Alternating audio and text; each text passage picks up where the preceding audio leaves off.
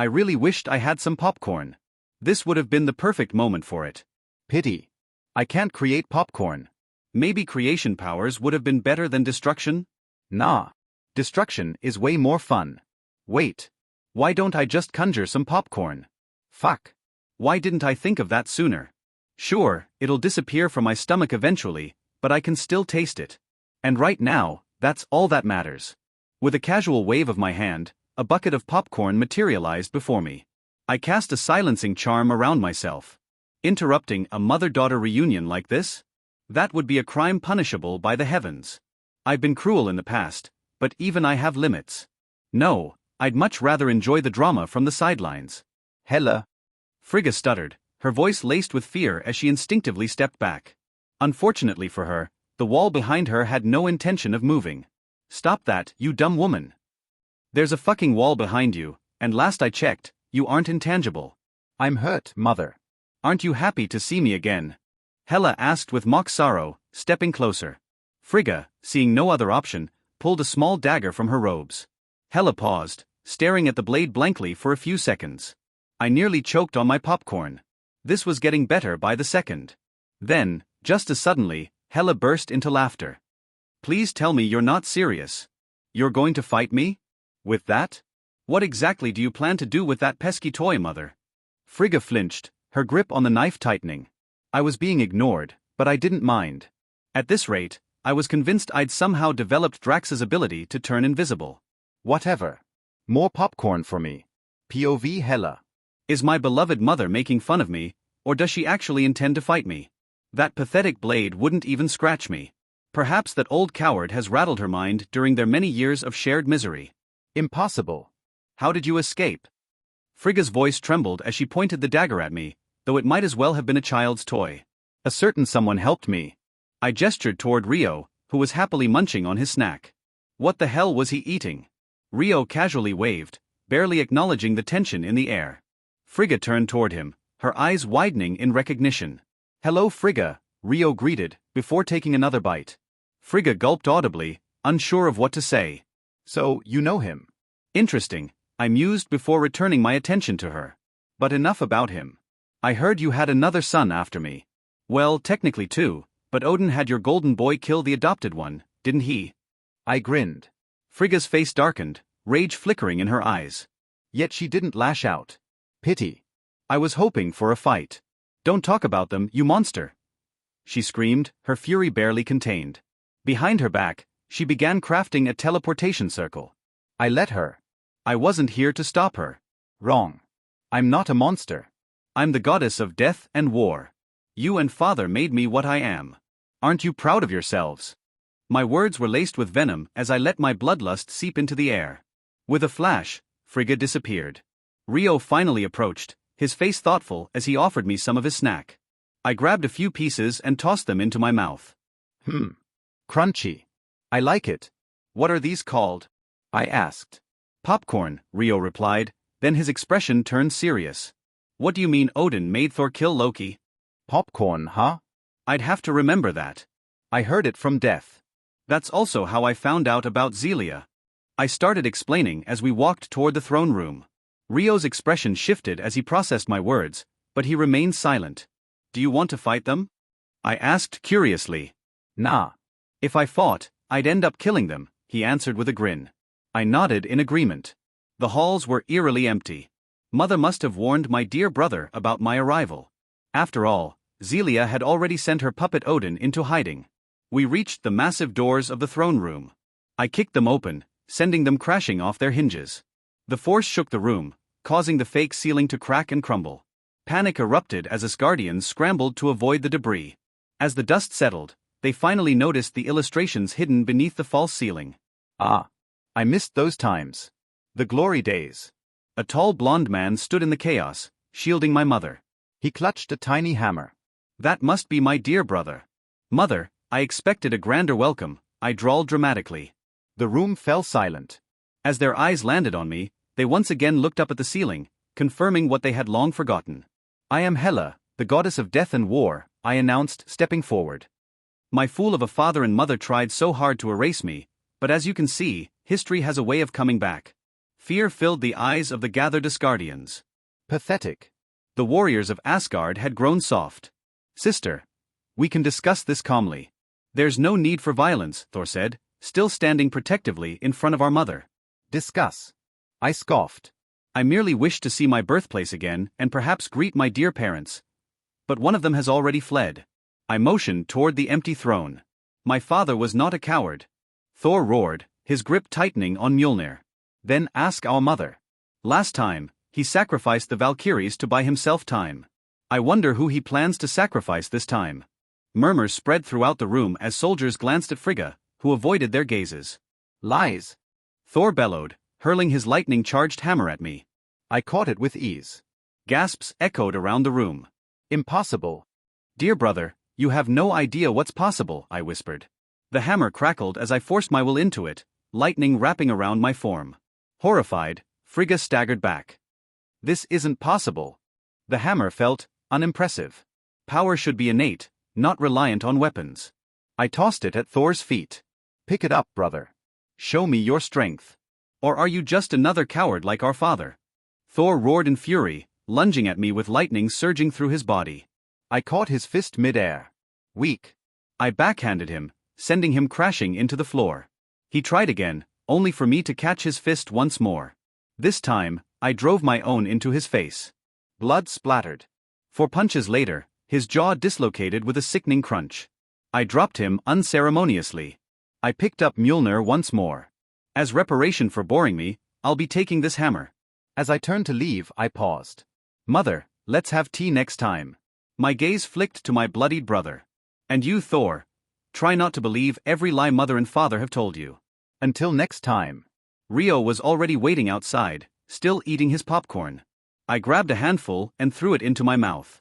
So, any more places you want to visit? He asked. I smirked. Yes. I still need to greet my beloved father.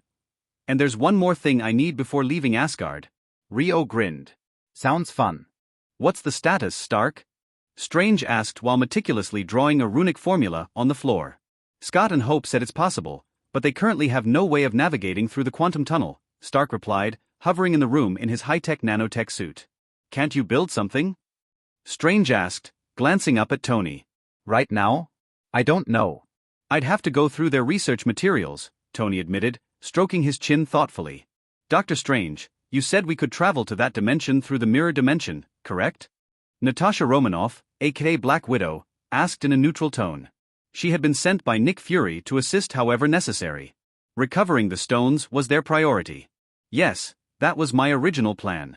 Traveling through the mirror dimension would have been easier, but someone is actively disrupting my anchoring runes from the other side, Strange said, his brow furrowed deeply. Who could possibly do that, Strange? I thought you were the best, a woman in a red and blue suit remarked with a smirk.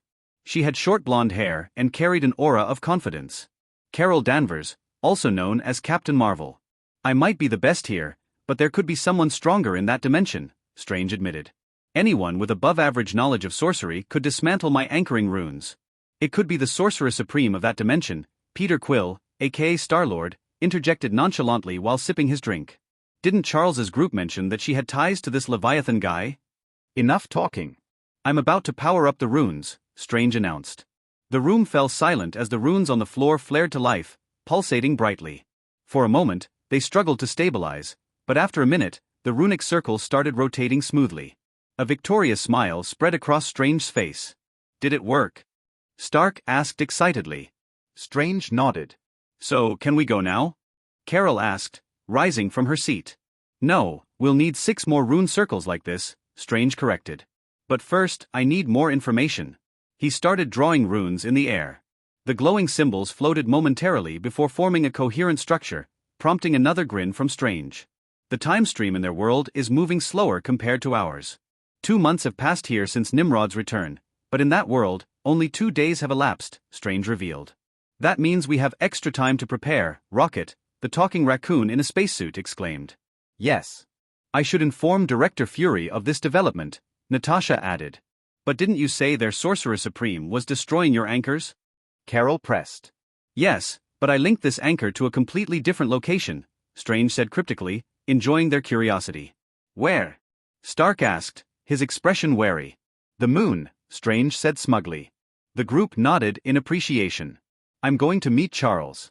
I'll need his help pinpointing the locations for the other anchors, Strange added before opening a golden shimmering portal. POV Rio. So, what are you going to do with the hammer? I asked Hela curiously. Dunno. I wanted it, so I took it, she said with a shrug, before tossing Thor's hammer into her shadow. The rippling darkness swallowed the weapon instantly. What was that? I pointed at her shadow. A simple storage space. It's not very large, I can only store a few things in there, Hela explained with a smirk before grabbing a handful of popcorn. I seriously can't get enough of this stuff. Popcorn does that to you, I said sagely, nodding. We finally left the city, and I dispelled the disillusionment charm I had placed on us. Hela wanted to visit her father and another location, but according to Zelia and Death, Odin wasn't in the palace. Not wanting to draw further attention, Hela had agreed to remain hidden, and my charm had helped us slip away unnoticed. Strong individuals might have been able to see through our illusion, but most were too preoccupied with the chaos in the throne room. When I finally deactivated the charm, Hela scanned her surroundings, her eyes glowing eerily. Zelia. Hela growled. Within seconds, Zelia materialized out of thin air. My lady, I saw you leaving the city, so I decided to wait for you here, Zelia said, bowing her head respectfully. Enough of that. Lead me to Odin, Hela ordered, rolling her eyes as Zelia bowed again. The woman nodded before levitating into the sky. I can't fly, Hela deadpanned. Don't worry, I'll carry you, I said, floating up and extending my hand. Hela grasped it firmly, and I effortlessly lifted her as we followed Zelia to a barren wasteland. Zelia retrieved a strange-looking key from her robes. Suddenly, a massive door materialized, wrapped in heavy chains. She swiftly unlocked it, and the prison dissolved, revealing a weakened, chained Odin. Surprisingly, I felt no power radiating from him. Why is he like this? I asked Zelia. Her usually composed expression faltered slightly, her one eye filled with an unusual fear. I made the faux body absorb all his powers. I didn't want Odin to have access to his abilities, Zelia admitted, her voice slightly shaky. Good idea, Zelia. We can't have him escaping, Hela said, kneeling beside Odin. Hello, father. How have you been? She smiled sweetly, though the venom in her voice was undeniable. Meanwhile, I turned my attention back to Zelia. Why are you so afraid of me? I asked. Zelia flinched. I finally recognized you from Odin's memories. You are a cosmic entity, one that resides on Midgard. I simply nodded, offering no further clarification. Odin's rasping breath filled the air. Hela, how did you escape? Hela ignored his question and turned to Zelia. He looks like he's going to die soon. Zelia smirked. No, my lady. I'm continuously feeding him my energy to keep him alive. Good. Keep him suffering, Hela said with a pleased nod. Father, you don't seem too thrilled to see me. I'll visit again soon, perhaps then, you'll appreciate my presence. She stood, signaling Zelia to lock Odin away once more. You can leave, Zelia. Oh, by the way, you won't mind if I pay a visit to Odin's vault, will you? Hela asked casually. Zelia frantically shook her head. No, my lady. Everything there is yours. You don't need my permission. With that, she hurried away. Hela chuckled. She's changed a lot. Good for her. You sure you don't want to rule Asgard? She practically handed it to you, I asked. Hela smiled wistfully. I wanted to once, but I've lost my passion for it. Death told me Ragnarok is inevitable, so what's the point? Besides, ruling Asgard would be boring. She extended her hand, and as soon as I took it, I found myself inside a grand treasury. The transition was jarring. That felt terrible, I groaned. Don't be a baby. You're a cosmic entity, Hela teased, rolling her eyes before approaching a massive, unmoving wolf, Fenris. She caressed its fur, sorrow flickering in her eyes. I'm sorry, girl. I should have been there. Dark energy seeped from Hela's hands as she pressed them to Fenris's body. A moment later, the wolf's chest heaved, its eyes flickering open. Welcome back, Fenris, Hela whispered. The wolf whimpered before its gaze fell on me, and it started growling. Hela laughed. Relax, girl. He freed me. Fenris lunged at me, and started licking my face. Stop. Stop. I protested. Hela just laughed, already preparing to revive her army. Hey everyone, Quantum Audiobook here.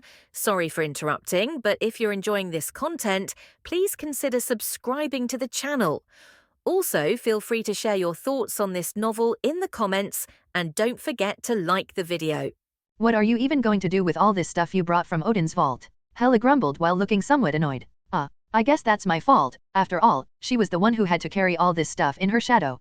Sorry, but there was no way I was going to leave those things to rot in there, I said sheepishly while rubbing the back of my head. I guess I kind of agree with you there. These things were simply rotting in there, Hela said while looking towards the things I have taken, liberated from Odin's vault. I have taken the tablet of life and time. I wanted the lifeline formula. Even though none of us are humans, it would help us a lot. It won't help me in the long run because I was destined to be a higher being, but I would definitely get a massive boost after consuming the lifeline formula. From what I remember, in the comics, this was an ancient magical book written by some ancient magical mermany. In the comics, the story of this artifact was very different. I don't remember exactly, but I think it was stolen from some other reality or something like that. But the artifact in front of me was completely different. If this thing was written in ancient Atlantean, then I would have already recognized it, but it is clearly not written in any kind of Atlantean language. Hela, can you read what is written on the tablet? I asked her, who reluctantly nodded her head. It's written in ancient Asgardian, pretty old. Even that old fool didn't know how to decipher ancient Asgardian. I was bored, so I decided to read some books. Mind you, I am no expert and it will take me a few years to decipher this thing completely. Hela said with a thin smile on her face. Even Odin didn't know how to decipher this thing? Well, Hela can do it even though it would take her a few years to do that. So, can you decipher the tablet for me? I asked Hela, and once again she reluctantly nodded her head. Though I will only do it in my free time, it's really boring, Hela whined with a grimace on her face. I guess I kind of understand her pain. If I told Rumi to study instead of training, then she would have reacted just like Hela is doing. I wouldn't have asked her to do this if I didn't need the lifeline formula. It is very important for me. This is something that could solve the problems of short lifespans our families have. It isn't a problem because of the current situation of the time difference between the worlds, but this is going to be a huge problem if the situation becomes opposite. Then I moved towards the next artifact I have liberated from Odin's vault. The Warlock's Eye, a very dangerous artifact in the hands of someone like me. It can cast an instantaneous mind-controlling enchantments. Only a few could resist its power, but in my hands, the beings who can resist its power are abysmal. It's not like Imperious Curse. After all, your target knows what he is doing, but the Warlock's Eye is different. It's like Kota Amitsumaki of Marvel World. I don't know if I will ever use it or not, but having it is better than not having it, and I am someone who is very responsible with artifacts. I promise I won't abuse this. Then my eyes trailed towards the next artifact, the Eternal Flame. Do you mind if I take some of Flames? After all, I will be deciphering that blasted thing for you, Hela said and pointed towards the tablet of life and time. I simply shrugged and gestured for her to go ahead. Hela submerged her hand in the flames and pulled out a handful of flames. The flames were quickly absorbed by Hela, and the next moment, greenish flame flames appeared in her hands. Eternal flames of death, what do you think? Hela said with a grin while looking towards me. What does it do? I asked her curiously. After all, I was really interested to see what she had done. This flame causes death. Not even gods or cosmic entities will be able to put off this fires. The flames will keep burning until its target is dead. Hela said with a huge grin on her face and closed her palm, putting off the flames. Nice. What do you think about this? I asked her, and a wisp of purple flames appeared on my palm. The flames looked calm, but obviously, that wasn't the case. HOH, you added your power of destruction to this magical fire? I don't know the properties of this magical fire, but I could clearly feel that you have to keep supplying your magical energy to fire if you want to keep it burning and under your control, Hela said with a thoughtful look on her face. Just as I had thought. Hela would immediately learn the properties of my fiend fire Diabolica. I might be stronger than her, but her battle senses and instincts are far superior to mine. Add some of the eternal flame in there, then you wouldn't have to worry about control and supplying magical energy, Hela said while nodding her head. I wasn't ashamed to listen to her advice, only stupid people would think like that. I shoved my hand into the eternal flame and pulled out a wisp of flame. I added the eternal flame to the fiend fire Diabolica in my hand, and the fiend fire Diabolica hungrily absorbed the eternal flame. I instantly felt the changes. Now my control over the fiend fire Diabolica was absolute, and I no longer need to keep feeding my magical power to keep it burning. It would keep burning as long as I wanted to its own. Hihi, like I said, only fools would feel ashamed if they listened to someone like Hela's advice. In the movies, I remembered that Hela used the eternal flames to resurrect her berserkers and the Fenris, but this Hela didn't need to do that. It might be because of the death energy she has, and in the movies, Hela wasn't the avatar of death, but here she is. Good, the flames are much stronger now, Hela said while inspecting the flames on my hand. What did you name it? Hela asked with a glint in her eyes. Fiend fire Diabolica, I muttered, and Hela nodded her head approvingly. But I didn't bring the eternal flame so that we could upgrade our flames. I brought it for Jean and Fleur. I think the eternal flame would be quite useful for them. I wonder where Fenris has gone. Hela muttered under her breath. She is playing fetch with Attila and Luna, I said as I sensed Luna, Fenris, and Attila were jumping in the field. Impossible. Fenris won't listen to anyone except me, Hela said, and the next moment both of us were in the field where Luna was playing with her new pet. I used my space powers to bring us here. Hela's eyes grew wide and clear disbelief was etched on her face. See, that's Luna's magic, just as I had said. Fenris and Adela were playing fetch with Luna. The giant wolf was already smitten with Luna. Fenris didn't even glance towards Hela. What kind of sorcery is this?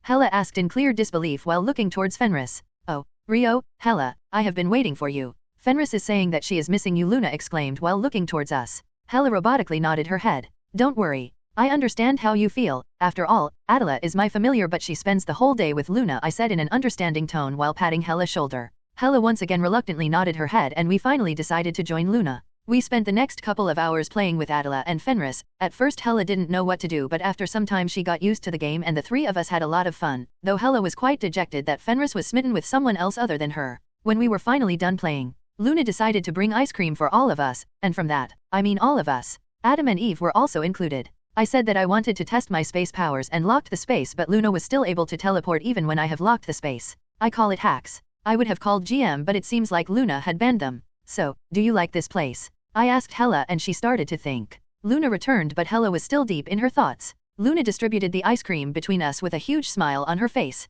Hela took a small bite and stars appeared in her eyes. It was clear that the 1,000-year-old convict loved the ice cream. She finally looked towards me and smiled. I like it here, don't get me wrong. I miss killing and wars, but I can get used to this relaxed lifestyle. This isn't bad, Hela said with a smile, and once again her attention went towards her ice cream. Nov, L, B // JNN. Yes. Hela, you should stay here. If you leave then Fenris is going to miss you, Luna said with a beaming smile on her face, and Fenris also nodded her head. This made a tick mark appear on Hela's head. Without making a sound I kept stalking my prey. It was imperative that I stayed hidden from my target. My target was completely oblivious to my presence. I might sound like a creepy pervert, but this was necessary. I was using my space powers to exist out of the space. After all, my target had the ability to sense others' presence. The next moment both of us found ourselves floating above the clouds. My target yelped in surprise. Kaya, just after the surprised yelp came out of my target's mouth, my target turned around and directly took a kung fu stance. The stance was pretty amusing though. You, Circe's tits? Do you know I could have just died? What if my poor heart came out of my mouth?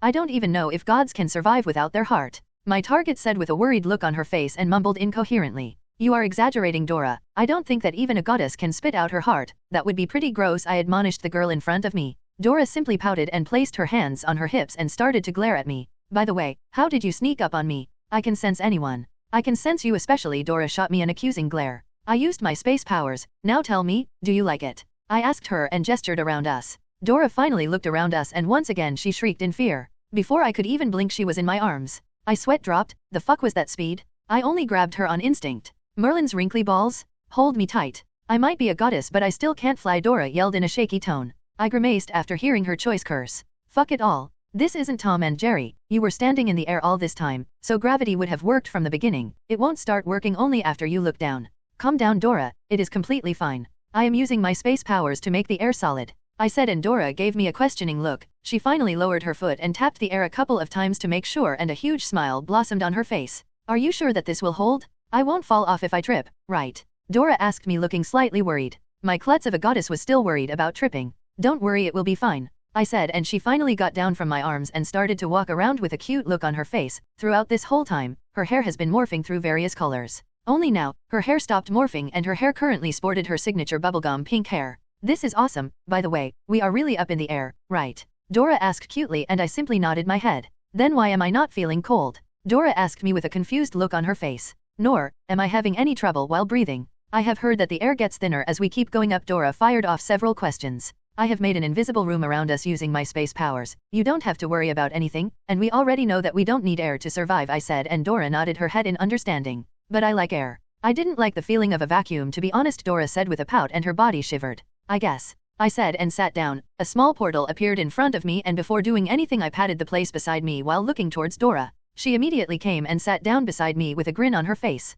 So what are we doing? Dora asked me in an excited tone. I always wanted to shag in the air with my balance, Dora gushed out excitedly. I will take you up on that, but let's eat something. I brought a lot of things for us, I said, and started to bring the food out from the small portal. Everything was Dora's favorites. The pizza had her favorite toppings while the burgers and rolls had her favorite fillings. I made my own storage space after I was done eating the ice cream Luna brought me. I had seen Hela's power and thought that I could make something like that. After all, I had all these op space powers, and an inventory was a product of spatial manipulation. Though I really underestimated the difficulty, the most difficult thing was to stabilize the separate space I had just created. For now, I wasn't able to freeze the time in there, but in the future I will be able to do it. Merlin's pants? All of them are my favorites and even the cola is my favorite. Yeah, almost no spices, just the way I like it, Dora said and kissed me passionately with a smitten look on her face. Brits tried to conquer the whole world for spices and here they are eating spiceless food. Quite mysterious. Dora was happily munching down food while offering me everything she had in front of her. I simply shrugged and joined her. I can always contemplate on that later. It took us half an hour to finish everything. Now we only needed to finish the cola. Yeah, that hit the spot. That was awesome. So what have you been up to? Dora said in a relaxed tone with the bottle of cola in her hands. I went to Asgard with Hela. I said with that I started to tell her about Asgard. I didn't tell her much about the things we have done. After all, it was Hela's business. Dora was really interested after hearing about Asgard's beauty and wanted to visit Asgard. I told her that I will take her some time. After that the two of us sat in complete silence while sipping cola from time to time. After some time we finished that too. Wanna shag? Dora asked me in an excited tone and I didn't even need to think to make a decision. Sure, I said and froze the time. After that everything was history. The invisible room was filled with the pants, moans, screams, and groans of pleasure. One eternity later. You know, I would do anything if I get to spend time with you like this, Dora said while caressing my hair. Both of us lying naked after Dora was completely satisfied. She knew that it wasn't enough for me but it was okay. After all, none of them could satisfy me on their own. You know, you don't need to do anything special to spend time with me, I said while I pulled her closer to me and she simply giggled. I know. Have you heard about the war preparations going on? Dora asked me and I nodded my head. I have heard about it from Nat. Nat has told me about it. I said continued caressing her backside. You know I have decided to relax and laze in the next world. Being Agent Tonks is good and all but I think that lazing around would be much better, Dora muttered like she was a sage and I chuckled after hearing her words. You can do whatever you want after this world. To be honest, I no longer need you in S.H.I.E.L.D. You can quit if you want. I would have never imagined that I would grow so strong in this world, I said with a gentle smile on my face. Nah, I will stop working after the war, though I highly doubt if S.H.I.E.L.D. would even exist after the war. Dora with a cheeky grin on her face. Haha, I wonder if Fury would be alive to see that or not. I laughed out and Dora also joined me. After some time both of us became completely silent. Do you have anything to do? Dora asked me curiously and I simply smiled. Nah, let's stay like this and relax, I said and Dora also nodded her head and we simply decided to relax like that in mid-air floating in the sky. So, what's for dinner? Dora asked in an excited tone and plopped down on her chair.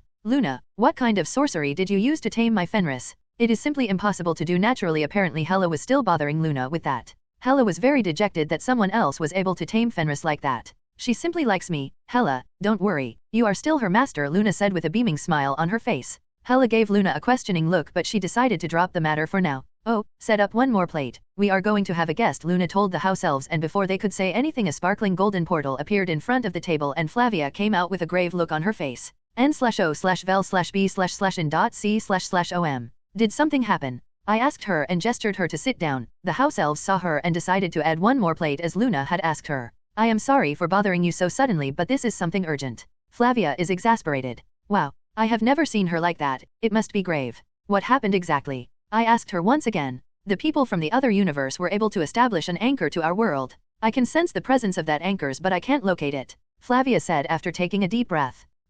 This is something I need to think about. Flavia, since you are here, why don't you join us? Momo asked. Flavia was about to deny but I decided to speak up. This world seems to have a somewhat darker vibe to it. Ororo muttered under her breath. It is pretty advanced though. These cars are much more advanced than the flying cars we have back in Elysium. Jean said in an excited tone while looking at the car. I have already hacked into Stark's system. You won't believe the type of shit their whole group of involved with. The whole world is divided into empires. There are no longer any government bodies in the world, Nat said while pulling up various files from Tony Stark's system of this world. This world is pretty advanced. Stark's security must have been better too. You didn't have any problems, right? I asked Nat who simply shook her head in denial. His system is virtually impenetrable for any hackers but unfortunately he didn't safeguard his system against a computer that can utilize magic, Nat said with a smug grin on her face. I don't feel my presence in this world. I find it pretty odd. Was my counterpart so weak that she was killed? Hela asked me with a bewildered look on her face. I also feel quite odd in this world, though I don't know why, Flavia said while looking around. Hela, you are not the only one. I already know that I am dead in this world, Jean deadpanned and Hela was still shaking her head in disappointment. After finishing our dinner, I decided to pay a visit to this alternate reality. Flavia was getting really worried because it was still her duty to protect our reality from outside threats. A threat from a different reality also counts as an outside threat to our reality. So, Jean, Ororo, Nat, and Hela decided to accompany me. They wanted to see their counterparts' world. Even I was surprised to see how technologically advanced this world was. Not only the flying cars, but everything in here was advanced. The whole place was filled with towering skyscrapers and each of them reached above the clouds. Yes, the pollution levels were much higher in this world, even though in this world the cars didn't have any kind of combustion engines. I could sense the whole world, and the whole earth was littered with towering skyscrapers like we were currently standing on. I looked up towards the sky and found that even the moon wasn't spared. Half of the moon was made up of metal, and it was clear that it wasn't because of something natural. The earth was also surrounded by a natural asteroid belt and 2 man-made rings. The rings were like from the movie Elysium, in which Mark Wahlberg had starred in. I needed to find out about this world, and there was a simple way to do it. My eyes turned green and started to glow eerily, but my eyes weren't like Hella's. The light in my eyes wasn't natural, it was magical. I started to see the history of this world, and to be honest, I was quite impressed and dejected at the same time. The strong people in this world decided to join corporations after the World War II instead of governments. The government obviously tried to stop it, but it was already too late. While the governments around the world were busy with the war, the biggest corporations kept gathering political power from behind the shadows. So, the face between the governments and these corporations happened. The corporations came out as victors. Stark Industries became one such corporation, and they slowly engulfed the whole US, before moving towards Canada and finally Mexico. Now, the whole continent was known as the Aetherium Empire, quite a bold name. Avian Draconic Crusaders. Howard must have named his empire after the battleships he corporation are feared for. The Dragon series battleships. Apparently, Howard Stark was still alive in this world, and it was also because of one simple thing. Red Skull never got his hands on the Tesseract. Since he didn't get the Tesseract, he failed to make Tesseract-powered weapons. Due to that, Bucky didn't fall off the train to become Winter Soldier. Howard was the first person to find the Tesseract too, and instead of making weapons, he used the Tesseract to revolutionize technology. Stark Industries were the most powerful corporation in the world. Howard could have easily taken over the whole world with his military might, but he simply didn't need to. After all, Howard found that ruling over the whole world would be bothersome, so he was satisfied with this whole continent. Since Red Skull didn't have the Tesseract, Captain America didn't have to sacrifice himself. After the war, the Captain was given the Infinity Formula, the same formula that Nick Fury had taken to elongate his life. Since the Captain was alive and kicking, he was able to completely eradicate Hydra. Since there was no Hydra, there was no longer any Alexander Pierce or Wolfgang von Strucker, so no one manipulated Stark to make Ultron from the Mind Stone, but he did make an android named Vision using the Mind Stone. Vision was a combination of Jarvis and the AI structure present inside the Mind Stone. So, due to that, there was no Ultron in this world, so Sokovia was also fine and never got destroyed. That is why there were no unhappy Sokovians who would try to take revenge for their families. The incidents of the Civil War never happened in this world. n/o/vel/b/jn.c//om. Yeah, so in simple words, this world was a lot different than ours. I finally stopped using the power of the Time Stone. After all, I have seen everything I needed to see. To be honest, Hela, your counterpart was pretty weak than you. After all, she wasn't the avatar of death, and she was defeated by a group called Avengers. You gave them a pretty good fight, I said while looking towards Hela. Even though she wasn't impressed, she still nodded her head. Jean, your counterpart simply died because of bad luck and the stupidity on her part. She blindly trusted Charles Xavier, and when he asked her to sacrifice herself to protect humans, she sacrificed herself with a smile on her face. I said, and Jean already had dark lines on her face. Yeah, her reaction is quite understandable. Ororo, you have already met your counterpart. Well, there isn't anything more to know about her. I said with a shrug, and then I remembered something about her. Though your counterpart is smitten with the Prince of Wakanda. I said with a shrug, and Ororo also shrugged also after hearing that. Nat.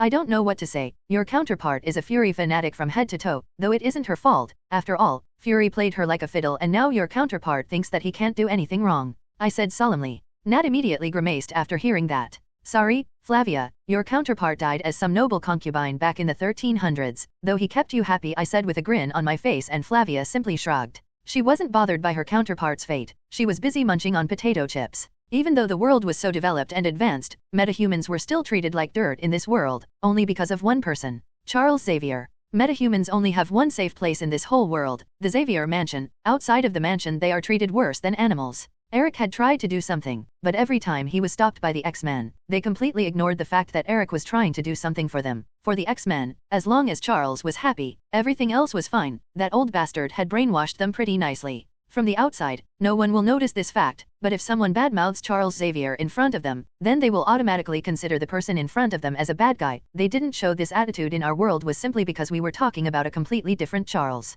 Now, do I feel bad for these metahumans? The answer is a big fucking no. I don't give a single fuck about them. Yes, they have my sympathy, but since they have decided to place their trust in an old fool, they better face the consequences. After all, Charles didn't do all the brainwashing as soon as he met them. He had done that throughout the years. Now, if I have arrived in this world, then everything would have been different though. I would have simply killed all of them, and I would have crucioed Charles into a brain-dead vegetable. So, what are we going to do now? Ororo asked me while looking towards the sky. I say that we allow them to enter our world and give them a big surprise, Jean said in an excited tone. I agree with Jean, they will come to our dimension willingly but they will be buried in our dimension unwillingly, Hela gushed out with a sinister grin on her face. I looked towards Flavia. After all, her opinion also mattered since our whole reality was involved. I have no problems with what Hela proposed, as long as they die. I have no problems, Flavia said with a shrug, and I nodded my head. Then, let's go back, I said with a grin, and a blue portal opened right in front of me. What have you decided, my king? Raymunda asked her husband, who had a thoughtful look on his face. He had finally finished reviewing everything they have found about the Tesseract.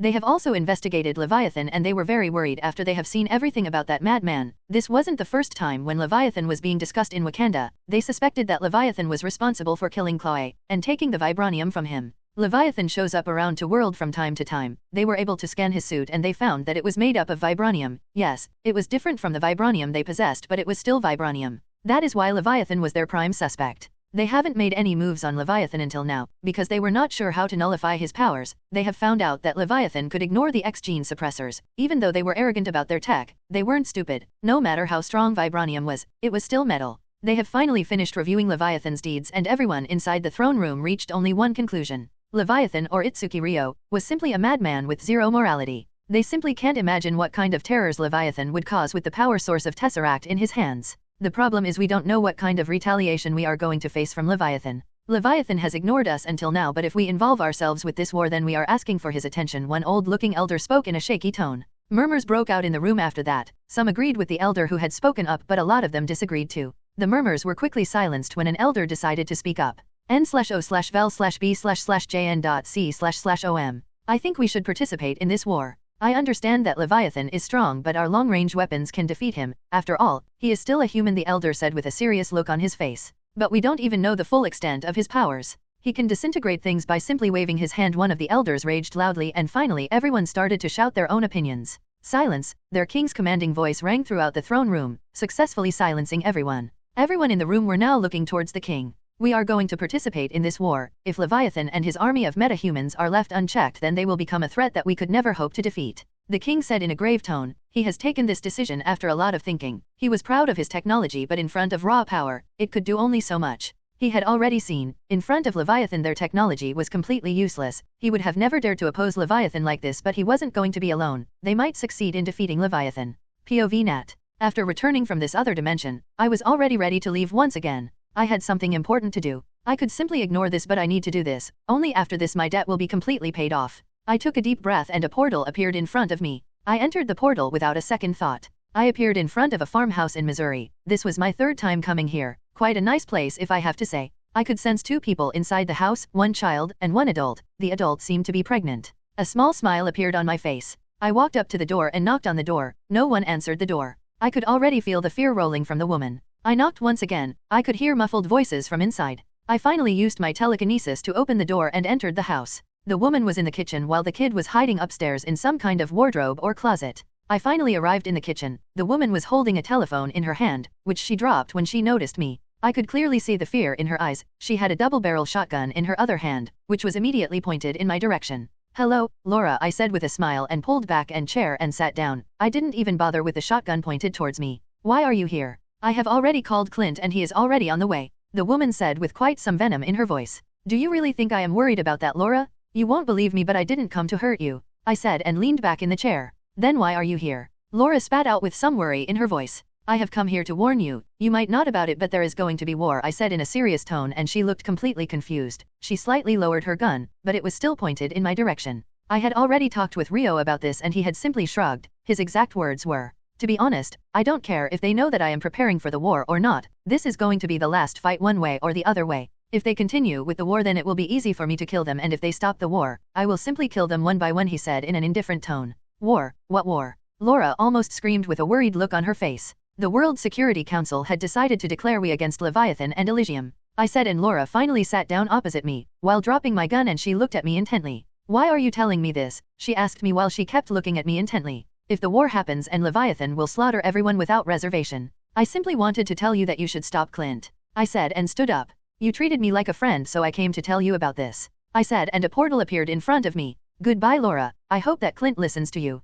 I said and entered the portal before she could say anything else. POV Rio. "I can't believe how Nemuri transformed this whole place," I said while looking around. Yes, nothing beats this. I can't believe that we have a roof above us, Aurora said while leaning on my right side. Yes, Nemuri used the solar circuits of this pyramid to recreate this. It is still natural sunlight, but just imagine it coming through pipes, Jean said while swimming in the water. After returning from that dimension, I decided to spend my day with Aurora, Jean, and Nat. But Nat told me that she was going to meet Laura Barton so that she could warn her about the war. I wasn't bothered by it, to be honest, not like it would matter in the long run. So, after Nat left, the three of us decided to relax in Nemuri's sacred garden. Yeah, I know what it sounds like, but it is her golden pyramid. I shouldn't have expected anything less from that depraved pervert. So, here we were relaxing in the huge swimming pool. The whole place was surrounded by trees, flowers, and beautiful vibes. Just as Jean mentioned, the sunlight here was natural, so trees and flowers could be grown, but there was something else too. The three of us were completely naked. The girls wanted to go skinny dipping. Aurora was leaning by my right side, while Jean was swimming around. After returning from the outer world, Hela said that she was going to look for Fenris. I feel somewhat bad for Hela. What are you thinking? Aurora asked me when she noticed that I was lost in my thoughts. Nothing urgent, I said with a smile, and she nodded her head. I simply wanted to get over this war. It has been going on for too long and I could already sense the Mind Stone was coming towards Earth. It could mean two things. Either Thanos had decided to send to some grunt like Loki if he had survived to see what is happening, or he is coming on his own. I wasn't bothered by it. If it was Thanos, then I would kill him before he could arrive on Earth, but I will decide later if it is someone like Loki. Jean was finally done with her swimming and she came beside me and leaned on my left side. This is life. What do you think about Hela? All of a sudden Jean asked me. Well, that came out of the blue. She is a friend. I trailed off and Jean simply glared at me along with Aurora. Rio, you don't need to act stupid. Tell us, what do you think about her? This time it was Aurora who asked me. I decided to think for a few moments. Well, she is strong, funny, beautiful, and deadly. To be honest, I don't know enough about her. It might seem like that I have spent a lot of time with her, but I haven't. I told them truthfully. There was no need to hide it. You know, you should pay more attention. After all, she is clearly interested in you, Jean said with a smirk while wagging her finger in front of me. Is that right? I haven't noticed it. How did you know? I asked Jean, who simply smirked and shook her finger in front of me. A woman likes to keep her secrets, and only a woman can understand a woman, Jean said with a grin and started to trail kisses down my collarbone. My breath slightly hitched. True, but we should be doing something productive, don't you agree, Jean? Aurora asked with a playful grin on her face. Yes, we should do something productive, Jean said and moaned. Productive? How? I asked them with a confused look on my face, making such to finish the act on my part. I don't know, maybe teach a certain someone about female biology, Jean said, and I looked even more confused. Oh, then education shouldn't be igno. Before I could finish, Aurora sealed my lips with hers. A lot of things are going on around the world, and to be honest, I don't like it. It should be me who should be causing all this chaos around the world, but it isn't me, and I hate the fact. Maybe I should add my own twist to this. Yes, that will work like a charm. Now, what should I do? I don't know how long I have been dwelling in my thoughts, but nothing popped into my mind. I have been playing with my new powers. Well, technically the powers weren't new, it was simply my latent powers. Having Rio's D would have helped me to think clearly. Now, I have to do with the next best thing. I conjured a glass and oxyoed fire whiskey from my drink cabinet. I poured myself a generous drink and kept the bottle on the table. I chugged down the whole glass in one go, and after a few seconds, I burped. A huge ball of fire escaped my mouth, but I wasn't bothered by it. I poured myself another glass and I got up from my throne with the glass in my hand. I walked towards the glass wall so that I could look down on the city. I took a small sip from my glass and nodded in satisfaction. After killing off the hand leaders, my business increased drastically. Alexandra Reed owned a lot of financial businesses. I was taking care of those businesses now. Murakami owned a chain of nightclubs and brothels. All of them are now owned by yours truly. As a woman, should I feel bad for the women in brothels? Yes, but should I stop them? No, after all, it is business. I took another sip of my drink. I wonder what Luna was doing now. She has been quite busy since I have brought her the news channels. All of them are to be transformed into Quibbler news channels. Controlling the media is also important nowadays. A lot of money has been flowing in from the weapons company I own. Only a few months ago, I engulfed the whole Hammer Industries, and Justin Hammer could only see from the sidelines while I absorbed his company with a bitter look on his face. I wanted the Stark Industries too, but Obadiah Stana has been causing me a lot of problems. He has been quite a thorn in my side, but I will take care of him pretty soon. After all, I have found out about his pesky deals with the Ten Rings terrorist organization. I took another sip from my glass and twirled the drink for a couple of seconds. Stark has been also doing a lot of stuff behind the scenes, like the deal he made with S.H.I.E.L.D. 2 days ago. I didn't like the fact that he went behind me to make the deal when I am a board member of Stark Industries. I brought out of my thoughts when I heard someone knock on my door. Enter. I trailed off and the door opened with a click and my secretary walked in with loud taps of her heels. I always wanted to have a secretary. Pity it isn't Rio, though I don't mind much. After all, role-play sex exists there for a reason, and sometimes Rio agrees to play the role of my secretary.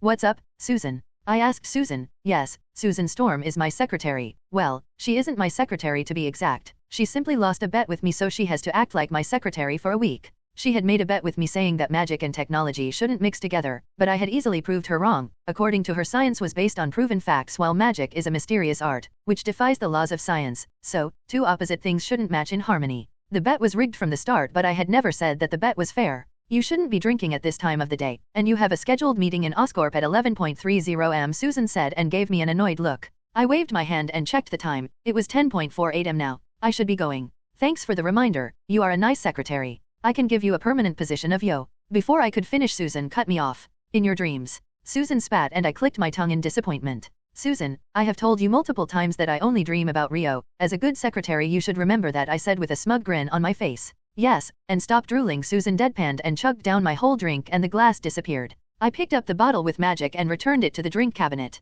Bye. Susie, take care of the office when I am away, I said while waving my hand at Susan, and before she could say anything, I was in my personal garage. I quickly entered my car and drove out of the building. I turned on the music and raised up the volume. I was driving while humming the songs. All of a sudden the traffic thinned up quite a bit. This isn't something usual, at least not this part of the city and not at this time of the day. Finally a guy came into my vision. He was standing right in the middle of the road. The man was wearing a mask on his face, quite natural with COVID and all that, and he was dressed in complete black. Is he a spec ops? He had something in his hands, but I knew it was a weapon. After all, I am not stupid and I can recognize an attack like this from a mile away, and this guy wasn't subtle. Is that a freaking grenade launcher? Nope, no way in hell that I am going to let someone destroy my precious car once again. Alter, take care of him before he can fire that thing. I screamed inside my mind. He, you wish is my command, Queen. Alter let out a sinister laugh and I felt her leave my body. POV Alter? The Queen has finally given me a mission, and it has been quite some time since I have killed anyone. As soon as I was out of my Queen's shadow, I rushed towards the attacker. Slowly I started to come out of the attacker's shadow. He had already dropped the grenade launcher and I could see a knife heading straight towards my neck. I simply raised up my arm and parried his knife attack, though I agree that his reflexes are quite good. I am pretty sure that he isn't a normal human. One of his hands was made up of metal. With that hand, he punched towards me and I simply grabbed his fist. He is strong and fast, but he isn't strong enough. I backed up my feet and kicked between his legs with my full might. The man simply lurched forward and his hands instinctively went towards his crotch. No matter how strong a man is, there is always a dangling weak point. I grabbed the man's head and smashed my knee on his face. I grabbed his face and pulled it up.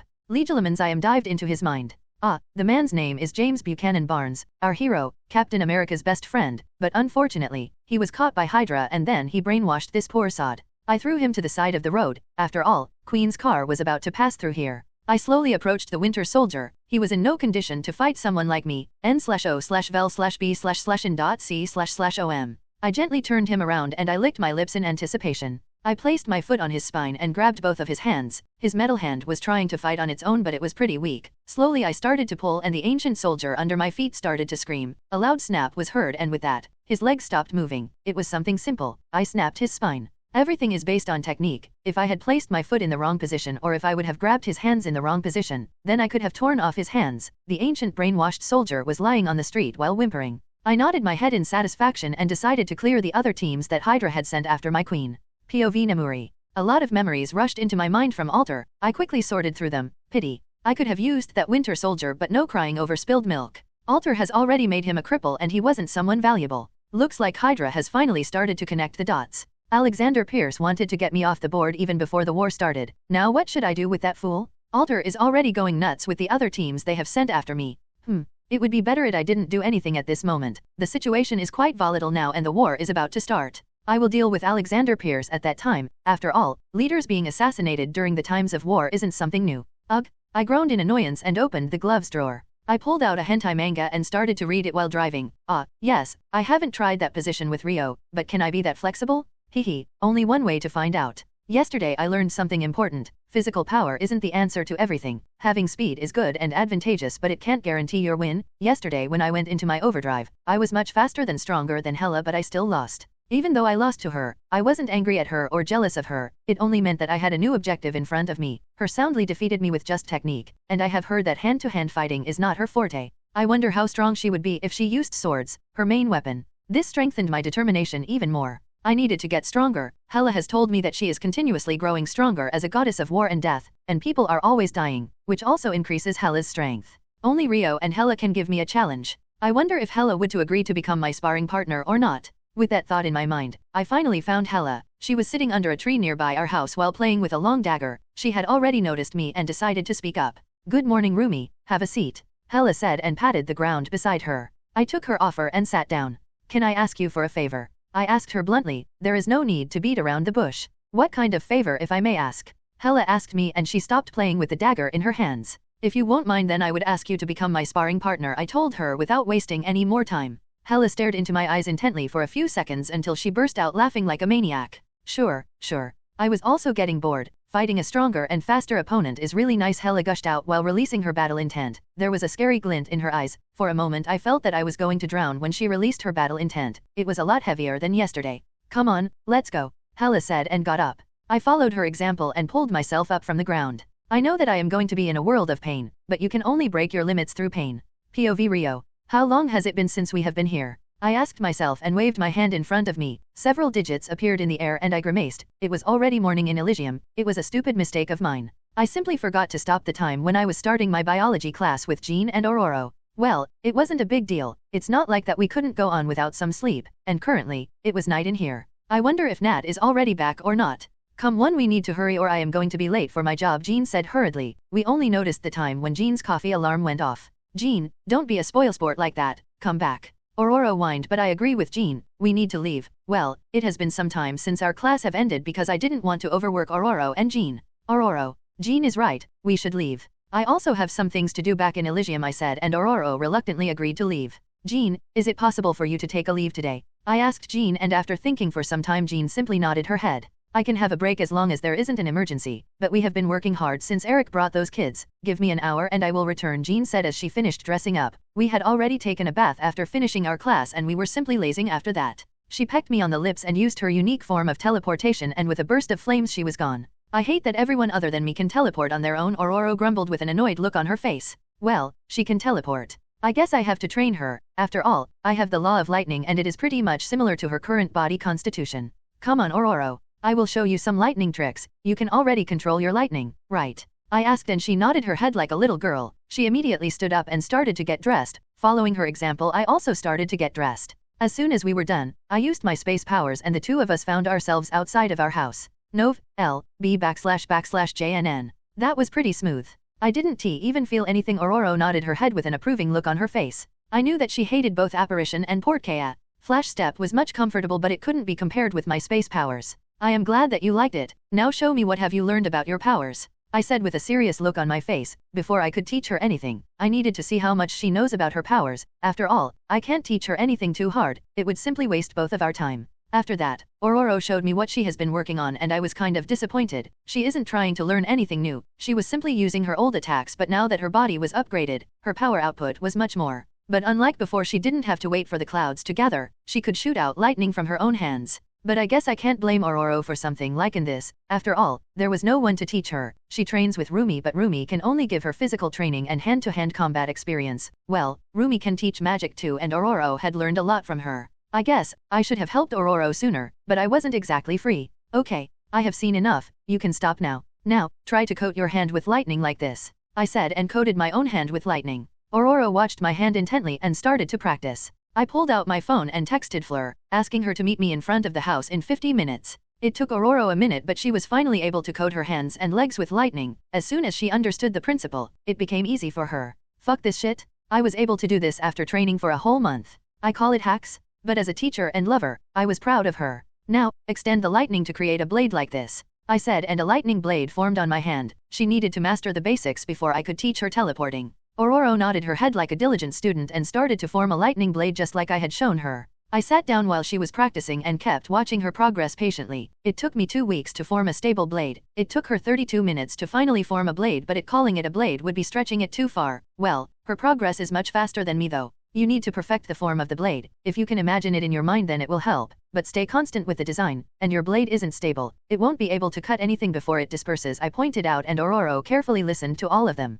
She dispersed the blade in her hands and started to practice once again. The rest of the time quickly passed away and it was Fleur who showed up first. She gave me a peck on my lips and decided to stand beside me. Seeing her like that, I also stood up and both of us kept watching Aurora trying to form a passable lightning blade. After a few minutes, Jean also arrived with a flash of flames. "Aurora, keep practicing. I will be back shortly," I said. Aurora nodded her head in understanding, then I led both Jean and Fleur inside the house. I took them to the room where I have been keeping the artifacts. I entered the room and found that Luna was already there swaying in a chair. The three of you are on right time. Luna beamed at us with a high smile on her face.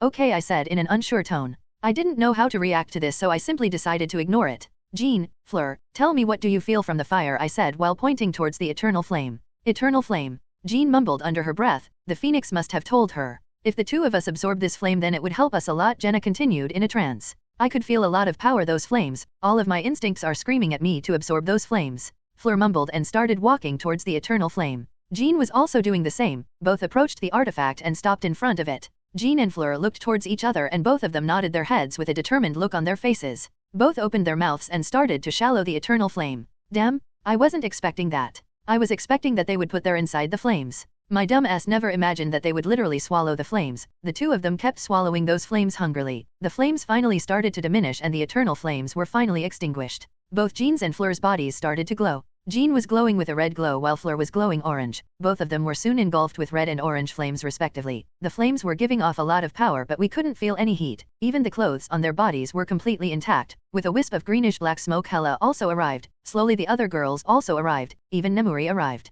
I would have asked her how she knew, but she would say something stupid like pussy senses, so I decided to ignore her. Astral phoenixes started to form behind both Jean and Fleur, red for Jean and orange for Fleur. So beautiful, Luna cooed from beside me. I kind of agree with her, and I noticed that the other girls also unconsciously nodded their heads. After a few minutes, both phoenixes trilled loudly and with a bright flash both phoenixes disappeared into their bodies. Wow, that was some upgrade. Nick Fury was standing outside the looking glass while he was intently looking at the man inside. He thought that maybe the facts would change if he glared hard enough. Alas, he failed. So, Agent Carlson, how did this happen? Fury growled in an irritated tone. We don't know. For whatever reason, the CCTV cameras of that area were intentionally turned off, so we don't have anything. Agent Carlson finished with a frown on his face. Fury didn't like this. So, have you confirmed this man's identity? Fury asked, and Agent Carlson nodded his head. Yes, I know it might be hard to believe, but that man is the one and only James Buchanan Barnes, Agent Carlson said in a dramatic tone, and Fury simply rubbed his temple in annoyance. This can't be happening at this moment. N/O/vel/B/in.C//OM. What is his condition? Fury asked curiously. This could be an asset for him. Physically, very bad. Someone decided to break his spine and cripple him, but Stark says that he could fix it with his metal armor. The doctors have also found that he is physically enhanced, but they would need time to conduct more tests, Agent Carlson said. This made dark lines appear on top of Fury's head, but he still nodded his head in understanding. Mentally, we don't know. The doctors are saying that there are signs of extensive brainwashing, but they would need to conduct more tests to confirm anything. Agent Carlson said with a grim look on his face. He was a huge fan of Captain America's best friend, so it was an obvious reaction for him. Fury looked completely stoic, but he was anything but stoic inside his mind. He was raging inside his mind while thinking about scenarios. It wasn't every day when you find a brainwashed old war hero. Fury took another glance towards the man lying inside the room, and a wild thought appeared inside his mind. If Barnes was still alive, then there was still a chance that Captain was alive. After all, they have never found the body. They had to stop the previous search for Project Pegasus. But Fury was sure that the World Security Council would happily agree with his proposal. After all, they will be getting a super soldier if everything was right. At worst, they would be getting Captain's corpse. That could be used to boost morale for the upcoming war. Agent Carlson, keep me posted. I have to arrange a meeting. Fury said cryptically and walked away, and Agent Carlson simply nodded his head. Fury arrived inside his office and took out the interdimensional pager given to him by his friend. All this time he has been contemplating if he should activate it or not. Now he had finally made up his mind. He finally activated the pager. With that, Fury laid back in his seat and put down the pager on his table. He had to arrange the meeting now. Just like Fury had thought, the World Security Council agreed with his proposal after some arguments, so he immediately dispatched several teams to find the wreckage. Carlson was obviously the leader of all these teams. 2 weeks had passed just like that, but they have finally found the wreckage, and along with that they have found Captain's shield. While S.H.I.E.L.D. was busy with Captain, the rest of the world was rigorously preparing for the war. Wakanda had already made their official statement saying that they were going to participate in the war. Naval fleets were already being dispatched around the island of Elysium, but for whatever reason, they haven't seen any reaction from Elysium or Leviathan. New York Sanctum, Earth Zeta 71. It has been a year and a couple of months since they have been trying to create a pathway to the other dimension so that they could get back the Infinity Stones. Finally, all of their preparations were complete. So, are you sure about this, wizard? We won't end in some kind of apocalyptic world, right? Carol Danvers asked with an unsure look on her face. She only received a blank stare as her answer. Don't be like that, Danvers. Everything will be fine, Thor said in a cheerful tone. Loki simply made a face after hearing his brother's cheerful voice. Everything aside, the suit looks really badass. Tony, you never disappoint me, my friend Peter Quill gushed out with an odd look on his face. Everyone in his group simply rolled their eyes. Okay, I am activating the pathway, Strange said loudly, and everyone became completely silent. A few sparkling magic circles appeared in Strange's hands, and the next moment, all of them found themselves inside the mirror dimension. The mirror dimension was acting weirdly, and all of them were floating inside the mirror dimension, and all of a sudden a dent started to form in the sky of the mirror dimension. The dent kept increasing until a funnel formed in the sky connected to another mirror dimension, but on the other side, they could see the moon's surface. Slowly they started to be dragged towards the funnel in the sky, and only after a few seconds they were inside the funnel. All of them felt an immense amount of pressure on their bodies. After some agonizing seconds, they found themselves sprawled on the moon's surface. All of them were groaning and moaning due to pain. It took them a few seconds to collect themselves. Slowly they started to pull themselves up from the surface of the moon. Vision, Vision, what happened to you? Please answer me. Vision. Wanda's hysterical screams were heard out, which seemed to bring everyone back into reality. Throughout this whole time, Strange seemed to be frowning. He had lost connection to the time stone. He could no longer feel its power. The Eye of Agamotto was completely powerless now. Wanda finally raised up her head and stared right into Strange's eyes. What happened to Vision? Wanda asked dangerously while her eyes narrowed on Strange. I think that Infinity Stones have stopped working, though I don't know why. Strange told her truthfully. There was no reason to hide anything now. Wanda started to release her power while glaring at Strange. You killed him, Wanda said dangerously, and red miasma started to form around her hands. A/N. From now on, I am going to add 2 at the end of the names of the people who arrived from Earth Zeta 71. This will make it easier for us to differentiate between the counterparts. You are saying that these pesky insects killed me? All of a sudden a cold feminine voice was heard throughout the place. This stopped Wanda from attacking Strange, who had already prepared magical circles in his hand. Yes, I have said before that your counterpart was much weaker than you. A male was heard throughout the place. Who are you? Show yourselves, cowards. Thor screamed and lightning crackled around his body. Did you hear the big words from that insect? I am truly ashamed for my counterpart though. The female voice spoke once again, and slowly a tall female dressed in a skin-tight greenish-black armor. The whole group immediately recognized the woman. Hela. Both Thor and Loki uttered out her name with a horrified look on their faces. They would have already attacked Hela, but from her aura alone, they could easily conclude that this Hela was a lot stronger than the Hela they have fought. Another man slowly appeared beside Hela. The man was dressed in crimson battle armor. The whole group immediately recognized Leviathan, but before anyone could do anything, the whole group, they were 40 in numbers including Vision, and all of them were surrounded by a blue cocoon. Please, there is no need to be violent. You see, I kill anyone who tries to be violent with me. Now, all of you are grieving from the loss of your friend. I don't want to cause you more pain, Leviathan said with a serene look on his face. Some of them even believed that he was telling the truth. But we can always arrange something on a later date. Leviathan was cut off when Hela cleared her throat. Leviathan gave her a look and turned back towards us. As you can see, this lady here had decided to call dibs, and as a gentleman, I won't argue with a beautiful lady. Leviathan continued spouting his bullshit, and the whole group was enraged, but because of the blue cocoon surrounding them they couldn't do anything. Well, let's get this over with, Leviathan said and waved his hand, and Vision's lifeless body floated into his hands. All of a sudden red miasma started to surround Leviathan, and his eyes immediately shot towards Wanda. She looked murderous, and her whole body was surrounded by the red miasma. Some people simply never appreciate your goodwill, Leviathan said and pointed his finger towards Wanda. Everyone could see that Wanda was trying her best, but Leviathan wasn't affected by her power. Crucio, Leviathan mumbled, and the blue cocoon surrounding Wanda disappeared. She immediately dropped to her knees and started to scream like a banshee. She started to roll on the ground due to the immense pain she was feeling. The whole group from Earth Zeta 71 was horrified to see a scene like this. Only after a whole minute, Wanda stopped screaming. She was once again surrounded by the blue cocoon. Leviathan picked up Vision's body and ripped out the Mind Stone and threw away Vision's body as thrash inside a portal. Leviathan nodded his head with a satisfied look on his face, and then his eyes zeroed in on Strange, and the next moment, he had the Eye of Agamotto in his palm. Strange was horrified to see that, but he couldn't do anything. Leviathan crushed the Eye of Agamotto and picked up the Time Stone. Strange was stunned still when the spell he had put on the Eye of Agamotto didn't affect Leviathan. Leviathan looked towards us and his eyes landed on Charles. It is nice to meet you again, Charles. Well, I would have liked to stay here and chat with you guys some more, but I need to go, so ciao, Leviathan said while waving his hand, and a portal appeared in front of him. Both Hela and Leviathan entered the portal, and the blue cocoon surrounding the group from Earth Zeta 71 finally disappeared. Oh, so, Rio took the Mind Stone from that red man. He also got another Time Stone.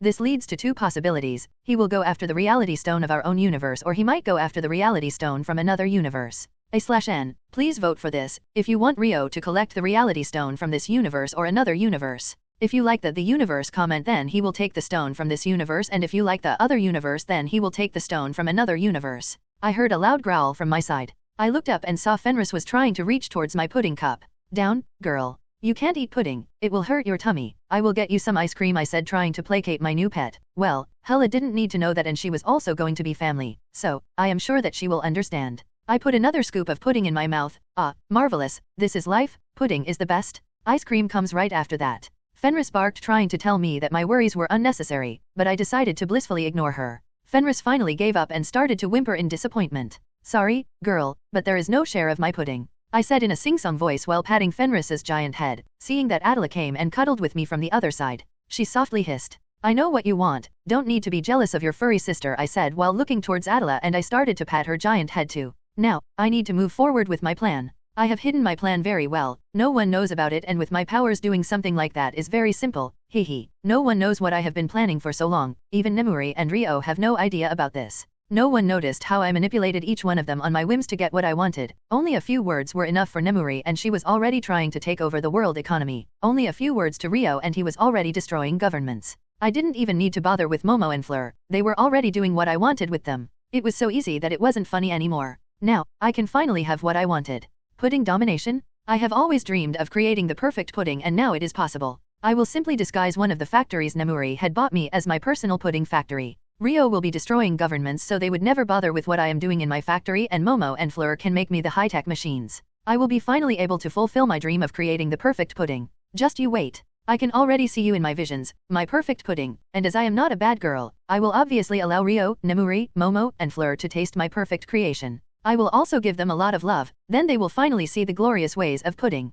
POV Rio. Hehe. I had already noticed their arrival because of my future sight, and I also knew that they were bringing 2 more stones for me. 2 weeks have passed since Nemuri's brief meeting with the Winter Soldier. She had obviously told me about the incident after coming back home. Throughout these 2 weeks, I have been continuously training Aurora. She had learned a lot, but she still has a long way to go before she can teleport using her lightning form. She can already move extremely fast, but moving extremely fast is not teleporting. N/O/vel/b/in.c//om. I was also training with Hella and Rumi from time to time in these 2 weeks, and it has helped me a lot. I haven't grown strong or anything, but my insight has improved a lot. I won't gain all the power in one day. Well, I could, after I finish absorbing the stones, but that is a completely different matter. At first, I wanted to go and greet the invaders of our reality on my own, but Hella said that she wanted to see the people who killed her counterpart. She wanted to see if these people could give her some challenge, but she was sorely disappointed. She said that she has never been so much ashamed in all of her life. I could only smile wryly watching her rant like this. This was a completely new side of her personality.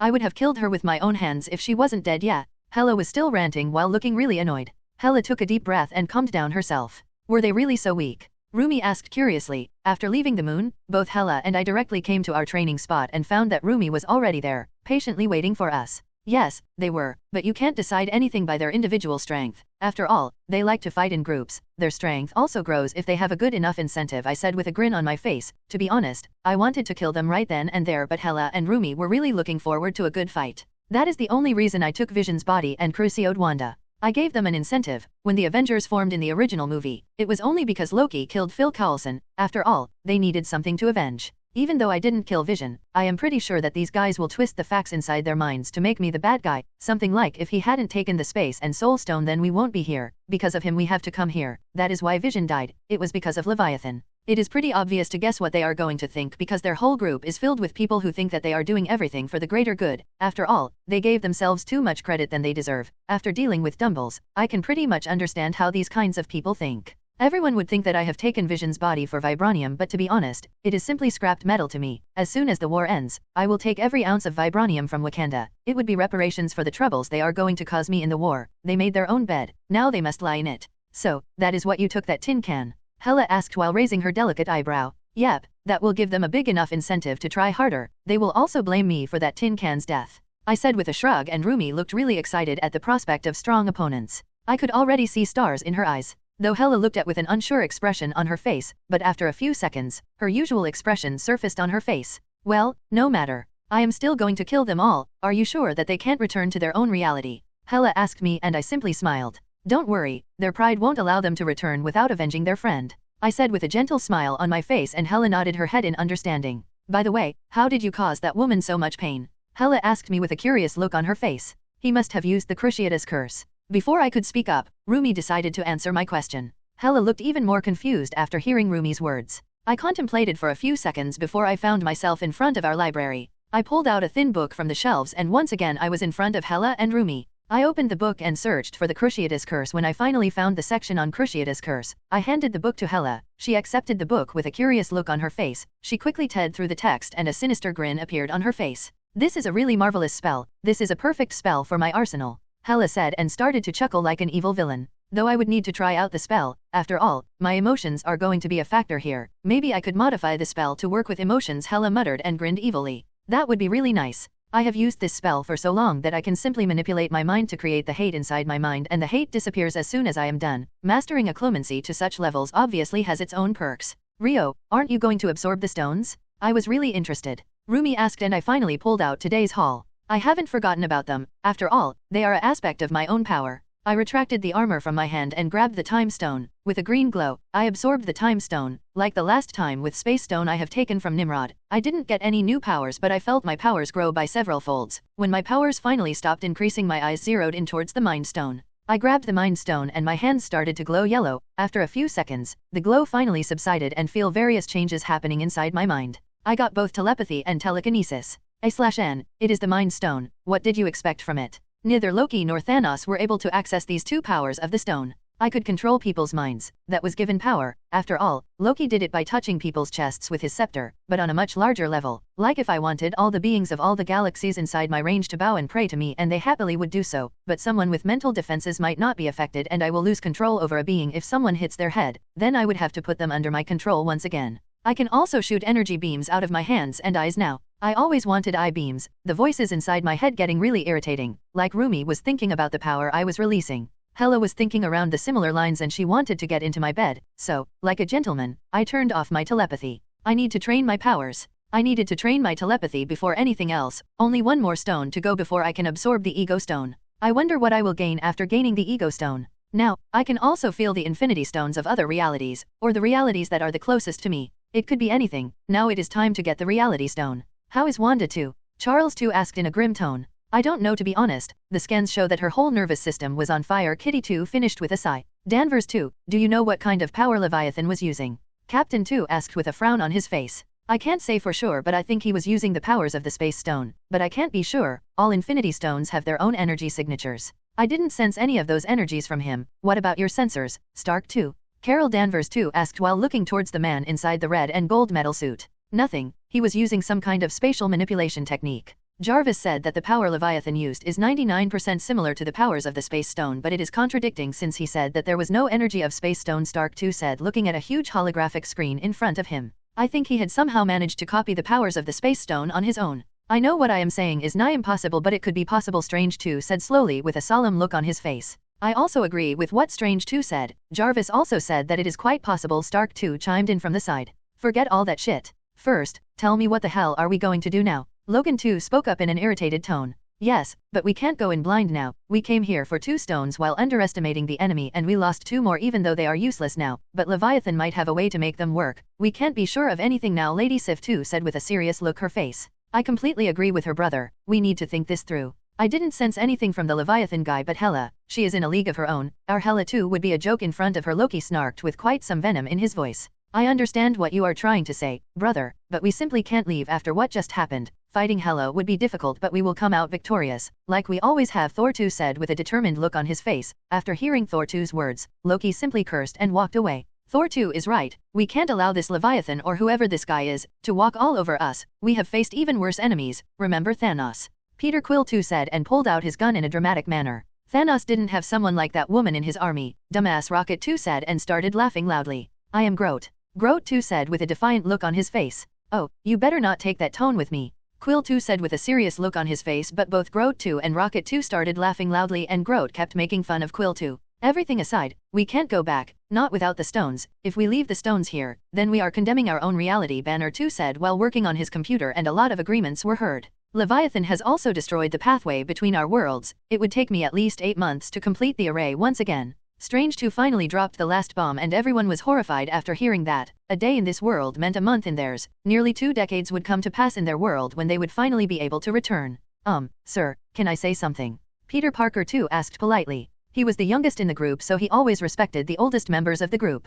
Peter too, how many times do I have to tell you that we are not in a class? Stark 2 said while rolling his eyes. Snickers were heard from all around the group. Shut up, you guys. Can't you see that he is nervous? Don't mind them, Peter 2. You can speak freely like Stark 2 said, or Oro 2 said with a gentle expression on her face. Peter 2 nodded his head and looked around. Ahem, as you all know that Nimrod came to this reality by using the space stone of our reality, so if we can get the space stone of this world then we would be able to return to our world much sooner. Peter 2 finished and everyone was giving him blank stares, but after only a few seconds, all of them started to praise the kid. Peter 2 blushed after hearing the compliments. That's a good idea, kid. Logan 2 said while patting Peter 2's back. After a few moments, everyone seemed to calm down. Leviathan is much worse than we had imagined. Stark 2 said and enlarged his holographic screen. He was finally able to hack into the SHIELD servers so that he could collect all the information about their enemy. Stark 2 pulled up files after files and kept showing everyone. They saw how Leviathan threatened the world and how he killed people without any remorse. Some of them already had unshed tears in their eyes. Charles 2 has been shaking his head with a disappointed look on his face. The mutants had a conflicted look on their faces. They saw how the mutants of this world have been living peacefully. They also wanted to join this Elysium, but this went against their ideals, or the ideals they have been taught. They could never accept condemning the normal humans in such a manner so that they could live peacefully. Humans needed to be protected. Guys, someone is coming. Banner 2 said loudly, bringing everyone out of the trance. I know who is coming, Danvers 2 said with a smirk on her face. Nov, L, B // JNN. After a few seconds, a feminine figure surrounded by a yellow glow approached the whole group. Danvers 2 approached the figure. The figure also slowed down and the two women met in midair. Hello, myself of this dimension, how are you? Danvers 2 asked with a huge grin on her face. The woman in front of her simply shook her head in disbelief. Oh shit. Carol Danvers aka Captain Marvel of this reality stared at the woman who looked exactly like her while gaping like a fish out of water. She didn't even register that this woman mentioned something about another dimension. POV Carol Danvers. This is somewhat unbelievable, but not impossible. Crackpot theorists have always been raving about parallel universes, and now I have proof about their existence. My counterpart said that she wanted to meet Fury and help in the war efforts. I don't even know what is going on. After receiving Nick's signal, I decided to clean my schedule. It took me 2 weeks to deal with my matters. There has been a lot of chaos lately. Ronan has also returned to his master. I wonder what that mad titan is planning now. But Nick would have never called me if it wasn't an emergency, so I was finally returning to Earth. I heard from my counterpart that the humans are going to war against someone called Leviathan. She also said that they want to join the war efforts. I wonder how strong this Leviathan is. They came to our dimension so that they can fight this Leviathan? Even that mad titan would find it hard to fight this whole group. This is going to be overkill. I am quite sure of it. I finally arrived in front of the SHIELD headquarters, so I stopped. I looked back towards the whole group. All of you guys wait here. Let me greet him first, I said, and everyone nodded, but someone came forward from their group. I think he said his name was something Strange 2. You won't mind if I accompany you, would you? Strange 2 said with a smile on his face. I knew what he wanted. He didn't trust me and he wanted to be present when I meet him. I have no problems with it. Knowing Nick, he would already be wary of them even if I don't tell him anything. SHIELD headquarters, New York. Fury was pouring himself a drink with a high grin on his face. He had finally received some good news. They have found Captain America, and not only that. Captain America was alive. According to the reports, Captain America didn't even age 1 day since he was frozen. This was going to be a huge turning point for their war efforts. As soon as Captain America wakes up, he was going to use Captain America as a rallying point. Everyone knows about Captain America's deeds during the Second World War, and a lot of people would join the army so that they could just fight beside Captain America. Hello, Nick. Fury heard a feminine voice from the direction of the window, and Fury was already pointing his gun towards the window. Motherfucker. Fury muttered and pointed his gun towards the man in spacesuit beside his friend. Fury finally lowered his gun. Since the man was with his friend, he decided to lower his gun for now. Nick, how have been? Carol said with a smirk, and Fury released a tired sigh and shook his head. Quite bad, I guess, Carol said wryly while looking at her friend. So, what is this emergency you called me for? Carol already had some idea, but she still wanted to hear it from her friend's mouth. Why don't the two of you take a seat? Fury said with a sigh. Both Carol and Strange 2 sat down. Strange 2 thought that this was the best chance to speak up. My name is Dr. Stephen Strange 2. Nice to meet you, Director Fury. I along with my whole group wants to support your war. Strange 2 trailed off so that Fury could draw his own conclusions. Why? And what kind of enmity do you have with Leviathan? As soon as Fury heard the man's words, he was already on guard. He wanted all the support he could, but before that, he wanted to have all the information he could get. He has taken several important artifacts from us. We want them back. Strange 2 said cryptically. Fury wasn't happy with the answer, but he knew that this was the best he was going to get at this moment. So, what is this group of yours called? Fury asked curiously and raised his non-existent eyebrows. We are the Avengers. Strange 2 said with a small smile on his face. It has been 2 weeks since Rio had started to train me. I was over the moon when he said that he was going to train me. I might have sounded like a fangirl, but I always wanted to get trained by my Rio. He has been always giving me some pointers from time to time, but getting actual training from him is much different. Well, I can't blame him though. He was always busy with something, and if he was free by any chance, then he would be spending his time with one. To be honest, sometimes I feel really bad that I am sharing with other girls, but Rio is a real treasure. He is an alpha. My alpha and women has always flocked around strong men. Huh? I released a huge sigh and pulled myself up from the ground. I need to continue my training or I won't be learning anything new from Rio. I have learned a lot in these 2 weeks. I was finally able to make perfect blades in only 3 days. After that, Rio showed me the lightning whip. Creating a lightning whip was really easy after I have perfected my lightning blade, but maintaining it was a pain in the ass. It took 8 days to completely master it. Though my lightning whip was much weaker than Rio's, he said that it was because of the difference in our raw strength. After that, he showed me the lightning armor. I was immediately entranced with the armor. I have been trying to form my own lightning armor since then, but till now, I have yet to make any notable progress. Rio said that it took him 1.5 years to finally master the lightning armor, so I shouldn't rush myself. It has been 2 days since Rio has been busy with his own training. After absorbing the Mind Stone, Rio has gained telepathy and he needed to gain control over his telepathic powers as soon as possible. Jean was able to give him some pointers, but she couldn't do much for him. Both of their telepathic powers were quite different. Actually, Rio didn't want to hear our thoughts, especially Nimuri and Luna, who knows what goes inside that depraved pervert's mind, and Luna is kind of self-explanatory. Luna can see everything and Rio said that he didn't know if his brain could handle all that information. Luna said that there was a chance that he would fry his brain. After that, Luna quickly explained how her brain was different from ours.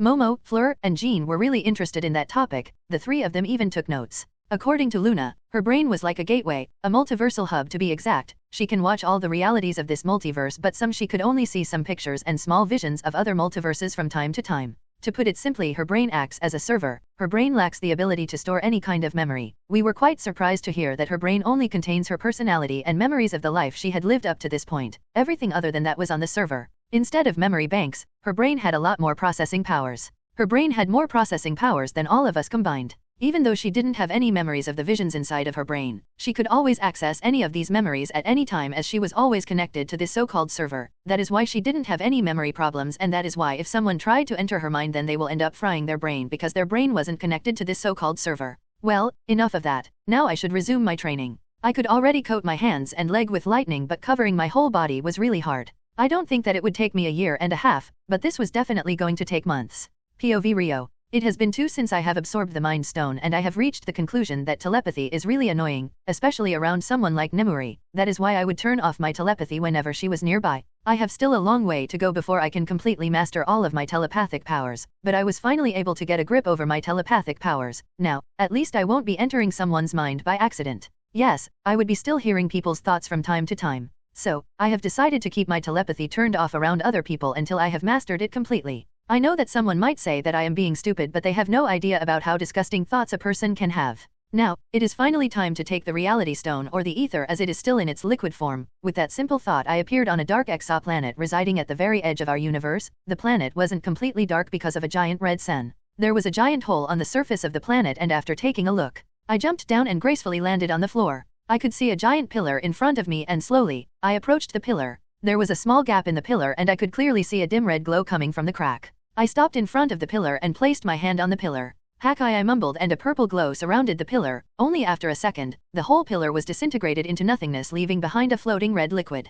N/O/vel/b/in.c//om. I retracted the armor from my hand and placed my hand inside the liquid. My body started to absorb the liquid like a sponge, and as soon as I finished absorbing the liquid, my body started to glow red. After a few seconds, the glow finally diminished and everything went the normal, but the power coursing through my body was anything but normal. I don't know how much time has passed, but my powers had finally stopped increasing. This time I got only 1 power after absorbing the stone, but I was more than satisfied with it. After all, I gained control over the very fabric of this reality. In other words, I could bend the reality. But there were some rules which I couldn't break, like I didn't have the power to create a soul, or being back a soul to live. There was a way around it. I needed to create a body, and after that, place the soul inside that body using the powers of the soul stone. And after that, I needed to use the power of reality stone to change the reality, and the person is alive. Resurrection 101 is complete. To be honest, I think that Thanos was simply a fool. He had the reality stone and he used it to create illusions. He could have simply changed the reality. Maybe he was unable to access the reality bending powers of the reality stones and only create illusions.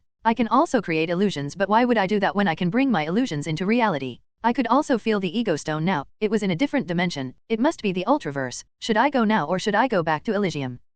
I think I should head back to Elysium so that I could tell the girls and maybe being them with me if they want. Now, I was so strong that I could erase this whole universe with no effort. I could erase half the universe with just a thought. No dramatic snap is needed. For now, let's go back. Once again I was standing right in front of my house. My teleportation powers are up.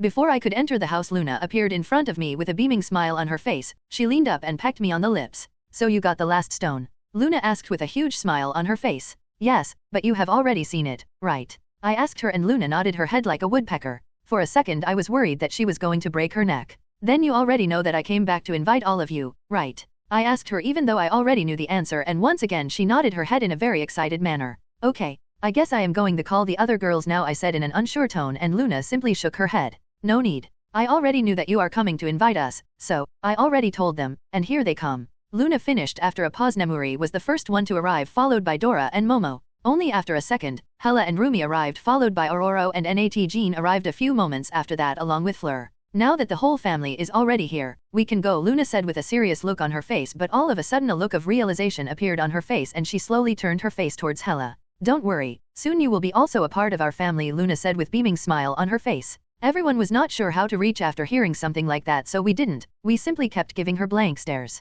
Luna, that wasn't nice of you. You shouldn't reveal someone else's secret, Momo pointed out with a stern look on her face, and Luna nodded her head in agreement, but the look on her face was a completely different story. She looked really proud after revealing the secret. Don't worry, Momo. I am completely fine with it. I have no problem with Rio finding out about my feelings in such a manner. It is nothing to be ashamed of, Hela said proudly while looking towards me. I already know about her feelings for me from Jean and Aurora, and to be honest, I haven't decided anything. I don't hate Hela. In fact, I like her. She is proud, strong, beautiful, and very dangerous. There isn't anything to not like. Hela, is it fine if I have some time before giving you an answer? I asked her and she smiled. I wasn't being indecisive, but I simply wanted to return to my former glory before accepting her. Obviously, I was going to accept her. There was no way I am going to reject an amazing woman like her, and I always like to tread in dangerous waters. I have no problems with that, Hela said while nodding her head, and an ethereal green sword formed in her hands. The sword looked quite dangerous, and she started to approach me with the sword in her hands, though I didn't think that she was going to attack me, so I simply stood where I was. Image here. She finally stopped in front of me and placed the tip of her sword in the ground and kneeled down like a knight. From now on, your enemies will be my enemies. You will simply need to point me towards your enemies and I will present you their heads, so, allow me to become your sword. Hela spoke up proudly. She was staring right into my eyes. I could see the determination in her eyes. Shit, I wasn't expecting this. I might look completely stoic on the outside, but I was freaking out inside my mind. I noticed the other girls gasped when they heard Hela's words. I had never imagined that Hela would do something like this. I guess she still thinks of herself as a weapon since Odin trained her to be like that since she was born. Hela was still kneeling in front of me waiting for answers, so I gathered back my wits and stared into her eyes. I accept, I said with a determined look on my face. Hela slowly stood up and looked into my eyes and a small smile appeared on her face. Thank you. Hela said softly, and her sword dispersed into thin air. She placed both of her hands on my cheeks, and before I could ask, she pecked me on my lips, and both Hela and I were surrounded by a green glow. The glow disappeared after a few seconds. From now on, your wish would be my command, Hela said seriously and backed away. Suddenly, a disturbing thought appeared inside my mind and I grimaced. Hela noticed that and she also grimaced. Please, don't think something so disgusting. This ritual would have worked even if I have touched your hand, but I wanted a kiss, Hela said with a somewhat disgusted look on her face. So, that's how it is. I decided to check the changes inside me and found that there was a connection between Hela and me. Through the connection, I could send her messages and orders, and I could even force her to follow my commands. I wasn't going to do that ever, and there was no way that she could break the connection. I decided to test the connection. Hela, how were you able to break the connection between you and Odin? I sent her a message. I didn't. Death broke the connection between us. She can also break the connection between us. Hela's voice was heard inside my head. I could have always done this with the powers of the Mind Stone, but I still need to master my telepathic powers. Hela, have you told Death about this? I asked her aloud. Yes, you don't have to worry about that. She said she didn't have any problem as long as I can finish the jobs she gives me. Hela said with a smile, and I nodded my head in understanding. Finally, the other girls surrounded Hela and started to congratulate Hela. I am really glad that they are fine with each other. The girls finally finished congratulating Hela. Girls, are you finally ready to go? I asked, and all of them nodded their heads. Don't get me wrong, but where are we going? Dora asked while raising up her hand. I rolled my eyes after seeing her antics. We are going to get the final stone, the ego stone, I said, and all of their eyes started to shine. I waved my hand and a portal appeared in front of us. All of us slowly entered the portal and the girls gasped because of the lack of air, but none of them had any problem staying alive without air. Are you girls okay? I asked. Yes, for whatever reason we were able to speak in space completely fine. It must be because of some Marvel multiverse mechanics. We were floating in front of a frozen burning planet. I don't know how something like that is even possible, but sometimes planets are very bizarre. A/N, in the comics, the Ego Stone wasn't shown to have a specific location, so I decided to create this scenario for simplicity and think of the planet as Glias 436b. The whole planet is made of water but the surface is on the fire all the time. We are fine, Luna said in an excited tone and teleported away. Only after a second she returned with her sketchbook in her hands. Okay, I said with an unsure look on my face and turned towards the other girls. They also nodded their heads though Dora seemed to be pouting. I hate space. Dora whined and continued pouting. Shush, in space you don't have to worry about tripping, Luna said with an innocent smile on her face. I could already hear the gears turning inside Dora's head. She looked really thoughtful until a look of realization came to her face. Yosh, I am going to live in space from now on. Air can get buggered for all I care, Dora finished with a serious look on her face. Okay sure, I said with an unsure look on my face, and once again I turned my eyes towards the burning planet. Okay, I am going. You guys can wait here if you want, even though that measly fire can't harm any of you, I said, and the girls agreed that they are going to stay here. N/O/vel/b/in.c//om. Best of luck, Rio, Luna said and pecked me on the lips. That was a flag right there. Soon the other girls also followed Luna's example and started kissing me while wishing me luck. Soon, I ended up with a total of 9 flags. Hella finally approached me, and this time it was me who took the initiative and pecked her on the lips. She also wished me luck and I finally appeared on the surface of the planet. The fire didn't even bother me in the slightest and I was still trying to ignore the 10 flags that the girls have raised. I started to walk towards the Ego Stone. The planet was made up of solid ice, and the ice was on fire, and the ice wasn't even melting. Even the strongest metals from Earth would melt in this fire, but anti-metal was not from Earth, originally. From now on, if anyone says that water or ice can't burn, then I am gonna smash their face on this planet. I finally arrived in front of a giant hole. The hole was made by some kind of meteor. I could sense the Ego Stone at the bottom of the hole. I finally jumped down the hole and landed inside a crater. My eyes were immediately on the fist-sized sky blue orb. I didn't need to be a genius to figure out what that orb was. Without looking anywhere else, I approached the Ego Stone. I held my breath in anticipation and I was finally standing over the Ego Stone. I kneeled down and slowly grabbed the Ego Stone, and with that my whole world went black. With the girls. This universe is quite different than ours. I wonder how Earth looks like in this dimension, Momo said with a thoughtful look on her face. I am pretty sure that it would interesting, but I find this planet to be more fascinating. Don't you want to find out why the frozen planet is burning without melting? Fleur asked Momo, and Momo immediately nodded her head in agreement. It has been some time since Rio has landed on the planet. Isn't this taking more time than usual? Nat asked, and all the girls became slightly worried. Luna, is he going to be fine? Nemuri asked with a slightly worried look on her face. I don't know, but I know that this is going to be his hardest fight. Let's wait for him, Luna said cryptically. The innocent look on her face was long gone. She knew that there could be only 2 outcomes after this, but she decided not to tell the other girls about this. Being omniperceptive is not easy. Loki too was walking through the offices like he owned the place. He has been doing this for quite some time. The S.H.I.E.L.D. agents would have stopped it, but unfortunately for them, they were unable to see the Asgardian god of trickery and mischief. Thor too would have also noticed his brother missing if he wasn't busy making plans with the others. Loki too used this chance to look around so that he could get more information. He knew that something wasn't right. S.H.I.E.L.D. has been trying to hide something from them, or they simply didn't know. The latter seemed to be improbable. All of a sudden Loki too paused when he found a tip of a sword touching his neck. Sif too, you shouldn't scare me like that, and please remove such a sharp tool from my throat. I feel uncomfortable if sharp things are pointed towards me, Loki too said with a grin on his face. What are you doing, Loki too? Sif too was quite used to Loki too's antics, so she wasn't bothered by his rant. You wound me, Sif too. I might not be the pinnacle of honesty, but I can be trusted, Loki too said with a serious look on his face, but he only received a blank stare from Sif too. Fine, ruin my fun, but it was at least worth a try. Sif too, haven't you found something odd about these people? Loki too asked, giving up all his credence, but Sif too didn't react and she still had the stoic look on her face. Sif too remained stoic like that for a few moments until she released a defeated sigh. Yes, for starters, I think that they are trying to use us, and secondly, these people don't even know what they are dealing with. Sif too said, pulling back her sword. She also had her doubts. She knew that this Fury was trying to use their group for the war, but she didn't have any problems with that if they could get back their stones. No, the problem was something else. The real problem was their lack of information. They have seen Hela accompanying Leviathan, and this Hela was much stronger than the Hela 2 of their world. From Charles II's group they knew that Leviathan also had the Phoenix Force under him, and Fury thought that they could defeat such a group.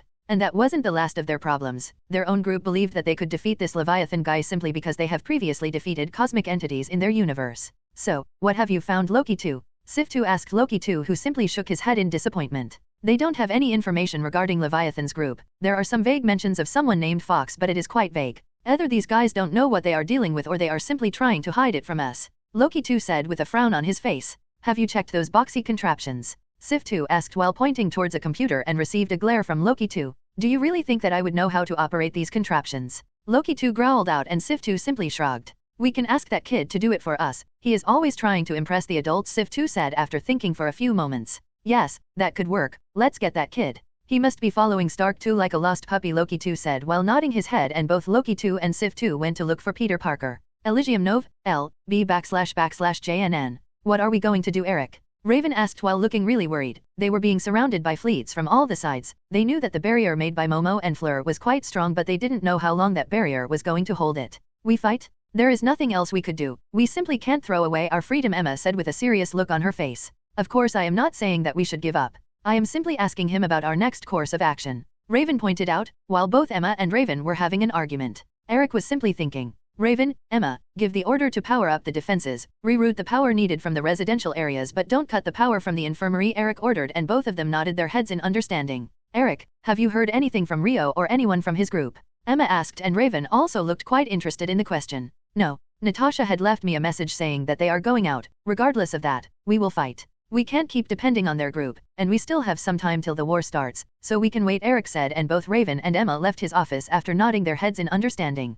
POV Rio. I found myself inside a sky blue room, though I could only see the floor and the roof and floor extended into nothingness. I have been waiting for quite some time. I heard someone's voice from behind. I turned around slowly to find a man. The man is quite a bit taller than me, probably around 9 feet. The man was somewhat different from me, but we also shared some similar traits. Nemesis. The name popped inside my head. I had already noticed that I couldn't access any of my powers. I see that you have already recognized me. I could have never imagined that my soul would merge with a pathetic mortal's soul. The man said in clear disgust. But I must thank you for collecting all the stones for me. I have tried to take over other people's bodies, but their bodies and minds crumbled after some time. The man. No, Nemesis continued to monologue. So, I want to thank you from the bottom of my heart for bringing me my body. Nemesis continued, but I simply burst out laughing. I know that my situation is not good because I can't access my powers, but it is a similar case with him too. I might not have my powers, but I still have my senses. A/N, both Rio and Nemesis are simply just consciousness of their beings at this moment, so they don't have any powers other than their natural body powers.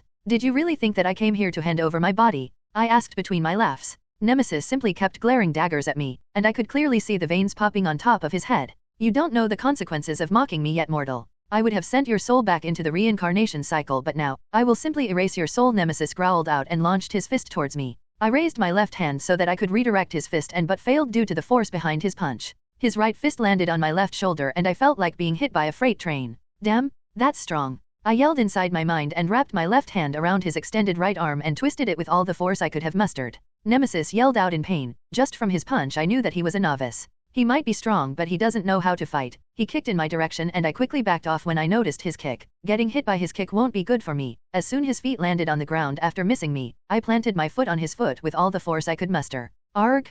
You dare, mortal! He thundered out, but that was all he could do as I landed a left uppercut under his chin. He spat out black blood from his mouth and fell back on his ass with a flattened foot and a broken chin. Before he could catch his breath, I slammed my foot on his face. He flew back some meters due to the force behind my kick. I quickly rushed towards him, and while I was about to reach his head, his right hand slammed on my chest. Don't underestimate me, mortal. Nemesis mumbled out, and I felt like my lungs were on fire. I can't allow him to land another blow on me like that. While limping, he pulled up his giant body, but I attacked towards his left hand and slammed my foot on his left elbow. A loud snap was heard and Nemesis dropped to the ground while screaming. I wrapped my hand around his neck and grabbed him in a blood choke position. Image here. His left hand was completely useless, so he tried to pull off my hands using his right hand, but I didn't let go. Seeing that my hands weren't budging, his right elbow slammed on my right side of the ribs and I heard several snaps. A burning sensation rose up from my chest, but I didn't let go. His elbow slammed into my ribs once again and some more cracking sounds were heard. I spat out blood from my mouth and I was surprised that my blood was also black, but I didn't allow him to escape my chokehold. His elbow kept slamming into my right side and now I was pretty sure that my ribs were turned into powder.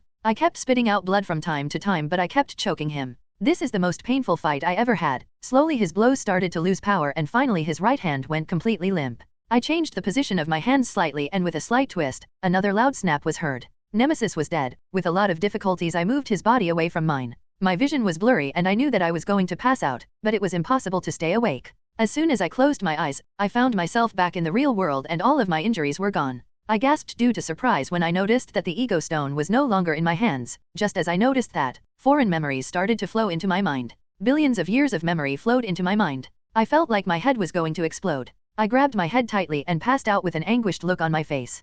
POV Rio. I found myself sitting inside an office and a blue-skinned man with golden marking and wings sitting behind the table. I immediately recognized the man from my memories. Ikajan, I muttered under my breath, and a smile appeared on his face. What am I doing here? I asked him curiously, and he simply smiled. Now that I have all the memories, I think that fight between Ikajan and Nemesis was a complete waste of time. It was Nemesis's fault. Nemesis was a true god who was born due to the laws of the omniverse, but Ikajan was different. He was an ascended god. He was once a mortal just like me, and he was able to comprehend the laws of creation. OT took him nearly 1,000,000 years to ascend, but he succeeded. Nemesis didn't like that fact. For him, it was an insult, an ascended god equal to him in powers. That was the reason for their fight. Yep. I know, pretty stupid. Now that I have all the memories of my past life, or Nemesis's life, I can recognize all of them. I remember when I found Ardat. She was still immortal at that time. She had just finished slaughtering off a whole race just because she didn't like them, and she tried to kill me too, and I decided to spare her because I thought she was amusing. She vowed to follow me, and she has been with me until I was killed by Ikajan.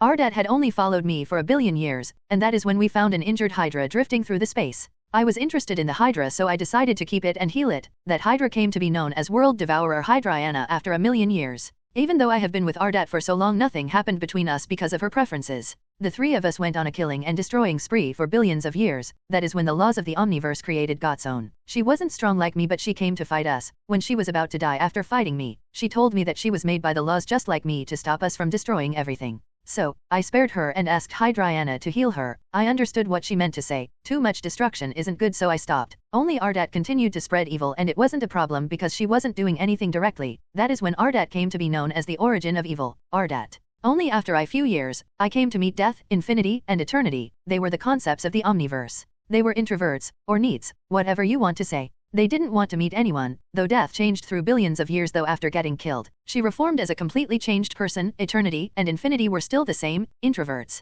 While Ardat was spreading evil through the Omniverse, Ardat was trying to erase her evil through good. That is how she came to be known as Ultimate Salvation, God's own. Slowly other gods also ascend, and some were created by the laws of the Omniverse. So notables were Mira, the previous leader of the Light faction, Zevon, the battle maniac of the Light faction, and finally, Dust, the crusader of Light faction. Godson could have been easily gotten the leader position of the Light faction because she was the strongest among them, but she didn't like all those management stuff, so she denied it. There was no dark faction or anything at that time. All of us were scattered throughout the Omniverse, doing our own thing. The Light faction gave the three of us a wide berth. They knew that messing with any of us wasn't good because even if they band together, they wouldn't be able to defeat me. After a few billion years, I finally decided to form our own merry band, the Dark faction. I know that the name could have been better, but you can't blame me. It was all Nemesis's fault. The evil and destroyers slowly started to gather under me. That is when Ikajan ascended and I went nuts. Well, Nemesis to be exact. Before I went to fight, one last god named Extinction joined our group. After that, I went to fight Ikajan. We fought for thousands of years until I or Nemesis was finally killed.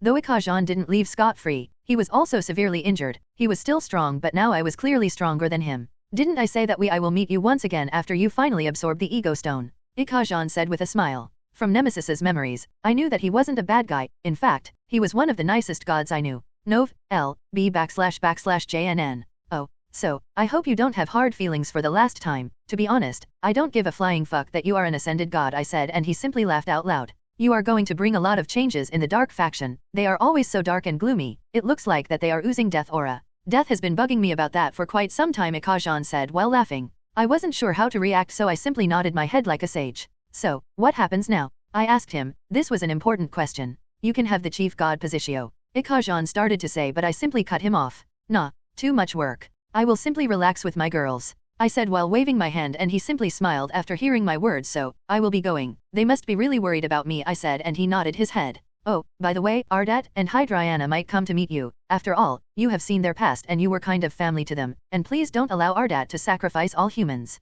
Ikajan said with a wry smile on his face, and I simply nodded my head. I already knew that the two of them will come to meet me as soon as they can. By the way, where are they? I asked while raising my eyebrow. I have sent Ardat on a mission and Hydraiana went with her because she was bored. I bet that Ardat is having quite some fun torturing a god. He caused me a lot of problems, Ikajan said while shaking his head, and I simply nodded my head in understanding, and waves at him. With a simple thought, I was back on the frozen and burning planet. I had already finished absorbing all stones in Marvel Multiverse, and I could feel that I had reached my previous glory. I have also gained back my divinity, the divinity of destruction. I had used my mind powers to remove the influence from Nemesis's memories. I have also gained omnipresence. It would have been impossible to control, but Nemesis's memories helped me. I am currently present everywhere in the Omniverse. I have already found out Ardat's and Hydriana's location but decided to leave them for now. Now there is only one thing left to do. My whole body started to pulse with a purple glow surrounding my body and the whole planet started to shake. With the girls. Luna, it has been several hours since he has gone. Is he fine? Momo asked in a worried tone, and that is when the whole planet in front of started to shake.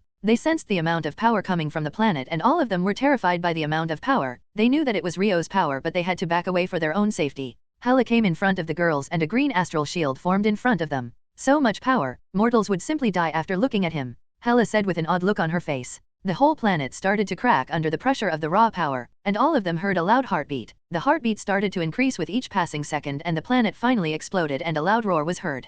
Hela's shield cracked due to the force. Slowly a beast emerged out of the rubble of the destroyed planet, and all the girls already knew that it was Rio. Image here. Do you think I can tame it? He looks so cute. Luna beamed with a huge innocent smile on her face, and everyone facepalmed after hearing her words. I had noticed that the whole planet collapsed simply due to the pressure of my raw power. I reined in my power because I knew that girls were nearby and I didn't want to hurt them because I was flexing. Slowly I transformed into my Leviathan form and I couldn't stop myself from letting out a small roar. The planet under me had already collapsed. I finally appeared in front of the girls, all of them looking at me with complete awe in their eyes. In my Leviathan form, I could not speak normally and this is where telepathy came in. I have always used my telepathy to communicate when I was in my Leviathan form. I have already noticed the changes in my body. In my Leviathan form, instead of 2, I had 4 arms in total. 2 arms were coming out of my back while I also had 3 sets of wings behind my back along with multiple tails. Controlling all these new limbs would have been hard if I didn't have Nemesis's memories. Nemesis's memories were really priceless. I have gained absolute control over my telepathy along with all the aspects of my power. So, do you like my Leviathan form?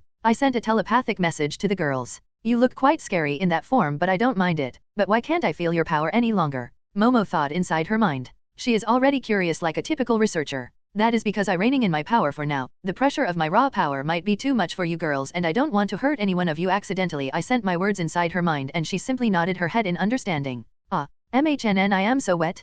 Punish me master. Nemuri screamed out inside her mind in between her pants, and I simply decided to ignore that depraved pervert for now. Oh, you look quite scary. You don't eat poor and pure goddesses like me, right? Though I won't mind if you eat me up in a sexual way. Dora mumbled inside her mind, and we have another pervert in here, so, I ignored her too, at least for now. You have become really strong. I will be aiming for you from now on, Rumi declared inside her with clear determination in her eyes. No worries. I will be patiently waiting for you to reach my level, I said genuinely and sent the message inside her head. I wasn't mocking her and I would be really proud if she reaches my level. Do you have any specific race? How does it feel to have new limbs? Jean shot off several questions like that in quick succession. I had to send calming emotions into her mind to calm her down. I am a Leviathan, that's all I know and I don't feel odd after getting all these new limbs. I have gained back my old memories so controlling these limbs isn't something new for me. I sent my words telepathically inside her head and she nodded her head with a smile. You look really majestic and scary. I don't even know how strong are you at this moment. I would never get enough of you. I am really glad that I fell in love with you, Aurora declared in a somewhat dreamy tone inside her mind.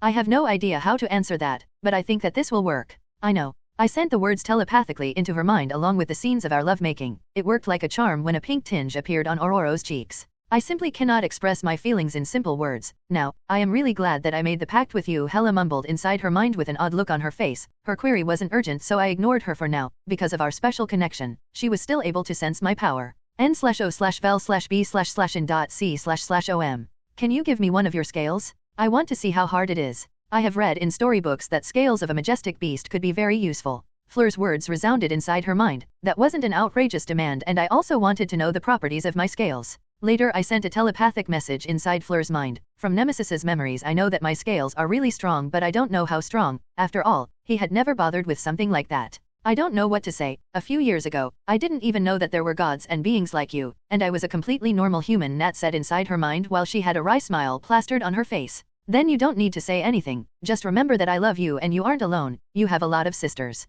I spoke inside her mind. Nat always wanted to have a family, that is why I used those words to bring back her smile. You look cute, can I have a ride? Luna asked cutely with an innocent smile on her face. She found me cute. I don't know what to say, so, I simply lowered my hand. Luna beamed at me with a huge smile on her face and climbed on my hand. The other girls also started to demand a ride so I also picked them up in my hand. I carefully brought them close to me so that they don't get blown away. I used my space powers and formed a space barrier right in front of them and I let out a loud roar, and this time I didn't hold back. The whole galaxy was shaking due to my roar and everything around was disintegrated due to the pressure of my raw power. Even the sun of this solar system was disintegrated into nothingness. A huge portal opened in front of me and I flew inside. The portal closed right behind me. I appeared right outside of our own solar system along with the girls in my hand. The girls were having a lot of fun. I entered the solar system and once again I had to rein in my powers, or I will simply collapse this solar system due to the pressure of my raw power. Now that I have some time, I decided to tell the girls about my power. Currently, I possess 6 divinities.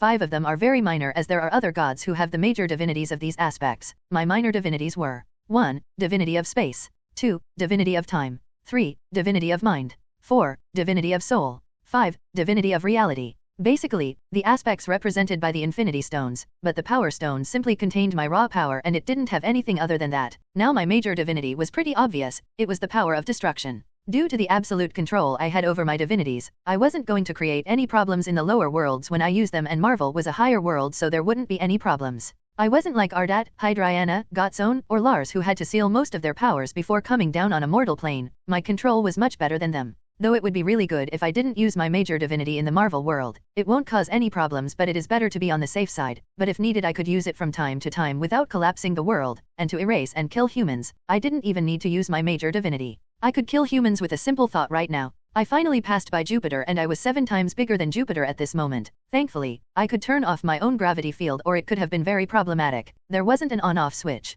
I simply bended the reality according to my wish. We finally appeared near Mars and I placed the girls on the surface of the red planet. That was because I sensed Thor's location in the Andromeda galaxy. He was currently making his way towards Earth and his ship was much faster now. He must have gone nuts when the Mind Stone disappeared from his hands. With a simple thought, I turned back into my human form and landed in front of the girls. I was dressed back in my anti-metal armor. Why are we stopping here? Jean asked me curiously. The other girls also seemed to be quite curious. Looks like I would have to take a detour. Anyone up for a fight? I asked and 2 hands were immediately raised in the air. It was Rumi and Nat. After a few moments Hela also raised her hand following their example. She thought that raising your hand is necessary to participate in a fight. Okay, I said while looking towards the 3 of them. Then my head turned towards the other girls. You girls can wait here or you can go back to Elysium I said and the girls looked at each other and after a few seconds, it was Luna who decided to speak up. We would like to return to Elysium Luna said with a smile and the other girls nodded their heads in agreement. A portal appeared beside the girls. All of them engulfed me in a group hug and after some time they finally separated from me but not before giving me a peck on the lips. All of them quickly entered the portal while waving at me.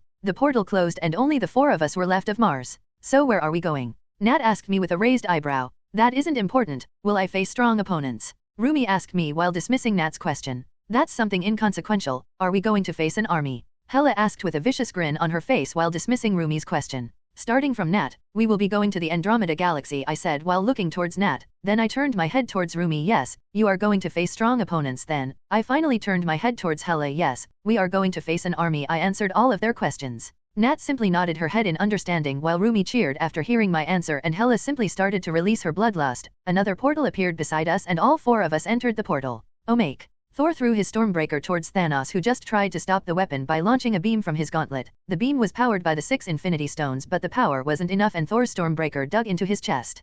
Thanos dropped to his knees. Thor landed in front of Thanos and placed his hand on the back of the Stormbreaker started to push the blade into Thanos's chest. I have told you that you are going to die for that. Thor said and continued pushing the blade.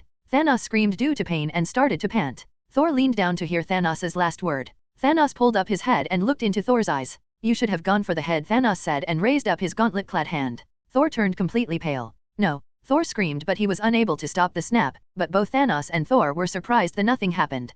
Thanos snapped once again but nothing happened. He turned around his hand to see that the Infinity Stone had gone missing, but before he could do anything he screamed in pain when Thor pulled out the Stormbreaker from his chest. Wait. That was all Thanos could say before Thor split his head into 2 like a fruit. Thor looked down at the corpse and spat. I went for the head Thor said and walked away from Thanos's dead body. Peter Parker too was looking through the files on a computer with a deep frown on his face. A few hours ago, he was approached by Lady Sif too. She asked him if he could help her with something. He immediately agreed to help her but he found that Loki too was also involved. At first, he was quite reluctant to help out Loki too. After all, he had heard and read about Loki too's mischief, but after hearing their request he finally relented. He agreed that they did have a point and they were really lacking a lot of important information about Leviathan and Elysium. That is what brought him here. At first, he had thought that S.H.I.E.L.D. didn't trust them and that is why they were reluctant to give them the full information but when he started to look through the files, he was unable to stop frowning. Loki too had told him that he had checked everywhere but he didn't find much information regarding Leviathan in the documents. This shouldn't be possible. S.H.I.E.L.D. was really going into a fight completely blind. This was the pinnacle of stupidity according to Peter too. Yes, he understands that Leviathan must be stopped, but that doesn't mean that you to go in guns blazing without a solid plan. Peter too had thought that Stark too would have noticed this problem, but apparently, no one else other than the three of them had noticed this problem. This was really problematic. Was it simply because of arrogance, or was it something completely different? So, did you find anything, Peter too? Sif 2 asked Peter 2 while leaning beside him. Yes, Peter 2, tell us, what did you find? Please don't tell me that you didn't anything, Loki 2 asked in a mocking tone. Sif 2 simply glared at the man. Loki 2 raised up his hands in the air, showing that he surrendered. Sif 2 snorted and turned towards Peter 2. That is the problem. I haven't found anything. It's not because they are hiding it from us, but it is because they simply don't have that information, Peter 2 said with a disgusted look on his face. Oh, that is why Fury wants us to initiate the attack. Loki 2 said with a thoughtful look on his face. Fury had mentioned a few times that he wants them to initiate the attack, that way they will be able to keep Leviathan busy while they attack Elysium. Looks like he wants to sacrifice us. Sif 2 said with clear disdain in her voice. We need to warn the others about this, Peter 2 spoke up hurriedly, and Sif 2 also agreed with him, but Loki 2 stopped them. No, before telling the others. I want to talk with this Dimension's Sorcerer Supreme. She might be able to give us some information, Loki 2 said, and both Peter 2 and Sif 2 were immediately alarmed. Why? Sif 2 growled out angrily. Don't why me, you dumb woman. It is clear that S.H.I.E.L.D. wants to sacrifice us, and from those mutants, we know that she is quite friendly. Loki 2 said, and Sif 2 had to agree with Loki 2 on this point. But what if she tells Leviathan? Peter 2 asked in a worried tone, and Loki 2 simply shook his head. Don't worry about that. I don't think he will do anything to us. He could have killed all of us on the moon, but he didn't. Loki 2 said, and Sif 2 also nodded her head in agreement, with that they decided to visit the New York Sanctum so that they could meet the Ancient One of this universe. POV Rio. The four of us appeared near a giant blue star, and Nat kept around looking curiously. Nat, don't get me wrong, but I am going to give your powers a slight boost. This is going to be helpful for you, I said, and Nat nodded her head. I touched Nat's face and purple veins started to appear on her face. Nat gasped for breath, but she didn't remove my hand from her cheek. Only after a few seconds, it was over and I pulled back my hand. I don't feel a lot different, Nat said after she finished checking for the changes. I gave you a small boost using my power. The power will slowly fade away from your body, but you will be able to get stronger on your own. In other words, I simply unlocked your potential, I said, and Nat nodded her head once again. It is better to get stronger on your own, or it won't mean much, Hela said while looking towards Nat. Humans have a lot of potentials, but there is also a huge problem with them, their humanity. When I first arrived in Midgard, I saw humans picking up boulders with bare hands, Hela said with a serious look on her face. She didn't need to continue the story. All of us understood what she meant to say. I understand. I get it, Nat said while nodding her head. I raised my hand to get their attention. You can discuss all of that later. Your entertainment is already here, I said, and several giant ships appeared in front of us. All of these ships were traveling via warp drive, but I forcefully pulled them out of the warp drive. I could sense the screams and curses come from the inside of the ships. Without saying another word, I dropped those ships on a nearby planet. Dropping them in the sun would have ruined our fun. It was a giant planet, somewhat equal to Jupiter in size, and it was the fifth planet from the sun. The planet looked like a gas giant from the above, but it was due to the storm clouds. Have fun, girls. I will keep an eye from the above, I said, a small smile on my face, and the three of them nodded their heads in understanding. They slowly started to descend towards the planet. Hela was supporting both Rumi and Nat, as they had no idea about how to maneuver inside space. POV Rumi. I can't stop myself from shivering in excitement. I was having some problems when I entered the atmosphere. Hela noticed this and pulled me towards her. Nat was being surrounded by a purple aura that must be protecting her from the heat. The three of us could finally see the surface. We could see red lightning bolts dropping from the clouds. These lightning bolts were much stronger than what we had back on Earth. This added much more to my excitement. This planet wasn't human-friendly at all. The three of us finally landed on the ground, creating a giant crater. Are you two okay? Hela asked us. Yes, I am fine, I said while looking around. Nat also confirmed that she was okay, so Hela walked out of the crater and started to look around. We also followed her example and looked around for the ships. The ships were really big to be missed. We could already see a lot of activity around the ships. Oh, it's Thanos the Mad Titan, though I like to call him an idiot Titan, Hela said while looking towards the ship. When I was sealed, he was just starting his army, the Black Legion. I have to agree that he has grown up quite a lot, Hela said with a grin on her face. You are simply excited because you are getting to slaughter such a huge army. That is why you are praising him, I deadpanned, but Hela didn't seem to react to my words. Instead, her grin became much wider. Ignore the minor details. They should be glad that they are going to be killed for my entertainment, Hela said with a proud look on her face. Fuck. She is serious? I don't think that they are going to be glad, Nat said dryly while pointing towards the army of black monsters heading towards us. They must have noticed us while we were talking. Oh, they will be glad. You don't have to worry about that, Hela said with a sinister grin on her face and lunged towards the horde of black monsters with two swords in her hands. Ha ha ha. Hela's laugh resounded through the whole area even though we were surrounded by loud thunders. She started to massacre the monsters with a huge grin on her face. Looks like we should get busy too, I said while looking towards Nat JNN. Yap. Nat said. Both of us jumped towards the horse of the monsters. I landed within a huge horde of those black monsters. I was already using my armament haki because we weren't on Earth and I didn't need to hold back anything. The black monsters immediately noticed me among their ranks and lunged towards me so that they could rip me apart, but that is no happening. I balled my fist and landed a punch on the black monster who was about to reach me. The black monster was completely obliterated, but the shockwave of my punch kept traveling and obliterated hundreds of those black monsters before disappearing. This isn't enough. I slammed my knee on a nearby monster and everything behind the monster was obliterated up to miles. When the shockwave finally subsided, the monster I had kicked exploded. Only a second ago I was surrounded by their horde, but there is nothing left of them now. That is when a loud roar was heard. It wasn't anything like Rio's, but it was still a roar, so I looked up and found a giant flying Leviathan. I was immediately incensed. That thing is an insult, Rio. With that thought I jumped up towards the sky and slammed my foot on its head. Its head was obliterated into nothingness while the storm clouds above us were cleared due to the force behind my kick. I heard a lot of similar roars. I looked around and found similar creatures.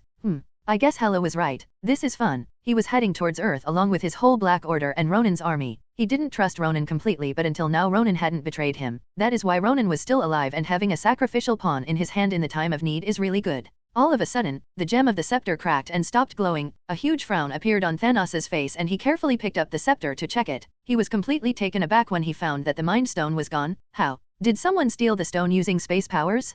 Thanos had no idea about what happened and he had no clue. Thanos had the scepter with him for all this time, so he was pretty sure that it wasn't anyone from his children who stole the stone. For now, he had only one clue. He knew that he might find something on Earth, so he commanded to increase their speed. His children had been really worried when they saw him worried like that. They had never seen Thanos worried. That is when they were forcefully pulled out of warp drive.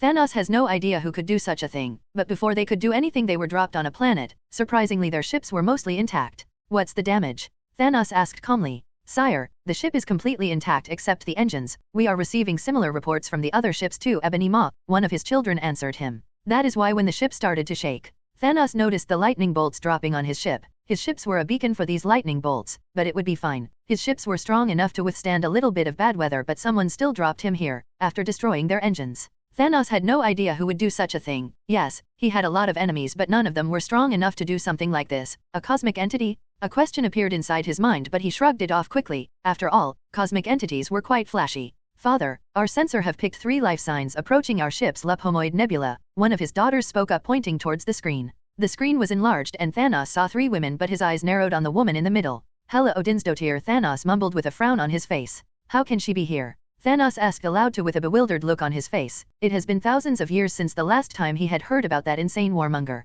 How can she be here? Did Odin release her? Did she kill Odin? Questions like this swirled inside Thanos' mind while his frown deepened. He wasn't scared of Hela after all. He had never faced her in a battle, but he had heard stories about that woman. Even if some of them were true, then it would mean a lot of trouble for him.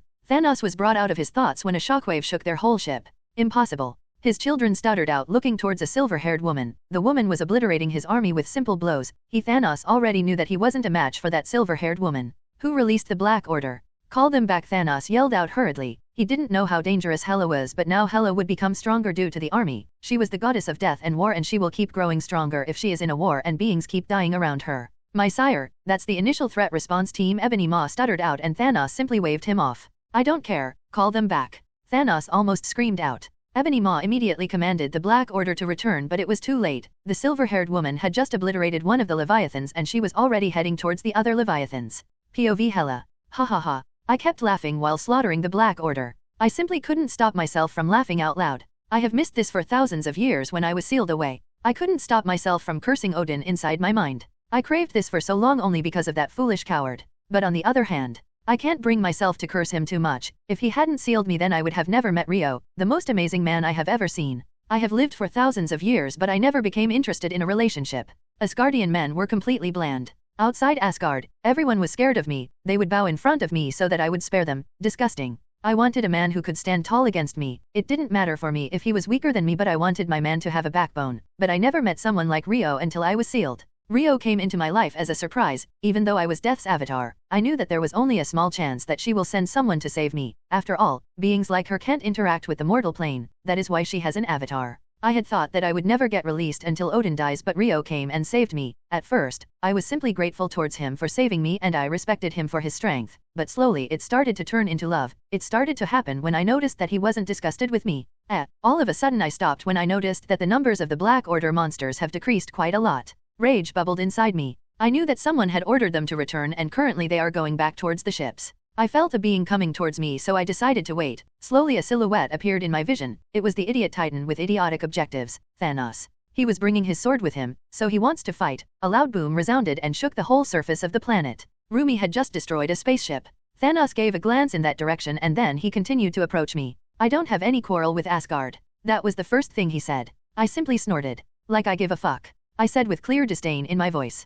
Thanos frowned and pointed his sword towards me. Then why are you attacking me? Thanos asked me and I simply grinned. Obviously for my entertainment, I said and lunged towards him with my swords in my hands. Thanos didn't even have the time to frown because he had to back away because of my sword thrusts. I could clearly see that Thanos was a good fighter. No, scratch that, he was one of the best fighters I have ever faced. His fighting style was much superior to both Rio and Rumi. Sparks flew when our swords collided. Even with such a huge body, Thanos was really fast. Ha ha ha, this is it. Thanos, you don't disappoint me. Let's keep fighting like this. I yelled out while laughing. It has been ages since I had faced an opponent like him. Rio was different. He lacked technique and he had defeated me through brute strength and speed and his powers were much superior to mine. Thanos didn't say anything and kept swinging his sword, but a scowl appeared on his face and his scowl kept deepening as the fight kept going on. Let's turn it up a notch, I said in an excited voice, and my swings and thrusts started to become much faster and stronger. Nov. L. B //JNN. POV Nat. From the side of my eyes, I noticed Hela and Rumi having fun. Rumi was obliterating the army with her blows while Hela was laughing like an insane maniac while massacring the army. I didn't have fetishes like theirs. When Rio invited us for a fight, I immediately knew that he was going to face a lot of enemies or he wouldn't have asked something like that. I simply wanted to decrease his burden, so I had raised my hand. I also wanted to see what aliens were like, so that's that. The only aliens I have interacted with until now was Hela, and she didn't look like an alien. To be honest, it kind of ruined the fun for me, and that is why I was here slaughtering the army. I wasn't strong like the two of them, but I did have some power, so I made two swords for me using my molecule manipulation power while I was continuously killing off the monsters using earth spikes. I was using my molecular manipulation to create spikes out of the ground which impaled those monsters and killed them. I noticed that the numbers of these monsters had started to decrease, but I didn't bother with it. From the corner of my eyes I noticed a purple giant approaching Hela. She is the strongest among us, she can take care of herself. For now, I decided to pay attention to my own opponents. Two women were slowly approaching me. One of them had green skin similar to the Hulk, but she was quite slim and lacked muscles, and the other woman had blue skin with a lot of robotic parts on her body. I stood completely focused on the two of them. I didn't want to get surprised. They didn't say anything and neither did I. All three of us knew that we were going to fight, but none of us made a move until the blue-skinned woman pulled out some kind of a gun. I finally finished slaying off the 4TG Leviathan when I noticed that the other Leviathans were retreating. Yeah, like I would allow something like that. I landed on the landed, and as I was about to jump towards the retreating Leviathans, I was interrupted by a flying axe. I started to look for the rude person who dared to interrupt me, and my eyes finally landed on a monster. It looked somewhat similar to that abomination I had fought a few years ago. It grunted while walking towards me. Well, I guess that is the best it could do. With a sigh, I simply lunged towards the tall monster. The monster noticed my lunge and brought down his axe. I simply grabbed the axe with my hand. The monster looked at me with a confused look on his face, but I didn't give any time to react and punched towards his chest with my other hand. My hand went through his chest like I was cutting butter with a hot knife. I looked at the monster weirdly while I pulled my hand out of its chest. With a confused look on its face, the monster died. I looked towards my hand, which was now covered in purple blood, and a frown appeared on my face. I had thought that his chest would be more durable. That is why I went for his chest. A/N. Rumi killed Call Obsidian. If you can't remember him, then here is the picture. I scourgified my hand. I didn't want to have its blood on myself and lunged towards the nearby ship. Even when I was interrupted by that monster, I have followed those flying monsters. The last one has entered that ship. I landed in front of the ship. Now, how the hell do I enter this ship? I didn't know where the entrance for human-sized beings was, so I simply decided to punch a hole through the ship's body. I slammed my fist and it went right through. I adjusted my hand for some leverage and ripped apart a huge hole. It worked. I thought while tilting my head and entered the ship. I am going to have a lot of fun. With that thought, I started to kill anything within my sight. Obviously, the monsters tried to fight back, but it was simply useless. I continued killing those monsters when I finally arrived in the engine room. I might have hit something which I shouldn't have. The whole ship exploded, and after a few moments I walked out of the fire looking towards the other ships. I noticed 4 life signs approaching me. 3 of them was men while the last of them was a tall blue-skinned woman. One of the men was carrying a hammer. He was somewhat stronger than the others, but not by much. I started to walk towards the group and one of them threw some giant rubble in my direction with his hand gesture. I quickly dodged them and flash-stepped the man who threw the rubbles at me. He was the most dangerous among the whole group with that power. My fist smashed on the back of his head and it popped like a balloon, splattering the rest of the group with his brain matter. "You will pay for that." The woman screamed hysterically and attacked me, but before she could reach me the man with the hammer smashed in her head. The woman's body dropped to the ground completely lifeless. The last man turned towards the man with the hammer with a betrayed look on his face. "Trait." That was all he could say before I landed an uppercut under his chin. His head was completely obliterated into nothingness and his body dropped on the ground like a sack of potatoes. Then my eyes zeroed in towards the man with the hammer. "I am not your enemy. I am ready to swear my loyalty to you," the man said while bowing his head. I snorted internally. Do I look like an idiot? He betrayed his allies so that he could please me. What kind of loyalty can I even expect from a man like him? People like him are the worst. How about no? I asked and kicked towards him. The man didn't even get to react before his whole upper body was obliterated due to my kick. I spat in disgust and walked away towards the other ships. A/N. The first person killed in this group was Ebony Maw. Then Proxima Midnight tried to attack Rumi, but she was killed by Ronan. Then Rumi killed Corvus Glaive. Ronan tried to swear his loyalty to Rumi, but Rumi killed him at last. If you don't remember them, then here are the pictures.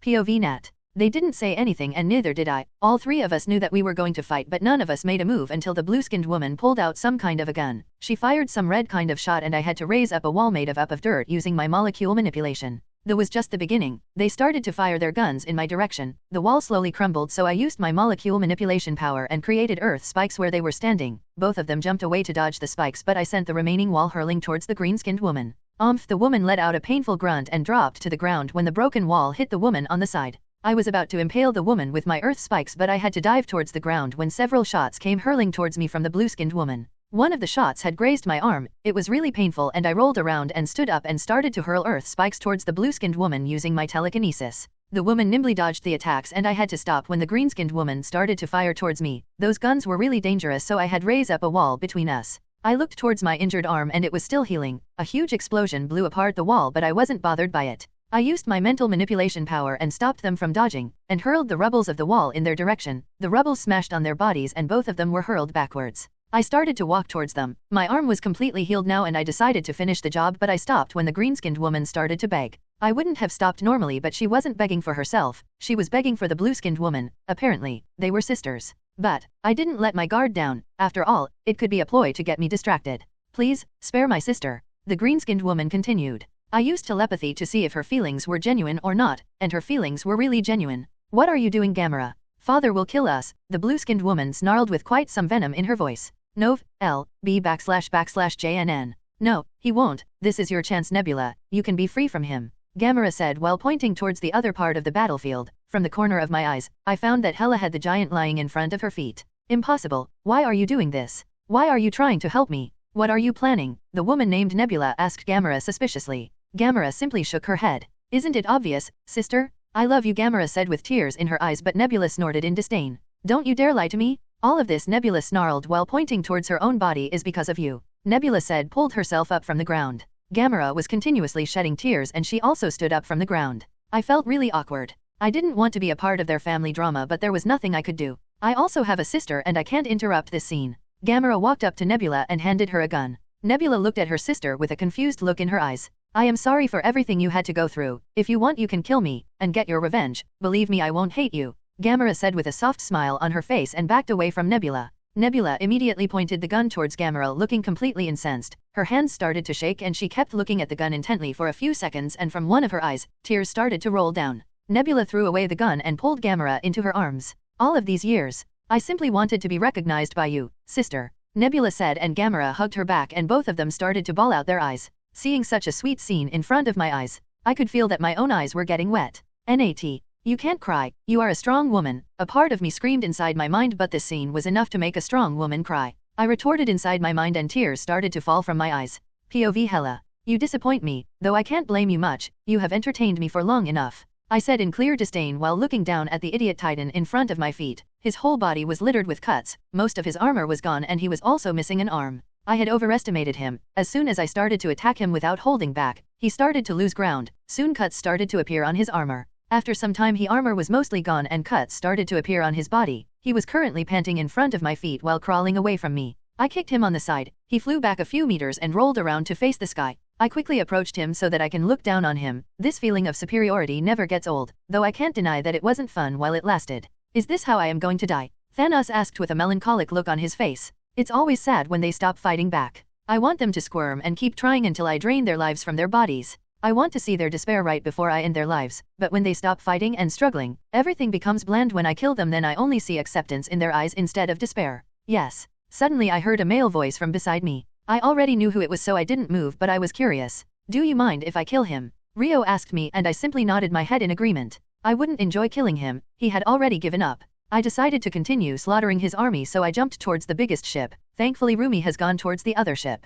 POV Rio. I looked down towards the battlefield from the sky. Rumi cleared up the storm clouds. I should thank her at a later date. I kept watching how the fights proceeded. Rumi quickly breezed through her enemies, and I can't believe that Ronan tried to swear loyalty to Rumi. I also saw the sisters' reunion and Nat crying along with them. Well, what can I say? Family dramas are just like that. Hela was about to kill Thanos, and that is when I decided to make my move. I appeared in front of Hela and asked her if I could kill him, and she simply nodded her head and went towards the biggest ship. I looked down towards Thanos and kneeled beside him. Hello, you must be wondering about my identity, but you will never know, I said with a smile and pointed my finger towards him. Crucio. Only after a few moments, Thanos started to scream out his lungs due to pain. After a minute I stopped. To be honest, I simply wanted to check if the Cruciatus curse would work on a being like Thanos or not, and it does work. Goodbye, I said, and a purple aura surrounded his body and he was disintegrated into nothingness. I know that his death was quite bland, but he had lost all hope of surviving, and I didn't have any personal agenda against him, so I killed him without wasting any more time. Sorcerer Supreme could be also found here. Both Loki 2 and Sif 2 had no idea about where to look, so they decided to follow Peter 2's advice. Getting out of the SHIELD headquarters was quite hard, but with Loki 2 illusions, it wasn't a problem. After that, Peter 2 showed them the normal clothes people are wearing all around so that they don't get caught by cops for looking suspicious. The door was opened by an Ashen man dressed in red robes. How may I help you? The man asked Loki 2, and Loki 2 simply smiled politely. Can I have a meeting with the Ancient One? Loki 2 asked politely with a grin on his face. The man stared at Loki 2 intently for a few moments, then he nodded his head. Please wait here. I will need to inform her. She isn't here at this moment, the Ashen man said and walked inside. Loki 2 was about to walk in, but Sif 2 grabbed him before he could enter. He told us to wait here, so we are going to wait, Sif 2 said while glaring holes into Loki 2, who simply smirked and decided to listen to her. Only after a minute, the man returned and invited the three of them inside. The Ancient One is waiting for you inside, the man said while pointing them towards a door. Sif 2 opened the door and found a bald woman dressed in yellow robes sitting behind a table while preparing tea for them. Please have a seat. The woman gestured towards them and started pouring tea for all of them. The three of them sat down awkwardly, though Loki 2 was looking around the room to see if anything was interesting or not. Wang, you may leave us, the Ancient One said while looking towards the Ashen man. The man simply bowed his head and walked away, but not before closing the door. Then the Ancient One's eyes finally turned towards her guests. Now, what can I do for you? The Ancient One asked. Loki 2 was about to speak up, but Sif 2 swatted his arm. Loki 2 rubbed his arm but remained silent. The Ancient One was somewhat amused after seeing their display. The Ancient One finally pushed the cups towards them. As you might already know, we are not of this world, Sif 2 spoke up after a few seconds. Yes, I have heard about your group from Rio. He was quite pleased to meet all of you, the Ancient One said. The three of them shifted uncomfortably in their seats, but they didn't say anything. Don't worry. I don't hold any hostility against you, neither does he, the Ancient One said with a smile on his face. Peter 2 felt his anger rise after hearing the Ancient One words. She said that Leviathan didn't have any hostility against them, then why did he send Nimrod back to their world after fixing him? Why did he take their Infinity Stones, and finally why did he torture Wanda? The Ancient One noticed Peter 2's expression and she guessed what he might be thinking about, so she decided to clear the doubt. Don't get me wrong, he might have caused you and your people harm, but he doesn't hold any kind hostility against you or your people. To be honest, you people are simply unlucky, the Ancient One said with some pity and sympathy in her voice. What do you mean by that? Loki 2 asked curiously. He really had a bad feeling about all of this. He attacked us and took our Infinity Stones, Loki 2 continued, but the Ancient One simply smiled. Since when the stones were yours? It has always been Leviathan's, the Ancient One said softly, and after hearing the Ancient One's words all of their eyes grew completely wide in confusion and shock. POV Rio. Well, to be honest, I don't care about them. My only target was Thanos, I said in a dismissive tone while looking towards Gamera and Nebula. I can't bring myself to care about them. I have much more important matters to deal with now. Like the person Hela was dragging behind her. Hela arrived in front of me and threw the person in front of me. Hello, the man said meekly. The man was dressed in green and black. I was kind of expecting him to be here. Loki, you look quite healthy. Frigga had been really missing you, I said with a smile and pulled him up using my space powers. So, he really is my brother? Well, adopted brother. Hela asked me looking quite surprised. He started to cry when I was about to kill him, so I decided to kill him after confirming if he is telling the truth or not, Hela thought out loud, and Loki completely paled. Wait, you are still going to kill me? Loki yelled out in shock, and Hela looked at him like he was the most stupidest person in this whole universe. I thought that it was obvious. Now be a good brother and die, Hela exclaimed, and a sword appeared in her hand, but I decided to intervene. I feel somewhat bad for Loki. In this universe, he didn't even do anything bad and he was flung into space. Hela can always kill him after he does something stupid.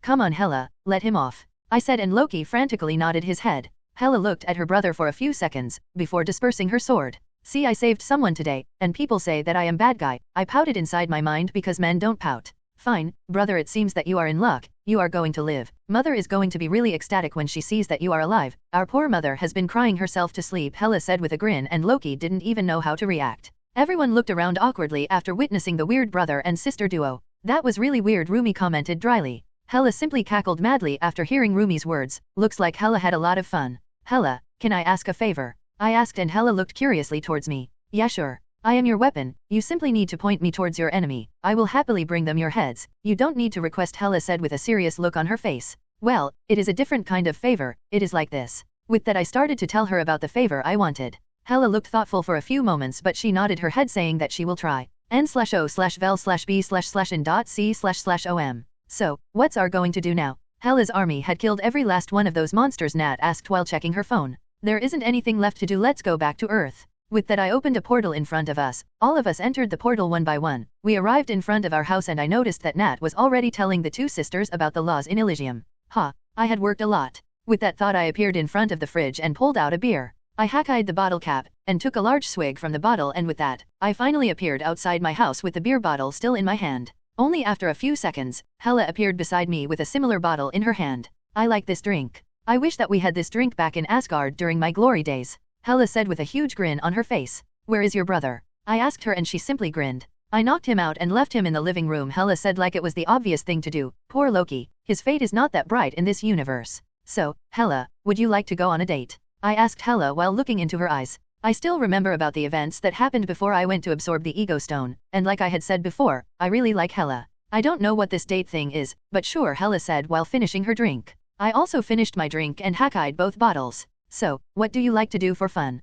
I asked her, but apparently, that was the wrong question. I already knew what she liked to do. I thought you already knew about them, but I don't have any problems telling you once again. I like killing, slaughtering and massacring. I also like to wage wars. No, scratch that. I love to wage wars and then slaughter everyone who is opposing me. I like to torture people when I am free. Hela kept going on a tangent after that. Yeah, just like I have said. I should have thought this through, and I should have avoided that question. Hela is not like the other girls. She is very different from all of them. This is going to be much harder than I had thought. I could only smile wryly while looking at her. She was still going on about her eccentric hobbies. Eventually, I had to postpone my date with Hela because the two of us had spent all of our time chatting with each other. Hela said that she wanted to visit her dear mother along with her brother, so we decided to have our date tomorrow morning. Now, I was completely free, so I decided to visit Flavia. After all, I had promised her to deal with the zealots, and a promise is a promise. With that thought, I arrived inside Flavia's room in Camartage, but surprisingly, she wasn't here. I pulled out my phone and texted Flavia. She said that she will be back in a few minutes, so I decided to wait while lazing around.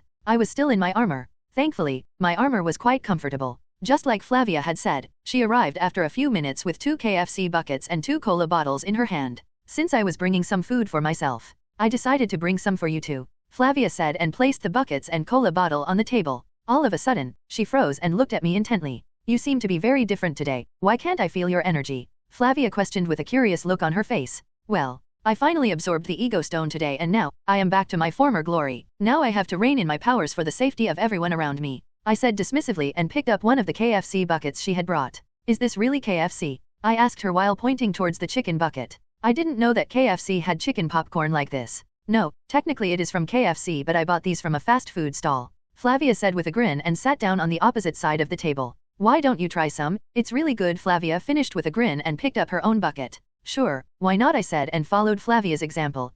They are really nice, but why the fuck are they so spicy? This might be the spiciest I have ever eaten. It wasn't a problem for me, but that didn't change the fact that it was spicy as hell. What is this called? I asked Flavia, who was calmly munching on the chicken popcorn. Firecracker chicken, Flavia said and continued to munch on them with a calm look on her face. Today I got a surprise visit, Flavia said while eating the chicken popcorn. From whom? I asked her curiously. From our guests, Flavia said, and I already understood who she meant. They were quite an interesting bunch. I have also given them some information about you, trying to dissuade them from committing suicide. I hope you don't mind. Flavia asked me and I simply shrugged. It doesn't matter, to be honest, they are inconsequential. If they refrain from joining the war then they will stay alive or they will simply become unnecessary casualties. I said dismissively and Flavia nodded her head in understanding. That is why I warned them. I knew that you wouldn't go after them if they didn't join the war, Flavia said and picked up a cola bottle. Well, Rumi and Hella had called dibs on their whole group, I said and shrugged once again, only now have I noticed that I have finished the chicken popcorn. Yes, it happens with delicious things.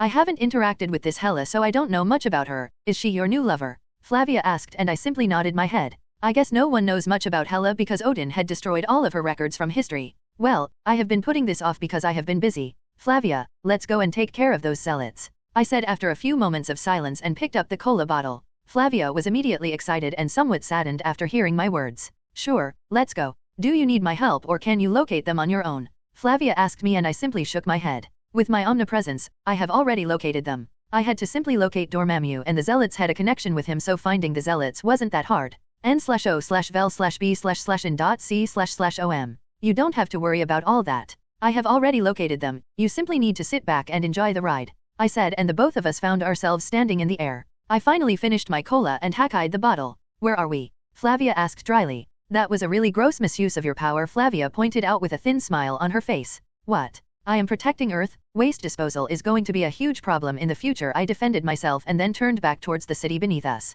We are currently above the city of Hong Kong, I said while pointing towards the huge buildings. They were quite far from us but still visible. All of them had Chinese signs all over them. So, they have been hiding in Hong Kong all along, Flavia said in a slightly surprised tone. I don't know about the past, but I think that they were planning to attack the Hong Kong sanctum, I said and Flavia simply frowned. Come on, let's go and greet TH. Before I could finish Flavia cut me off. Just kill them. I don't want to meet them, Flavia said with a hardened look on her face. Well, all of them have been her students once, so, it might be hard for her. With a simple thought the whole building was surrounded by a purple glow. Only after a second, the whole building disintegrated into nothingness. Flavia opened a portal beside us and appeared in front of the empty space. She leaned down and touched the ground. I don't know what she was doing but I floated down and stood near her but I didn't disturb her. Even though they had lost their path, they were still my students. As their teacher, I had to bid them farewell, Flavia said softly. Let's go and take care of Dormammu. With him gone, I will be able to rest in peace, Flavia said and turned around so that she could look into my eyes. I nodded my head and a portal appeared beside me. Both Flavia and I entered the portal together and the two of us found ourselves inside the dark dimension.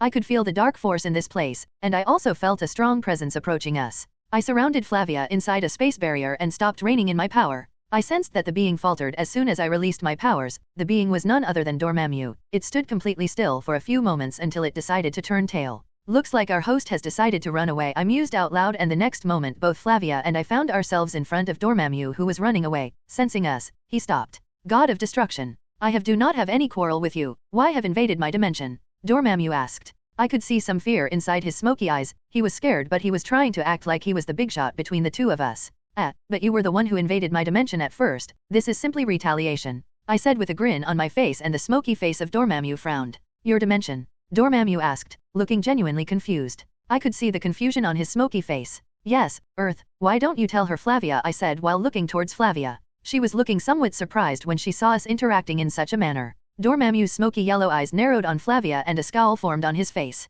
You thief. Dormammu snarled in rage, but with just a wave of my hand, Dormammu was blasted away. Don't get too high of yourself. You are still existing because I am allowing you to exist, I said and released some of my power, and the whole realm shuddered due to that. Dormammu simply cowered in fear when he sensed my power. So what do you have to say for yourself? I asked, and Dormammu decided to keep his mouth shut. Fine, be like that, I said and pointed my hand towards his smoky body. Seeing my point my palm towards him, he attacked with the dark force. Waves and waves of dark force were sent in our direction, but I dispersed them using my reality powers. That was a good attack, the strongest attack I have ever seen in this life, but having the power to change reality is really overpowered. Seeing me disperse his attack like nothing, he launched beams of dark force in my direction from his eyes. This time I didn't even bother to stop the attack and simply swatted it away like nothing with my hand. Are you done? I asked in clear disdain and pointed my palm towards him once again. Dormammu's smoky eyes grew wide in fear. Wait, he must have noticed what I was about to do, so yelled out in fear, but it was too late for him. He should have expected this from the beginning. Hakai, as soon as the word left my mouth, the gigantic body of Dormammu was surrounded by a purple glow, and only after a second, Dormammu disintegrated into nothingness. Now that Dormammu was dead, we no longer needed to be here, so with a simple thought, both Flavia and I were back inside her room. That was pretty anticlimactic. I was expecting more resistance from him, Flavia said with a thoughtful look on her face. A/N. Now before complaining why is she still alive, please read this. I have seen a lot of readers and writers make this mistake. The Ancient One is drawing power from the dark dimension, not Dormammu, so killing Dormammu won't kill her. You don't know, but his first attack could have destroyed Earth several times over. I deadpanned and Flavia's eyes grew wide in understanding. Then I guess it is good that he is dead. Flavia mused and a solemn look appeared on her face. Now, I can die peacefully, Flavia said with a small smile on her face. Don't you want to train Strange? I asked her and she simply shook her head. His fate is to become the greatest sorcerer supreme, but now, I don't need to be a part of it. I simply want to take a vacation and relax, but as no, this is a borrowed life, I could never enjoy myself, Flavia said with a melancholic look on her face. Thank you for everything you have done for me, Itsuki Ryo. I hope that I can have friends like you, Luna, Momo, and Fleur in my next life, Flavia said with a smile and sat down. I wouldn't mind meeting all of you in my next life too. Goodbye, tell Luna that I will miss her, Flavia said and closed her eyes. I felt that she severed her connection with the dark dimension. A few seconds passed and Flavia opened her eyes with a surprised look on her face. Why am I still alive? She asked with a confused look on her face and I simply grinned. Why am I still alive? She asked with a confused look on her face and I simply grinned. This is the favor I had asked from Hela back on the planet where I have killed Thanos. She said that it was something out of her hands, but she could talk with death. I could have easily stopped Flavia from dying with my own powers, but that could have created a rift between death and me, and asking her wouldn't hurt me and I could always save Flavia on my own if death had denied my request. So, after returning to Elysium, Hela knocked out Loki and went to meet death. After returning, she picked up a beer and completely forgot about that matter. She only remembered this again when I said that I was going to meet Flavia. Flashback. Oh, I have talked with death and she said that she won't claim her life after she breaks off her connection from the dark dimension, Hela said after I mentioned that I was going to meet Flavia. When did you even talk with her? I asked Hela and she simply smirked. I went to talk with her after knocking out Loki. She said that she owed you one for freeing me and now both of you are even. Hela finished with an unsure look on her face. Some might think that death swindled my favor, but allowing someone to live is a pretty big thing for her. Fine, and thanks by the way, I said and pecked Hela on her lips. A small smile appeared on her face and after that, Hela left saying that she was going to meet her mother. Flashback over. And that's how I stopped you from dying. Finally finished telling Flavia why she was still alive. She looked at her own body with tears in her eyes and pulled me into a hug. Thank you, Flavia said softly and separated from me only after a few moments. I wasn't expecting something like this. Now I can finish the potato chips I have been saving, she said and pulled out a bag of potato chips from a small portal. n/o/vel/b/in.c//om. With that, she successfully destroyed the touching moment. There were other ways to save her, but none of them were practical. I could have made her the ruler of the dark dimension, but her human body would have exploded due to so much power. She was strong, but she was still a human. She also said that she didn't want to continue living a borrowed life. It's her own life now. All of a sudden Luna appeared inside the room and pecked me on the lips. To be honest, I wasn't surprised to see her arrival. She was carrying Adam and Eve in her arms. I am so glad that you decided to keep living and now you are completely free from all your burdens, Luna said with a huge smile on her face and put down Adam and Eve on Flavia's table. I am also glad because of that, Luna. Let me prepare tea for us, Flavia said, and with a wave of her hand, a teapot and teacups appeared on the table. Rio, why don't you take a seat while I prepare the tea? Flavia asked with an expectant look on her face. I shrugged and sat down.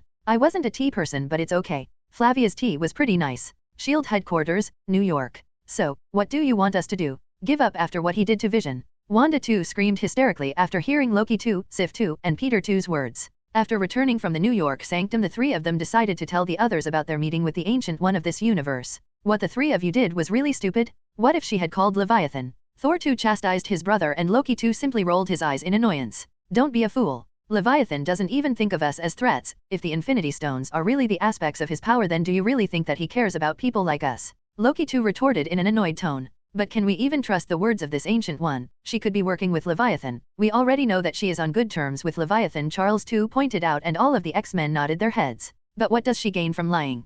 Captain 2 asked curiously. She is protecting Leviathan. She must have found out that he had messed with the wrong people and now she is protecting him, Stark 2 said in a dismissive tone. He was arrogant like he always has been. I can't believe this. All of you felt Hela's power. She could defeat all of us on her own even if we don't consider Leviathan, Sif 2 yelled out in a frustrated tone. She can't believe these stupid and arrogant people. We could prepare some kind of trap for her. Strong people are always arrogant and they always fall for traps because of their ego, Nebula 2 pointed out, and a lot of people inside the room nodded their heads. Then there is the Phoenix Force. How are you going to deal with that? Loki 2 asked with a smug look on his face, and everyone became silent after hearing his question. You don't have to worry about it. My counterpart and I will be able to deal with her, Danvers 2 spoke out arrogantly, and several people immediately agreed with her. and Banner can deal with the Hulk. This universe's Hulk won't be a problem for him, Danvers 2 said, and Banner 2 agreed with her. Tell me, did you three really believe her lies? Infinity Stones are the aspects of a single being? Tell her to pull another one. Quill 2 said and burst out laughing, followed by Rocket 2. We need those stones back, only we can protect the stones, we can't allow someone else to have the stones.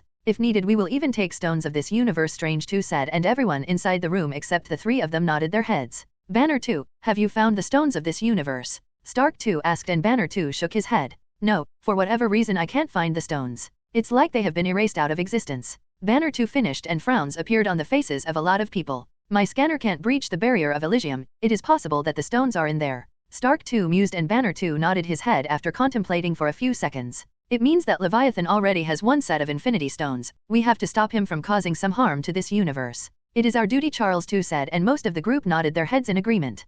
He also has to pay for what he has done to my vision. He took everything from me and I will make him regret that. Wanda 2 said ominously while releasing a red miasma from her hands. We also have to take Vision's body from his hands. We have no idea what kind of destruction Leviathan could cause with so much vibranium in his hands, Banner 2 pointed out, and Stark 2 immediately nodded his head. I guess that will be enough for today. We have discussed more than enough, Strange 2 said, and the meeting was dispersed. Everyone left the room except Loki 2, Sif 2, and Peter 2. They couldn't believe the things they have just heard. Were they really so arrogant? The three of them simply looked at each other and walked out of the room without saying anything else to each other. All three of them walked by a member of X-Man, but none of them paid any attention to her since the woman was interacting with the soda machine. The woman carefully watched the three of them, and as soon as three of them were gone, she started to walk towards the washroom. All of a sudden the woman tripped and planted her face on the wall. The woman cursed like a sailor and resumed walking like nothing happened. The woman finally arrived in the washroom and teleported away after entering a bathroom stall. The woman appeared in the woods and she was standing over a naked woman who looked exactly like her. The woman was bound and she was trying to crawl away. Tear stains could also be seen by her eyes.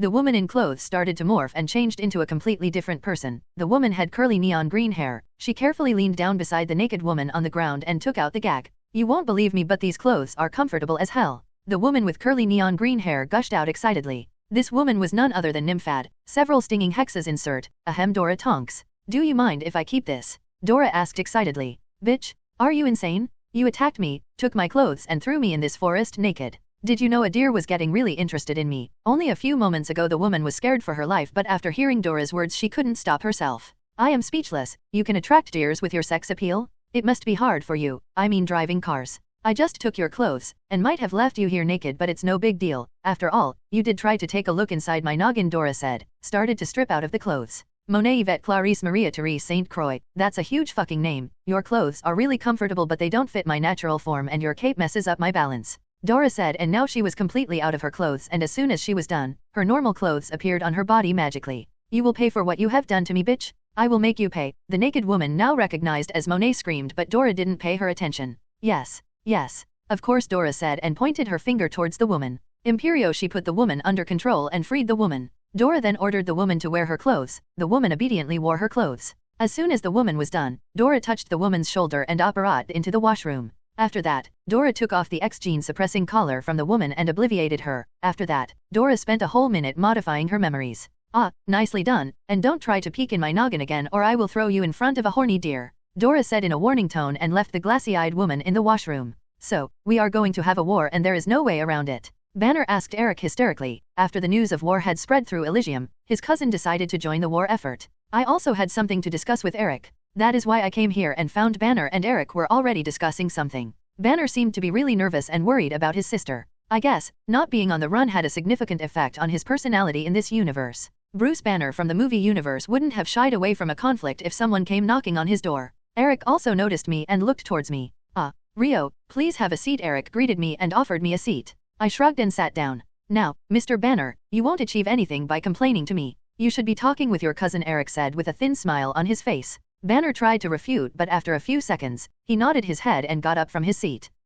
Thank you for giving me your time, Banner said in a polite and respectful tone and left the office, but not before giving me a few glances. Banner, I don't swing that way. This is why I don't read people's thoughts. I have been trying to reach you for a few days. Please tell me you know what is actually happening out there. I need to tell my people something. Eric spoke in a desperate tone. This isn't like Eric. I have never seen him like this. Yes, I know what is happening out there, I said monotonously. A relieved smile appeared on Eric's face and he leaned back in his chair. You have no idea how stressful it has been for me since the fleets have started to gather at our doorstep. Citizens are really worried and scared. After all, most of them remember how the humans have treated them before they were brought here and I had to calm them down. Eric said while rubbing his temple. I guess I can understand why he is feeling so desperate now. Yes, politics and kingdom management can be nerve-wracking, I said with an amused look on my face. That is why I avoided the responsibility. Haha, lucky me, you simply have no idea. Eric muttered with a defeated look on his face. So, why did you decide to meet Banner? I asked him curiously. If he was that busy then he should have avoided the meeting, right? I have no idea how much control he has over his inner giant green monster, so I had to meet him. I couldn't afford a rampaging Hulk at this moment inside Elysium, Eric said dryly, and what he said makes a lot of sense. So, how are the kids? I asked Eric and a genuine smile appeared on his face. I have no idea how I should thank you. I mean, I didn't even know about them and we are currently working on the dynamics of the family. Eric said with a smile on his face. Now, tell me what is happening out there. Eric asked once again, so I told him everything I knew. Information is important in every war and he needed information so that he could calm down his soldiers. I have already received a lot of information from Dora and I was also using my omnipresence to keep an eye on their progress. N/O/vel/B/jn.C//OM. I could already sense that they were preparing an entourage for negotiations. Well, they were going to make outrageous demands so that war breaks out. They were going to do this just because it was tradition. After that, I finally left his office. Was it necessary? No. But it was fun watching Eric make dumb faces while I was giving him the information. I finally arrived in the air and kept watching the whole fleet intently. It has been 3 days since I have killed Dormammu and saved Flavia's life. Flavia decided to get an apartment in Elysium after she left a heartfelt message for her students. She wanted them to think that she had kicked the bucket, so that they don't bother her any longer. I sensed someone's presence beside me and I didn't even need to look to know who the person was. I feel really bad for them, Luna said with a saddened look on her face. Most of them are going to die simply because of the greed and stupidity of some people. Luna said and smiled solemnly. I guess this is what human nature is, the people in power always want more power. I have always known this, Luna said and intertwined her fingers with mine. Neither of us said anything after that. The two of us simply spent the rest of our time in silence. POV Nat. So it's finally starting. A thought appeared inside my head as soon as I saw the notification on my phone. Did something happen? Yelena asked when she noticed me checking my phone. Yes, it is starting. They have finally dispatched the group of negotiators. I said and pulled up the video feed on my mobile. Most of the widows have decided to sit out of the war. They simply wanted to get away from all the death and killing. But there were some like my sisters who wanted to be a part of the war effort. I only agreed because there was a huge chance that they wouldn't even get to fight in the war, but they didn't need to know that. The video feed was coming directly from Momo's satellite grid. This is meaningless war, Gamera said in a bland tone, and Nebula also agreed with her. Yes, you can say that. They always wanted to gain control over the metahumans. They simply needed an excuse to justify the attack. I said dismissively, yes, they might be attacking because Rio took the space stone, but that's simply an excuse. Another notification pinged on my phone, so, our group of negotiators also departed. Along with the metahumans, Jennifer Walters was also there. She was a lawyer and she can turn into a green muscular woman if needed. That's a plus point. Are those metal suits? Did they really bring metal suits even after they knew Leviathan's power of controlling metals? Yelena asked with a bewildered and gobsmacked look on her face. Ah, yes, they are pretty stupid, but that won't be why they are going to be defeated. I said cryptically. After all, I knew that Rumi and Hela were going to fight. Rumi is a battle maniac, but Hela, she is in a completely different league of her own. She is not only a battle maniac, but she is also an insane warmonger. I had seen her handiwork with my own eyes. Hey, Nebula. That's you. Gamera exclaimed while pointing towards a screen. Is that really me? She looks like the stupid and dumb version of me. Nebula said in a thoughtful tone while she was intently staring at the screen. They also have a huge lineup of superhumans. Is that Captain America? Yelena said while looking at the same screen where Nebula and Gamera had been looking. Yep, that's him. It has been 2 weeks since they found him and Fury had already sent him to fight. I didn't expect anything else from Fury. I said while shaking my head. I have already decided to kill him and Rio has said that he has no problem with that. The two groups of negotiators finally arrived in front of the barrier. On one side we had negotiators of Elysium while on the other side we had negotiators of the human army. Just as expected, they made outrageous demands and there was no way that someone could agree to such demands. Thankfully no one attacked, even though it would have been useless with the barrier. Since we didn't reach an agreement, the war was about to break out. I opened my contact list and called Momo. She accepted the call. Turn off everything, that was all I needed to say, and Momo cut the call after that. This was our secret plan and no one knew about our plan except our family. Rio knew about this but he wasn't going to tell Eric about it. Momo started to turn off everything and I meant everything. According to Momo, the barrier generator won't have any problems, so it was going to stay up, but everything except that was going to be turned off. Nobody outside our family knew about this because Momo had a secret terminal to the whole power grid of Elysium. We have built Elysium. There is no way that we won't have any secret backdoors. All of a sudden the power went out. It wasn't just for me. It happened throughout the whole island. I calmly turned off my mobile and put it inside a lead box along with my main laptop. Now, everything depends on Dora. Both Rumi and Hela were patiently waiting with their eyes closed. Rumi was quite surprised to see that someone like Hela could meditate, but according to Hela, sometimes peace of mind is very necessary. Following Hela's example, Rumi also decided to meditate. She didn't know if this was going to help or not, but she had nothing better to do at this moment. So, she sat down beside Hela and closed her eyes. Alas, it was something very much impossible for her. Her mind was bubbling with anticipation and excitement. All of a sudden the AC stopped. Yes, they were overpowered, but that didn't mean that they wouldn't have ACS in their house. Both of their eyes snapped open at the same time. Rumi had a feral grin marring her face while Hela had a bloodthirsty grin on her face. Looks like Momo turned off the power, Rumi said in an excited tone. Then it must be starting, Hela said and got up from the floor. Let's go and meet those so-called Avengers, Hela finished and Rumi nodded her head with stars in her eyes. Rumi placed her hand on Hela's shoulder and Rumi Flash stepped along with Hela and appeared near the southern part of the beach. Thanks to Dora, they already had all the information regarding the troops' positions along with their plans. Dora might be a klutz, but there was no doubt that she was the best infiltrator and information collector. So, Hela and Rumi were looking over the horizon waiting for Dora's signal. That is when they were going to attack. N/O/vel/b/in.c//om. POV Dora. Nobody can match the awesomeness of Agent Tonks. With that thought in mind and a smug look on my face, I finally arrived in the payload room. This is where the Allied army had kept their payload, or to be exact their EMP payload. They had taken out a leaf from Rio's book and they had decided to use EMP warheads to attack Elysium. Well, that was an awesome plan, to be honest, but there was a tiny problem. Me? I slowly slipped into the room with an unsuspecting lady. I had an anti-surveillance rune and a disillusionment charm wrapped around me. I pulled out my new toy, a tranquilizer handgun, and shot the people inside the room. It didn't even take a minute and all of them were out cold. I walked up to the console and started to enter some commands. Yes, learning how to use these contraptions was one of the best decisions I have ever made. It definitely didn't have anything to do with watching hentai, believe it? Now, 5 seconds should be more than enough to freak everyone out. I pulled out 2 keys from my pocket. That key slot is quite far from me. I shrugged and transformed into Jean. Now, I can use telekinesis, though I won't be strong like Jean. Yes, I gave myself a mental pat for my brilliant idea. Using my telekinesis, I floated 1 key to the farthest key slot and I put the second key inside the slot in front of me. Snap, I turned both keys at the same time and with that the launch system was active. A grin formed on my face and I finally pressed the enter button. My eyes were glued on the timer. 5, 4, 3, 2, 1, 0. Blue-colored shockwaves erupted from the EMPs and everything went dark. Well, they do seem to work perfectly. I will tell Rio to congratulate the researchers after the war ends. With the Avengers. What was that? Danvers too asked with a deep frown on her face. Those were the EMPs. We have a traitor among us. Thankfully our equipments are EMP proof or we would be in deep trouble, Banner 2 growled out. How did they even get past the security? Captain 2 said with a scowl on his face. He was looking around seeing everyone running around like headless chickens. I have already discussed this with Fury. His security was too lax. I tried to help him but he shot off my offer. Stupid bastard, Natasha 2 said with a disdainful look on her face.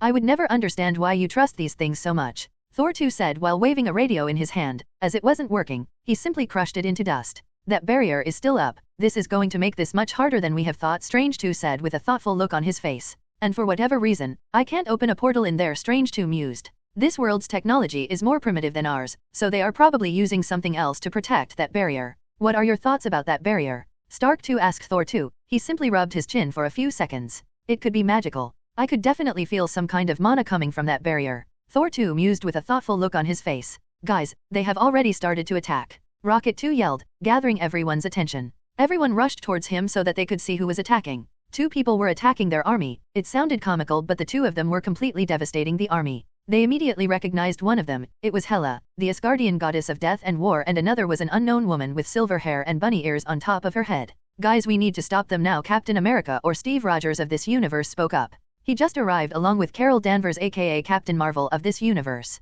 They have also noticed the EMP incident and they went to check it out. After arriving there, they found that everyone had been knocked out and there was no sign of break-ins. So, it meant that the attacker was someone inside the room. It was something they could always investigate later. They had much more important things to deal with at this moment. That woman with bunny ears is also very dangerous. Banner 2 pointed out loudly and everyone carefully watched the silver-haired woman obliterating anything in her path. They saw how the woman shrugged off an RPG like nothing. Charles 2, take your X-Men and deal with that bunny-eared girl. We are going to deal with the Asgardian goddess. Thor 2, were you able to get in contact with Asgard? Stark 2 said to Charles 2, then he turned his head towards Thor 2 and asked. Thor 2 simply shook his head in a disappointed manner. Charles 2 looked towards his group and told them that they needed to stop that silver-haired woman. Only after a few seconds, Blink 2 opened a portal in front of them. One by one they entered the portal and Danvers decided to help Charles 2's group, so she went with them. Now, let's hunt ourselves a mad goddess, Danvers 2 exclaimed loudly. Quill 2 and Rocket 2 joined her and cheered loudly. Then let's go. We need to deal with her as soon as possible. She is the goddess of death and war. She will keep getting stronger.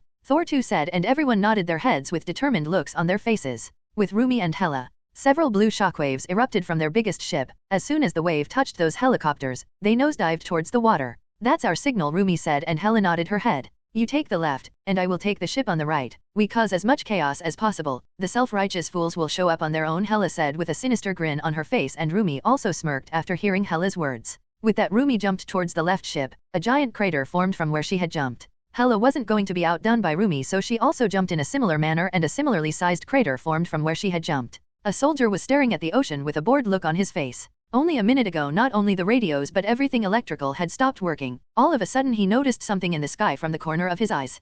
Pass auf? Da ist etwas. The soldier pointed towards the sky and yelled loudly. This seemed to catch everyone's attention around him. All of them noticed the silhouette was getting bigger and it was clearly a human. Before they could do anything, the silhouette slammed down in front of them, forming a dent on the deck. Watch out! There is something in the sky. The figure was clearly a female. The woman was dressed in a skin-tight black and green armor. The woman had a vicious grin marring her face. Hand hoc oder Weerskiesen, one of the soldiers yelled, and all of the soldiers on the deck pointed their guns towards the woman. Raise up your hands or we will shoot. Shut up, the woman said, and slashed the nearest soldier with a sword which appeared out of nowhere in her hands. Everyone looked confused until the man was sliced in half right from the middle. One of the soldiers gathered his courage by screaming and started to shoot at the woman, but the bullets seemed to be bouncing off the woman's skin. The man stopped shooting when his head was lopped off. The woman grabbed the sliced off head and smashed a nearby soldier with it. Both heads exploded, splattering brain matter on everyone around. The woman's grin intensified and she rushed towards a nearby soldier. All the soldiers were completely frozen. They have never seen such savagery. The woman grabbed the man's throat and kicked in the man's gut. The man's body was thrown back, but the man's head along with his spinal cord remained in the woman's hand.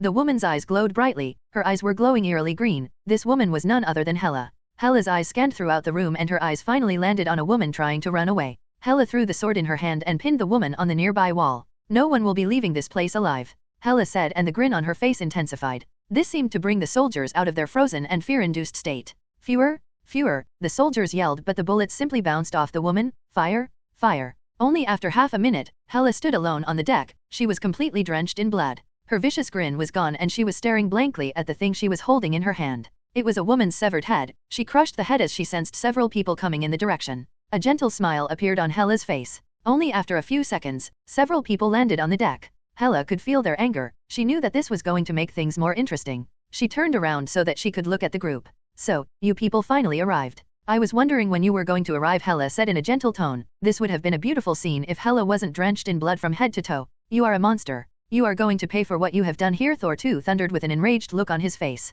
Oh, is that so? Then what are you waiting for? Come here and make me pay, Hela said, and her eyes started to glow eerily. So, the war finally started. You can always depend on Dora. She might be a klutz, but she is definitely a badass. What do you think, Alter? I asked my alter ego who was watching the war while sitting beside me. The two of us were currently in our office. Queen, you are forgetting that your thought process is somewhat similar to mine, Alter pointed out while smoking a pipe. Yep, that's true, I guess. Oh, did you see how Rumi shrugged off that RPG? Can you do that, Alter? I asked with a smug grin on my face. Alter didn't answer me and simply gave me blank stares. Hee. Annoying Alter is so much fun. Queen, when are we going to hit our targets? Looks like Hela is having a lot of fun, Alter asked me and pointed out about Hela while looking at the screen. Since we were using magic to view the war, we didn't have to bother with the EMP.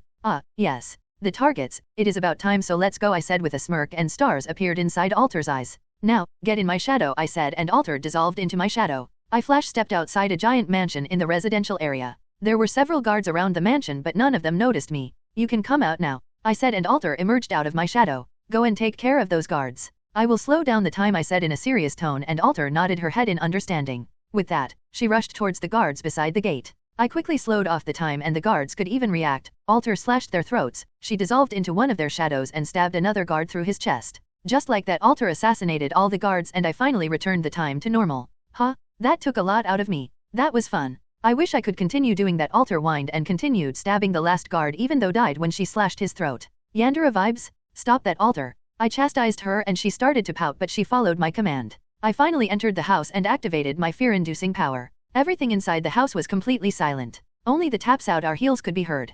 I have already sensed where our target was. I finally arrived in front of the room and Alter kicked open the door. I walked inside the room in a regal manner. After all, I am a high-class woman along with being an ultra-pervert. Obadiah Staneh, how are you? I greeted the man who was currently cowering behind his bed due to my fear-inducing power. Nemuri Kaima? Why are you doing this? I haven't done anything to you, the man stuttered out in fear. I simply clicked my tongue. You stopped me from buying more shares of Stark Industries. You tried to stop and hindered my every move. Those are crimes punishable by death. I said with a grin on my face. Alter, you can go nuts with him, I said, and a vicious grin appeared on her face. Hi. Staneh screamed in fear and cowered towards the corner of the room. Please? I will do anything. Don't kill me, please. Staneh started to beg and scream. I raised up my hand to stop Alter. Then you have to do something for me, I said with a smile, and an elated smile bloomed on Staneh's face. Please die, I said, and his face paled in terror. Alter, kill him painfully, I said, and Alter nodded her head and approached Staneh, who was trying to dig a hole for himself in the corner. Alter shot a binding curse and Staneh was bound. She levitated him over the bed and dropped him.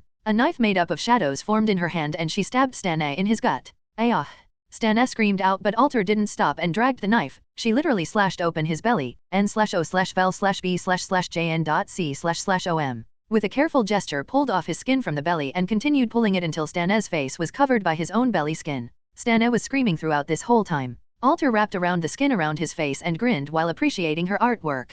Staneh won't die because of blood loss, but he was going to die due to lack of air. Good, let's go now. We have another target and he is much important, I said, and Alter nodded her head like a little kid who was going to get her favorite candy. I cast a proximity alarm spell near the door and a life-sensing sleep on Staneh's bed. The proximity spell would tell me when the police arrives and the life-sensing spell would tell me when Staneh finally kicks the bucket. I didn't even need to say anything this time and Alter merged with my shadow. I flash-stepped and appeared outside Wheaton, New Jersey. We were currently standing in front of a historic place. It was from this place. This is from where the legacy of the greatest hero of America started, though I don't know if he is going to stay alive after today or not. Alter emerged out of my shadow and looked at the bunker in clear disdain. Camp Lehigh. I already feel some kind of distaste standing in front of this place, Alter grimaced and her face turned slightly green. I simply rolled my eyes after seeing her antics. I knew very well that she hated Captain America because of his Boy Scout nature. Alter, don't be a baby and go inside, I said, and Alter pouted but nodded her head. With that, she dissolved into my shadow and returned after a couple of minutes. What did you find? I asked Alter, and she kept grinning like a loon. Her grin was so wide that I was worried that her face would split in two. There is a small army in there aside from our target. Can I kill them, please? You don't even need to slow down the time, Alter asked me while making puppy dog eyes. I smirked and nodded my head and she was immediately gone. I arrived in front of the steel door and used my fox eyes to freeze the door. I could feel the joy and rush from Alter. She was really happy. I wonder if this is the back door or the front door. Speaking of back doors, it has been quite some time since Rio had knocked on my back door.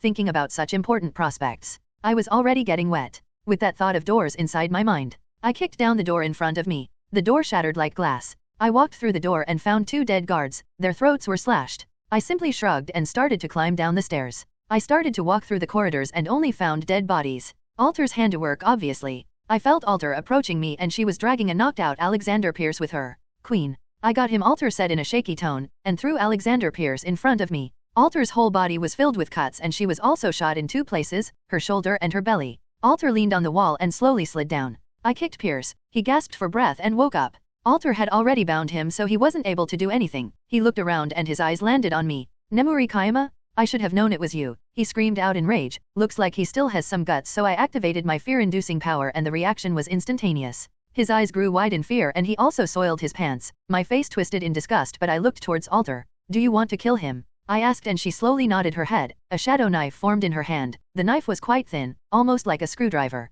I was interested to see what she was going to do with that. She slowly stabbed him in the chest but didn't make a deep wound. Pierce screamed in pain but there was nothing he could do. Alter pointed the knife to the other side of his chest and made a similar wound. He will now drown in his own blood, Alter said with a grin and dispersed the knife. She stood up from the ground with a lot of difficulties. Queen, I am going to call it a night, Alter said and merged into my shadow. Take rest, you have worked really hard, Alter, I said in a gentle tone and flash-stepped past Pierce who was drowning in his own blood now. I arrived in the main room and found a thrashed computer. It was I'm Zola from what I have heard. My hands were covered in foxfire and I started to cover the whole building with my foxfire. After a few minutes, I was satisfied with the fire so I flash-stepped outside. I scourgified my clothes and flash-stepped back into my office. Take rest, Alter, you have earned it. POV Rumi. With a loud bang, I finally landed on the ship's deck. The men and women on the ship started to scream in some unknown language, but they were pointing their guns toward me so I guessed that they must be asking me to surrender. They started shooting and I lunged towards the nearest guy and punched his head. I significantly held back my power or I might scare off the Avengers, but my hand went right through the person's head. Fuck. Why as hell is everyone so fragile? I yelled out loud and threw away the body towards the nearest soldier. The woman was flung along with the man's body towards the nearby wall and both of them got splattered on the wall, making an eccentric graffiti. I gritted my teeth in annoyance and grabbed the gun of a soldier and smashed it on his head. His head was blown off like a baseball. That is when someone fired off an RPG towards me. I didn't even bother to dodge and the RPG exploded after colliding with my shoulder. As soon as the dust cloud cleared, I flash stepped in front of the guy who shot the RPG and kicked him in the nuts, but his whole upper body exploded, painted a nearby woman with his guts. She started to scream hysterically. I got annoyed, so I stabbed the woman with the gun I still had in my hands. This seemed to have silenced her. That is when a portal appeared on the deck and Charles too came out along with a group of his lackeys. I felt someone brush against my mental shield and my eyes narrowed on Charles too, who had a deep frown on his face now. This Charles too was much stronger than the Charles of our world, but he still wasn't strong enough to breach my mental shields. That was pretty rude, I said while glaring at the bald man who had just tried to enter my mind. Oh, is that so? Then what are you waiting for? Come here and make me pay, Hela said and started to release her power. Her eyes started to glow eerily. She couldn't stop herself from grinning when Hela noticed the glint of weariness in their eyes. N/O/vel/b/c/om. A red-haired woman came forward. Her hands were surrounded by some kind of red miasma. Hela wondered if it was chaos magic. She had been wondering that since she had seen the woman on the moon. It won't matter even if it was chaos magic. An amused smile appeared on Hela's face. Where is Leviathan? The woman growled out, but Hela simply continued smirking. The woman glared at Hela and a red miasma started to surround Hela's body, though it didn't seem to affect her. Due to this, a frown appeared on Wanda 2's face. Even though Hela wasn't affected, she carefully checked the magic to see if it was really chaos magic or not. I might have some idea, but you see my memory seems to have gotten weaker, Hela said with a smug grin on her face when she noticed the amount of fury on Wanda 2's face. The woman screeched like a banshee and started to hurl blasts of chaos magic towards Hela. Hela simply dodged the attacks like a skilled dancer, but Hela had to jump back when Thor 2 slammed down his hammer where Hela had been standing. His whole body was surrounded by lightning. Before Hela could even land, several golden ropes wrapped around her feet. Hela snorted in disdain and a sword appeared in her hand, but before she could swing down the sword she was hit by a beam from Stark 2. Hela was blasted away in the sky while strange 2 golden ropes were still wrapped around her foot. Banner 2 appeared over Hela's body in his Hulk form. Hulk smash. Hulk 2 yelled and smashed Hela into the deck. A giant crater formed where Hela landed and her body went right through the deck. Hulk 2 landed near Danvers 2 and Nebula 2 started to walk towards the hole. She activated several grenades and dropped them inside the hole. The whole group waited patiently. Boom boom boom. Several loud explosions shook the whole ship and now there was a gaping hole in the hull. Ha! She was all bark and not bite. Danvers 2 exclaimed boisterously and a lot of them nodded their heads. Yes, that seems to be the case, Nebula 2 said, and the ship started to tilt due to the hole in the hull. I wasn't able to find out where Leviathan is. Maybe the silver-haired woman would be able to tell us, Wanda 2 said with a malicious look on her face. Yeah. That was all Nebula 2 was able to say before she spat out a lot of blood. The blue-skinned didn't even get to scream before Hela pulled out her spine along with her skull from her body. The whole group looked at the scene with horrified looks on their faces. What scared them, even more, was Hela didn't even have a single scratch on her body. Hela casually threw away Nebula 2's spine and skull and cracked her neck. Thanks for all that. Fighting weaklings had made my body completely stiff, Hela said with a gentle smile on her face and tilted her head to dodge several shots from Quill 2's gun. You are going to die for that. Quill 2 screamed and rushed towards Hela in blind rage. The others were brought out of their shocked states due to Quill 2's scream. 2 magic circles formed in Strange 2's hands, but all of a sudden a magic circle dispersed. This seemed to confuse Strange 2, so he looked down but found his left hand was on the ground. The fingers were still twitching. Arg!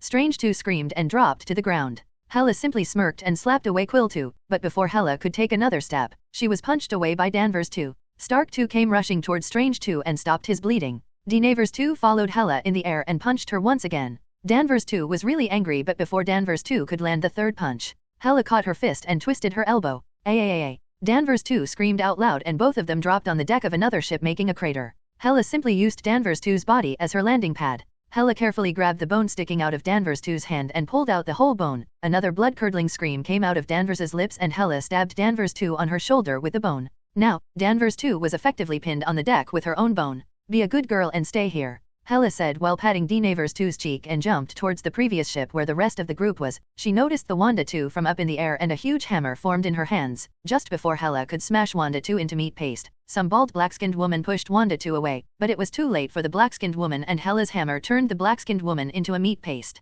Awawa! Wanda 2 screamed. She was completely devastated. That was an odd type of scream Hela mused in her mind, but she was brought out of her thoughts when a missile hit her face and exploded, but Hela didn't even move from that place. When the dust finally cleared out, they saw that Hela's eyebrow was twitching really badly. That was annoying. Hela uttered out in disdain and started to release an insane amount of bloodlust. Everyone shuddered in fear when they felt her bloodlust. With Rumi. That was pretty rude. Rumi said while glaring at the bald man who had just tried to enter my mind, but Rumi finally moved her eyes away from him. She wanted to scan the whole group and her eyes finally landed on a metal man.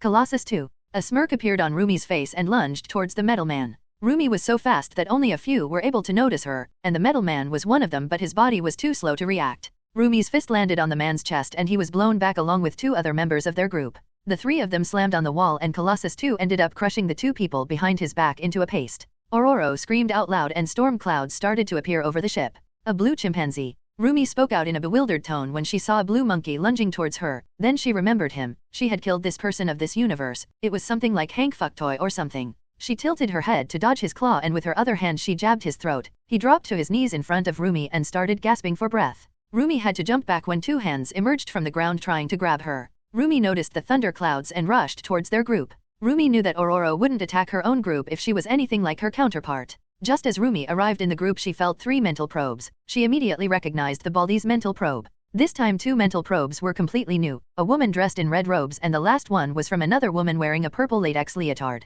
Rumi marked them for a later reference and lowered her head to dodge 3 metal claws. Rumi twisted around her body in the air and kicked Logan 2 on the chest. Logan 2 flew back a few meters before dropping on the deck. Rumi frowned when she felt 4 mental probes. There was a new person, and Rumi's eyes zeroed in on a woman wearing red glasses. Is your whole fucking group filled with damn telepaths? Rumi yelled out in anger and her body was surrounded by armament haki and she appeared in front of the woman in red glasses. The woman gasped in fear but it was too late for her and Rumi's fist landed on her face and her head was obliterated into nothingness. The woman's body dropped to the ground and that's how Sage 2 died. Rumi noticed the fear in everyone's eyes and jumped towards the woman in red robes. Rumi had decided to kill Charles 2 at last. Rumi was about to reach the woman when she lost her footing and the metal man smacked her away towards the ocean. Rumi floated in the ocean with a dumb look on her face. How the hell did I slip? Rumi wandered inside her head but wasn't going to get an answer while floating inside the ocean so she simply flash stepped on the deck and surprised the rest of the group. She noticed that some parts of the deck were frozen. It must be that guy. He was one of Jean's students, Rumi thought while her eyes narrowed on Bobby. This is so much fun. Let's keep fighting. Rumi exclaimed excitedly and a vicious grin appeared on her face. You know you should have told me. Yelena muttered out with an annoyed look on her face. She wasn't happy at all with the stunt we have pulled. You know, you shouldn't be like that. You should leave the fighting to the people who love fighting. I said while patting her head. Yes, some of the widows wanted to fight but only a few of them loved to fight. I loved fighting from time to time, but I am not someone who you can call a battle maniac. That's Rumi and Hela. Both of them seek fights so that they can utterly destroy their enemy while having fun. Yes, but we could have helped, Yelena insisted and I simply chuckled. These primitive weapons won't be able to penetrate the barrier no matter how much they try. Nebula pointed out and Yelena's shoulders sagged in disappointment. Now, be a good sister and stay here. I have to do something important, I said politely and Yelena reluctantly nodded her head. A portal opened beside me and I entered the portal while waving at her. I appeared inside an empty building. You are 21 seconds late, Dora said with a calculative look on her face. I simply rolled my eyes seeing Dora's antics. 21 seconds isn't a big deal, unlike a certain someone who was late by an hour because she was hungry, I retorted and a silly grin appeared on Dora's. TCH. TCH. TCH, you were late. It doesn't matter if it's 21 seconds or an hour, being late is late and those pancakes were great. Dora exclaimed proudly and I simply gave her a blank stare. Sure, whatever you say ma'am, I said and a smug grin appeared on Dora's face. So, where is he? I asked Dora and she snorted in clear distaste. As soon as the EMPs went off he knew that there was a traitor among them so he went to hide in his safe room. He also took Carlson with him, Dora said and I also snorted in disdain. I didn't expect anything else from that paranoid bastard. So, Barton didn't come? I asked and she simply shook her head in denial. He has been AWOL since morning, Dora mused and her hair morphed. She was now sporting silver spiky hair. What kind of security does he have? I asked and Dora simply shrugged. Who knows what that paranoid bastard is into? Dora said and her face turned slightly green. Thanks for those images, I grimaced and let's go, I said and both of us started to walk towards Nick Fury's safe house. POV Rio. While floating in the air along with Luna, I was watching the whole battlefield. Everyone was sitting ducks in the water. The EMP trick worked like a charm but there were 15 highly advanced ships. They seemed to be working really fine. They were continuously bombarding the barrier. Wakadan ships, I mused in my mind. Luna. I am going to greet a certain king, I said and Luna nodded her head. I am going to stay here if you don't mind, this is the best place to record everything. Luna beamed with a huge smile on her face. I nodded my head and appeared over the biggest Wakandan ship. I slowly floated down to the deck and everyone on the ship started to disintegrate into nothingness. I was careful so that I don't accidentally disintegrate the foolish king. The foolish king has even brought his family along with him. I casually walked through the halls and arrived in front of a bunker-type room. The room was made up of vibranium. Using my magnetokinesis, I easily opened the door. I could have easily destroyed the door, but it would have been a crime to nature. Valuable metals should be protected, at least the metals which weren't shiny. Shiny things were Nemuri's responsibility. I walked inside the room and a nearby guard attacked me with a spear. I simply stared at the man and he disintegrated into nothingness. Everyone inside the room flinched back in fear. T'Chaka, that's your name, right? You see, I get nervous around pointy things, so I lose control and then disintegrate them, I said while looking towards T'Chaka. T'Chaka's whole family was huddled behind him. N/O/vel/b/n.c//om. Please let my family go, T'Chaka said in a pleading tone, and I simply stared at him with a dumbfounded look on my face. So, I can kill the rest of them, I said, pointing around towards his guards. The guards gulped loudly, but T'Chaka didn't say anything. What kind of pathetic king are you? I asked him in an amused tone. My father is not pathetic, T'Challa yelled out before Raymunda could stop him.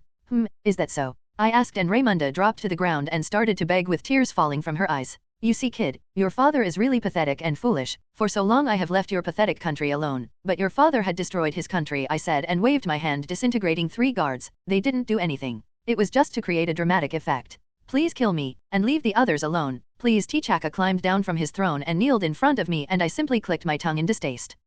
How about this? I will forgive Wakanda, but in exchange, I will take all of your vibranium, I said, and T'Chaka stared at me like I am the demon. Well, I was at least for him with my act. It is the blessing of the beast god Bast to RP, T'Chaka started to say with a serious look on his face, but I cut him off. Well, I am going since you denied my offer. There is nothing else to discuss. I will come to Wakanda after the war ends and I will take every last ounce of vibranium from Wakanda. Anyone who tries to stop me will be killed, but don't worry. I won't kill you or your family, I said with a grin on my face. Everyone in the room had horrified looks on their faces. After all, they would be nothing without their precious metal. They would just be common people. You will have to stay alive to take the responsibility. You shouldn't have participated in the war. You should have stayed behind your barriers like a coward, like you people have always done. Alas, it's too late now. I shrugged and appeared beside Luna, but Flavia was also here now. Like always, she was munching on her potato chips. I wonder if she was an Akimichi in her past life. Rio? That was so evil, Luna exclaimed loudly, but she was smiling. But I liked it, Luna said, and jumped into my arms and started to kiss me. Flavia groaned in annoyance. Go get a room, you too, Flavia said in an annoyed tone. You are the one who is intruding in our lovey-dovey time, Flavia, Luna shot back while giggling. Ignore the minor details. Would you like some tea, Luna? Flavia asked, and Luna immediately skipped towards her and plopped down. What about you, Rio? Flavia asked me, but I simply waved her off. Maybe another time, I said, and I started paying attention to Hela's and Rumi's fight. Flavia simply shrugged and started to prepare tea for herself and Luna. With Hela. That was annoying. Hela uttered out in disdain and started to release an insane amount of bloodlust. Everyone shuddered in fear when they felt her bloodlust. Don't worry, as the goddess of death, it's my duty to guide you all to the afterlife, Hela said, and disappeared from her position. Everyone was confused because of her insane speed when they heard a blood-curdling scream. All of them turned around only to see Hela sticking her fingers inside the eye slots of the war machine 2, and with a strong yank she split James Rhodes 2's skull and his brain dropped to the ground. Stark 2 screamed in rage and fired a beam towards her, but once again she was gone. Groot 2, all of them heard Rocket 2 scream and turned around to see that Hela was holding Groot 2 by his neck. That wasn't the problem, but Groot 2's lower body was on the ground. She threw away the body and a sword appeared in her hand. All of them saw her bringing down the sword, but none of them were able to do anything but to keep watching. Hela's arm finally stopped descending and Rocket 2 was split right from the middle. Thor 2 appeared before Hela brandishing his hammer. He was too late to stop Hela from killing Rocket 2, but he was going to stop her now. With that thought, he brought down the hammer and Hela simply stopped his hammer with her bare hand. A small smile appeared on Hela's face, and with an upper slash she cut off his whole arm and kicked Thor 2 away. When Hela stopped Thor 2's hammer with her bare hand, Thor 2's face was filled with terror. Hela caressed the new hammer and turned around to see a man in a catsuit was about to reach her. Hela raised up her new hammer and shot out a lightning bolt, making a fist-sized hole in Black Panther 2's chest. Since Hela was standing in one place, it gave Groot 2 enough time to wrap his vines around Hela's foot. Hela noticed that the plant thing was still alive, but this gave enough time for the others to land a devastating blow on Hela. Several blasts of red miasma slammed on Hela's chest and Hulk 2's fist landed squarely on her face, resounding a loud crack. Hela was blown away like a cannonball. Hela's body collided on the ship's bridge. Hela's body went inside, making a hole in the bridge.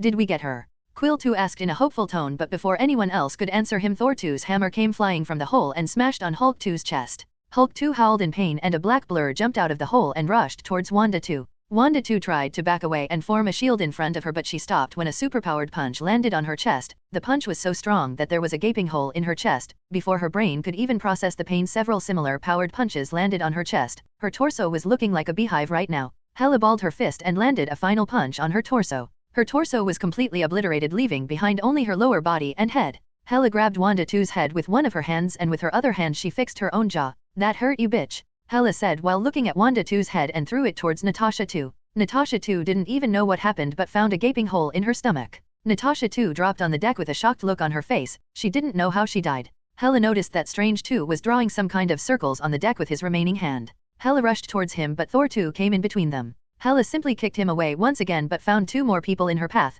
Both of them were hiding behind shields. Hela opened her palm and Thor 2's hammer flew into her hand while she pulled out another similar hammer from her shadow and lightning crackled around her. Hela slammed down the hammers on the 2 shields and both of them were blown away. Strange 2 stopped what he was doing when he noticed Hela standing over him. He looked up only to see 2 hammers coming down and Strange 2's head was turned into meat paste. Hela turned around and threw one hammer at Stark 2 while threw the other at Hulk 2. Hela appeared near Groot 2 and greenish-black smoke started to ooze out of her hand. She slammed down her hand on Groot 2 and Groot 2 screamed in pain when he started to rot away. Hela was interrupted when a shot landed on her back. Hela turned around to find Quill 2 firing at her. She wasn't bothered by it and started to approach Quill 2. Quill 2 continued shooting her but all of a sudden Hela stopped and tilted her head to the right. A bone passed by her head and Danvers 2 came into view. Her left hand was hanging beside her body. "You aren't a good girl and bad girls should be punished." Even though Hela said that while looking towards Danvers 2, she rushed towards Quill 2 and lightly smacked him on his chest. Quill 2 rose up in the air and Hela grabbed his foot and smacked him on the deck. Several bone-breaking noises were heard but Hela pulled him up once again and smacked him on the ground. This time Quill 2's head wasn't able to withstand the blow and it cracked open like a watermelon. That is when Hela noticed a giant man with red tattoos had lunged towards her with daggers in his hands. Hela was shocked to see the man. There was only one thought going through her mind. How the fuck did I miss him? He must be strong. With that thought Hela slapped the man and Hela was shocked once again when she broke the man's neck with just a slap. Hela simply shrugged and grabbed the shield which was about to hit her head. Hela twisted around and threw the shield towards Stark 2. Stark 2's vision twisted around and he found himself looking at his own headless body before his world went completely black. While Stark 2 was living his last moments, Hela threw a sword towards the man who had thrown the shield. Hela backed away to dodge Danvers 2's attack once again before she firmly grabbed Danvers 2's face and with a small twist, Danvers 2's head was now looking backwards. A loud roar was heard and Hulk 2 arrived beside Hela and punched towards her but Hela simply grabbed his giant fist and imitated Hulk 2's roar.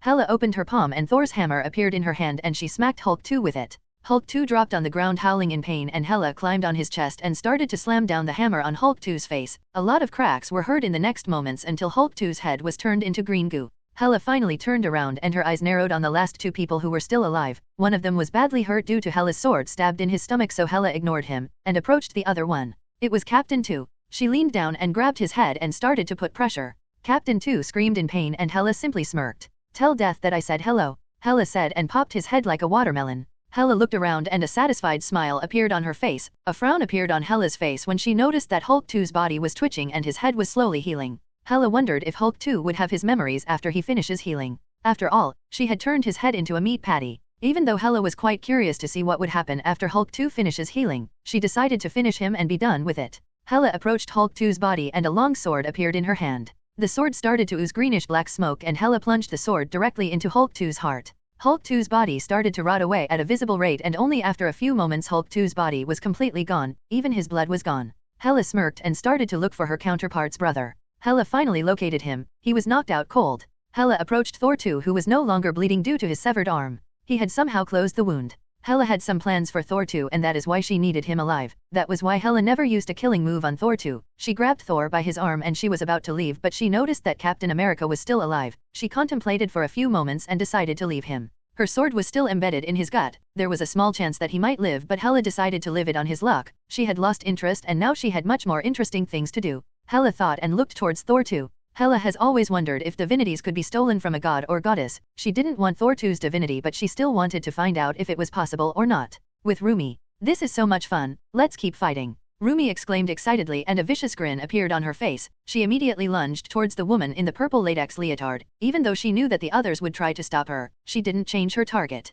The mental probes were getting really annoying. Rumi could have ignored them but where was the fun in that? And just like Rumi had thought, the metal man came in front of Psylocke 2 to guard her but this time the metal man's stance was very different. Rumi arrived in front of Colossus 2 and punched in his direction, and the metal man also punched Rumi. Both of their fists collided in midair and a shockwave erupted from the collision. Colossus 2's howled in pain when his arm was burst open due to the force behind Rumi's punch. Rumi was about to punch Colossus 2 once again but Rumi had to turn around to dodge a kick. Rumi looked at the person who had interrupted her and thought that this new person was much more interesting than the metal man. Rumi lunged towards the person who had interrupted her. It was a woman surrounded by a yellow glow. The woman was none other than Carol Danvers, aka Captain Marvel. You are strong. Rumi yelled out in an excited tone and kicked towards Danvers. Danvers brought her arms in front of her chest because she knew that she wouldn't be able to dodge Rumi's kick. Rumi was much faster than she had thought previously. Rumi's kick landed on her arms and 2 resounding cracks were heard from Danvers's arms. Danvers yelled out in pain. Her body was flung back by several meters until her back smacked on the ship's bridge. Danvers's body dropped from the wall and landed on the deck, leaving a huge dent on the ship's bridge. Danvers passed out due to the pain. While Danvers laid on the deck completely unconscious, the others didn't stop attacking Rumi. Rumi was currently dodging laser beams fired by Bishop 2 while she was being constantly attacked by Aurora 2's storm clouds. Even though Rumi was getting struck by lightning, she simply shrugged them off. Rumi was already using armament haki, so the lightning didn't matter to her much. All of a sudden Rumi flash-stepped and appeared behind Bobby 2. Bobby 2 was quite surprised due to Rumi's sudden appearance, and soon the surprise turned into fear. Bobby 2 was kneeling on the ground trying to create a thin layer of ice. That is why Rumi decided to take care of Bobby 2. Because of him, Rumi had already lost her footing once, and she would be damned if she allowed something like that to happen once again. After all, losing your footing during a fight could be disastrous for a person. Rumi backed her leg and kicked Bobby 2's head. Bobby 2's head exploded like a fruit. No. Rouge 2 screamed in despair when she saw what Rumi had done to Bobby 2. Rouge 2 forgot everything else and lunged towards Rumi in blind rage. Rumi simply shook her head in disappointment and smacked Rouge 2's forehead with her palm. The back of her head exploded like a coconut.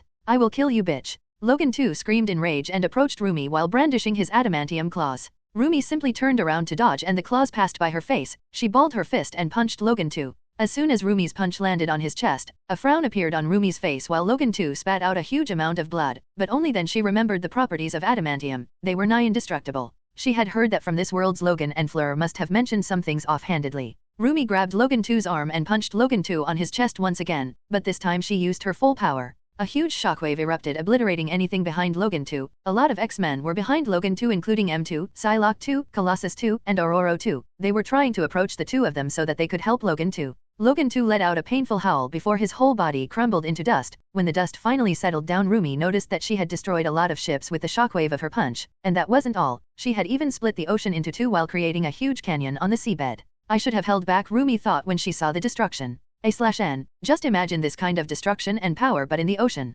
Rumi could only sign with a disappointed look on her face. I could have enjoyed a lot more with them if I had continued playing with them while holding back, but no. Rumi groaned in annoyance and rubbed the back of her, looking really ashamed. She let out another sigh and her shoulders slumped down. She could only blame herself for what she had done here. Nov. L. B/JNN. The ocean finally started to return to its original place, and water started to fill up the recently formed canyon. All of a sudden she was hit by a lightning bolt. Rumi looked up and found that the storm clouds were still there, which meant Aurora 2 was still alive. The ship started to sink as the ocean started to return to its original state. Rumi had no idea how Aurora 2 survived, but she did. Rumi looked down at Logan 2 and saw that he wasn't healing. Well, she kind of expected that he would heal, but that didn't seem to be the case. Rumi decided to leave Logan 2 and Aurora 2 and find Charles 2. She was pretty sure that Charles 2 wasn't behind Logan 2. Rumi finally found Charles 2 lying on the ground while coughing. He might have fallen from his chair due to the shockwave. Rumi flash-stepped in front of Charles 2 and picked him up by his throat. You are a monster. Charles 2 mumbled, but Rumi simply snapped his neck and killed him. That was an express order from Rio. Both Hela and Rumi were told to kill Charles 2. Rumi threw away Charles 2's body into the ocean like it was trash, and Aurora 2 finally arrived on deck along with Kitty Pryde 2. You two are lucky. I have lost interest, Rumi said while walking away, and Flash stepped back to Elysium. With Nat and Dora. Yes. I can sense them inside there, Nat said while looking towards Dora, who was goofing around. Then open the buggering door. Dora retorted back while playing games on her phone. Nat gave Dora a blank stare and started to use her mental manipulation power. She froze Nick Fury while she made Phil Coulson open the giant door. With a loud clang, the locks were finally disengaged. Fucking finally. Dora cheered loudly and paused her game. Nat pushed the door open and found Coulson standing beside the door with a blank look on his face. Coulson, you are a nice guy, so your punishment is going to be light. As a magnanimous goddess, I punish you to sleep on the floor, Dora said and shot Coulson with her tranquilizer gun. Dora started to giggle when Coulson dropped on the ground like a sack of potatoes. Apparently, acting like a magnanimous goddess was funny for Dora. Nat simply rolled her eyes when she saw Dora's antics. Nat shifted through Fury's head to see if he had set up any traps in this room and found that the whole room was rigged with bombs. Nat quickly told Dora about it and the two of them disabled all the bombs, and lastly, Dora removed Fury's guns. Nat and Dora finally sat down in front of Fury. Nat finally unfroze Fury, jumped out of his seat and his hand went towards his gun but found nothing. How? What the fuck? Fury exclaimed loudly when everything finally registered in his brain. You were the traitor. Fury yelled out when he noticed Dora and she simply grinned. Ding, ding, ding, and we have a winner, Dora said with a grin on her face, and Nat simply pulled out her gun and pointed towards Fury. Sit down, Fury. I have something to say to you, Nat said coldly. Fury glared at Nat but followed her command and sat down. Instead of letting you live, I should have killed you, Fury growled out. Both Nat and Dora could see the fury in his eye. So, what are you going to say? Fury asked while he grabbed the detonator and pressed it. Fury knew that there was a very small chance that he would live, so he decided to take the two of them to hell with him, but unfortunately for Fury, nothing happened. Motherfucker. Fury yelled out in frustration when he noticed that the bombs didn't go off and his eyes grew wide in fear. Hasta la vista. Fury. After saying that, Nat pulled the trigger and splattered Fury's brain on the wall behind him. Nat, that was so badass. Hasta la vista. Fury, Dora said while she looked exactly like Nat. Nat wanted to hide her face in shame. She didn't mean to say that, but she agreed that it was badass.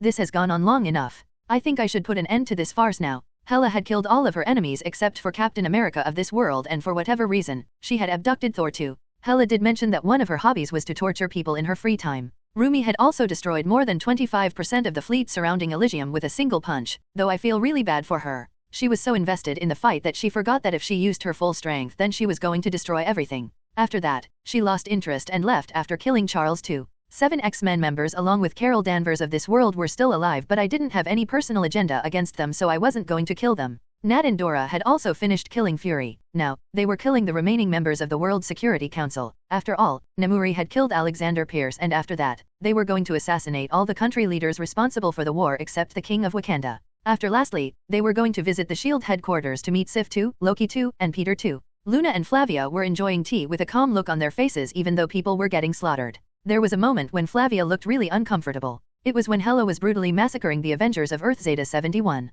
Previously I didn't know the name of their universe, but thanks to my omnipresence I know that now. I also found out the name of our universe. Earth Prime. This was the prime universe of this multiverse, the most realistic universe of the Marvel multiverse, so, I released a huge sign and released my mind powers. I wanted every soldier down there to hear my words. When I felt that I had connected to all of their minds, a smile appeared on my face. Good afternoon. That was the only thing I was able to say before everyone alive on the human side started to freak out. Well, I would also freak out if all of a sudden I started to hear voices inside my head. Don't get surprised, and none of you are going mad. This is your friendly neighborhood Leviathan. I felt all of their fear and horror. I could only wish that we were having a conversation under better circumstances, but it is what it is. Now, jokes aside, I want to tell all of you about your current situation. All of your equipments, ships, and armors are completely useless now. All the superpowered humans of your army have been either killed or defeated, I said, and another round of murmurs broke out. Some of shouting that I was telling lies while others have already lost hope.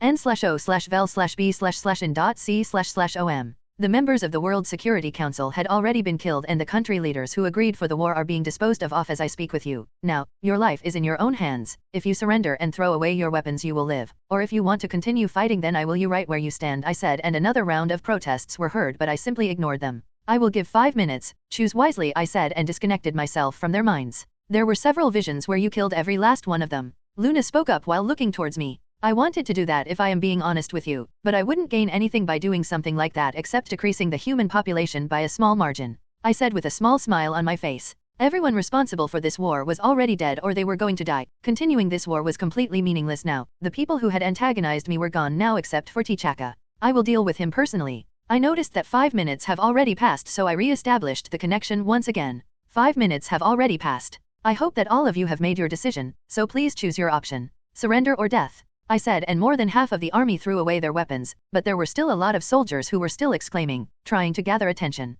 I simply disintegrated them into nothingness. I felt their fear when they saw the soldiers who were still wanting to fight to disintegrate. Some also felt relieved after seeing such a scene. With that, the war was finally over. I know it wasn't a dramatic ending, but this was much better than killing them mindlessly. This was to send a message. If I had killed everyone, no one would have known about the things that have happened here, but now the stories will spread, the fear in people's mind with increase.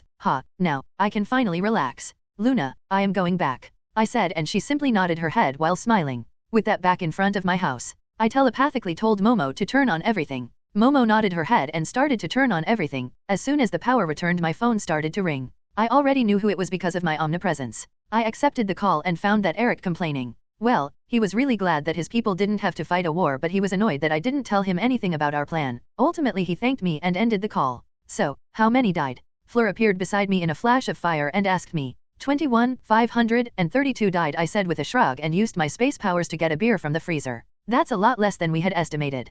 Fleur mused, and the other girls also started to appear. Hela, what are you going to do with Thor 2? I asked when Hela finally arrived. I want to see if I can extract his divinity, Hela said with a smirk, and I simply nodded my head. It wasn't a big deal. After some time, Luna appeared with several buckets of firecracker chicken for every one of us, and Nemuri arrived with bags of burgers and fries. All of us decided to wait for Dora and Nat. Dora and Nat finally arrived. So, did you get all of you? I asked, and Dora transformed into Nat and pulled out her gun. I already knew what she was going to do. Yes. Nat was like hasta la vista. Fury, Dora said, and Nat simply groaned and shook her head. I had started laughing when Nat had done that. Give the girl a break, Dora. Here, have some fries, I said, and Dora immediately plopped down and started to pull out the boxes of fries. We also met with Loki 2, Sif 2, and Peter 2. They weren't happy, but there was nothing they could have done.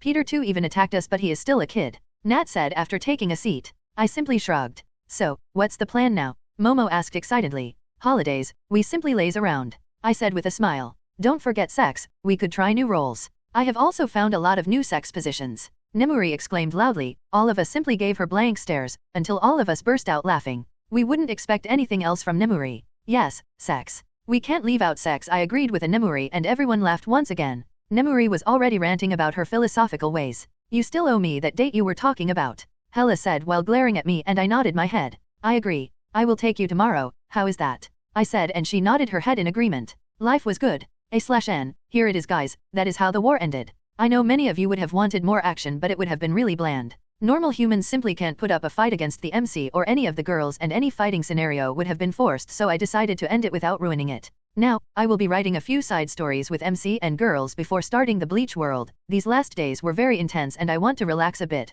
but don't worry. In the side stories, MC and the girls will travel to other worlds. I really wanted to hack the sun right now, but I decided to keep on glaring. After all, destroying the sun would kill all life on Earth. I yawned and pulled myself up from the bed. I looked around the room and found that almost everything in the room was destroyed along with the roof. A ring appeared around my hand and everything was fixed, including the roof, walls, and the bed. Last night was the wildest night of my life, both lives, and that's really something. Yesterday no one wanted to make love or have passionate sex, they wanted wild sex. The girls were still asleep with silly grins on their faces. Last night was definitely something. I kissed all of them on the foreheads and got out of the bed. All of us were completely free today, so there was no hurry, but I had promised Hela a date, and this Leviathan always keeps his promises. So, I made my way towards the shower. After a nice and relaxing shower, I walked out with a towel wrapped around my waist. I quickly got dressed and walked in front of the mirror. I was wearing blue ripped jeans along with ankle-high boots and a red hoodie with my name Leviathan written on it. I walked out of the room and arrived in the kitchen. I was not in the mood for cooking, so I called the house elf and told him to make something for me and the girls.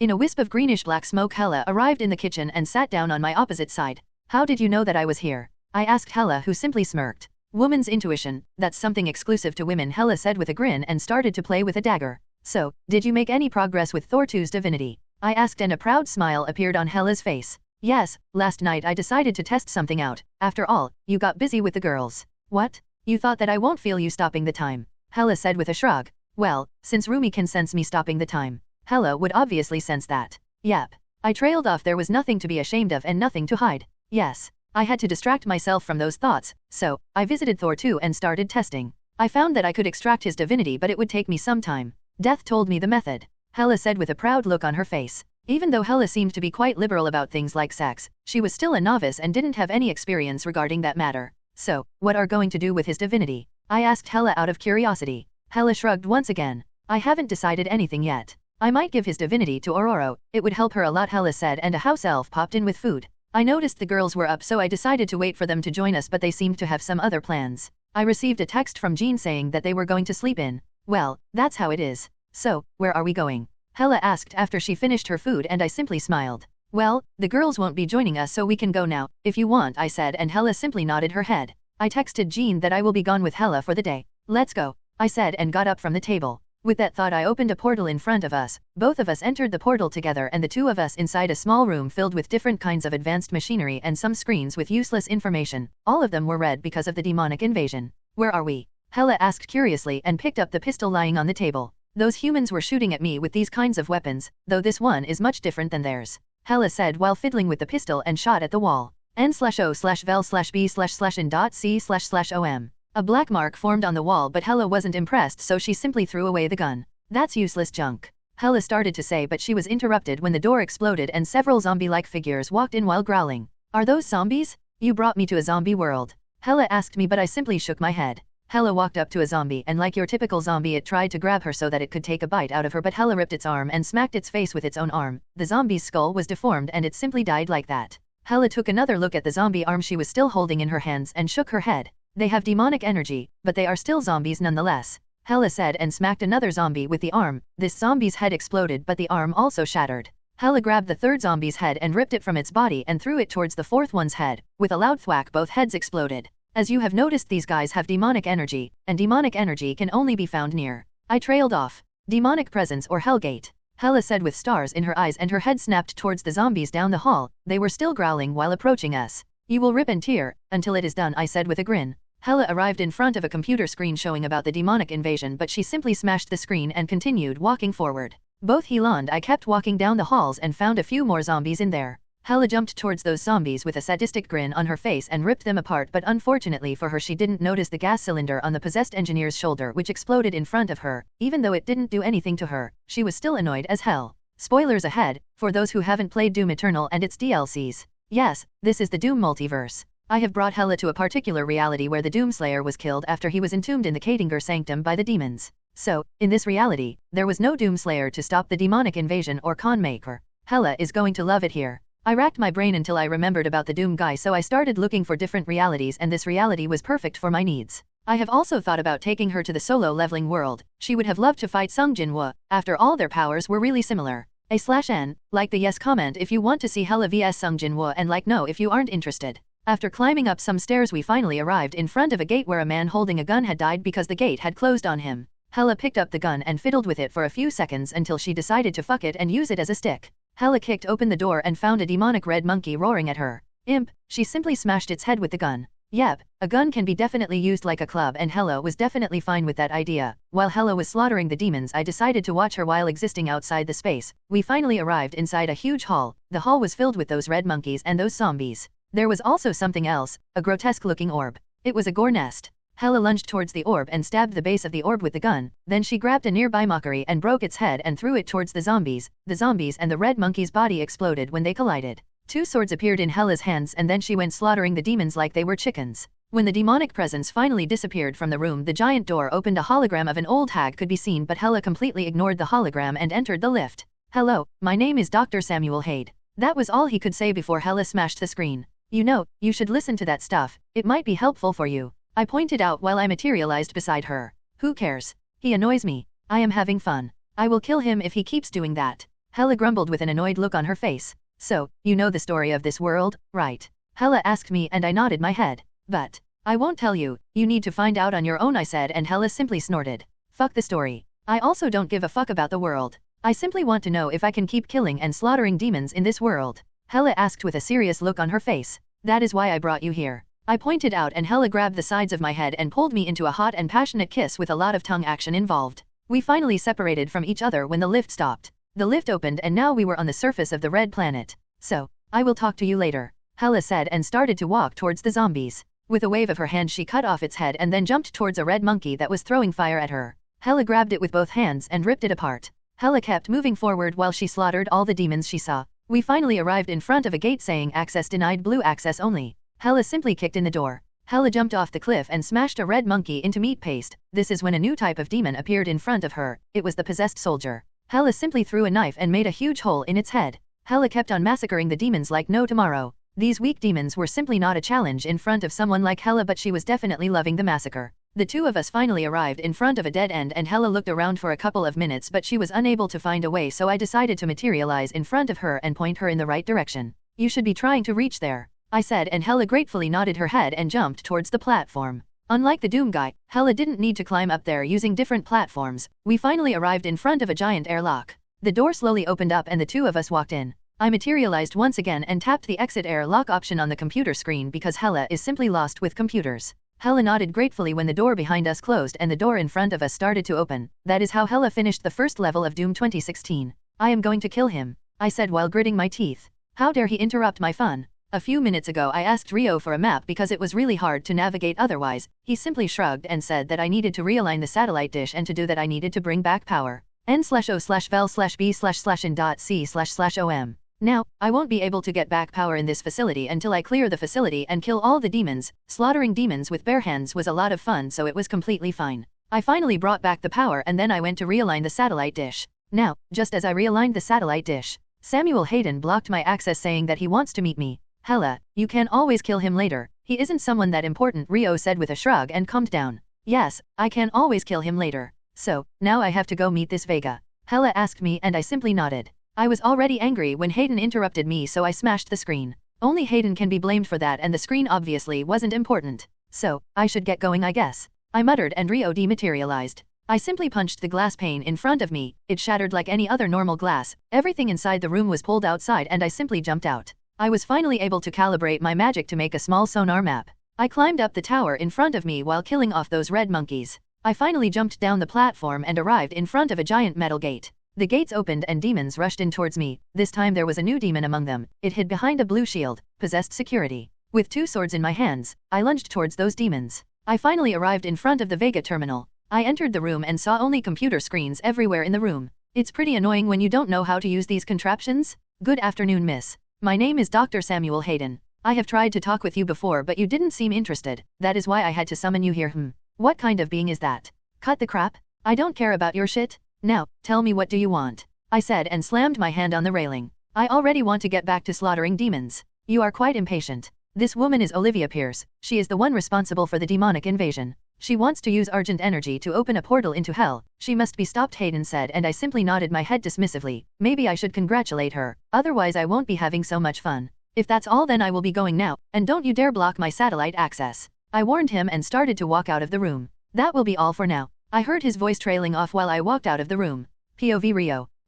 Hella is quite fast and efficient. I am not gonna compare her with the Doom guy after all, no matter how enhanced he was, or is. He is still a human. Hella's divinities are perfect for warfare and massacre. She has been doing just that for thousands of years. Only a few minutes ago she slaughtered her way through the foundry. It was over in a matter of minutes. Hella's biggest advantage was that she didn't need those pesky blue or yellow cards. She simply smashed through the doors. She didn't need to turn around if a door was jammed. She would simply cut, rip, tear, or smash through the door. I have also given her my smartphone. It was connected to the satellite dish so that it could show her the full map and tell her where she needed to go. That helped out her a lot. Foundry is where she came to meet Hell Knights. She had some fun with them till it lasted, but the problem was that they didn't last long. It only took a few seconds to crack their skulls. Once she ripped off a Hell Knight's head and used it as a weapon to kill 8 demons. Now, we are finally reaching the end of this level. Olivia Pierce is already there. I wonder what Hella is going to do after meeting Olivia. Doomy guy wanted to kill Olivia but he couldn't reach inside the glass. That won't be a problem for Hella though. Hella finally arrived inside the room and pressed the screen in front of the glass.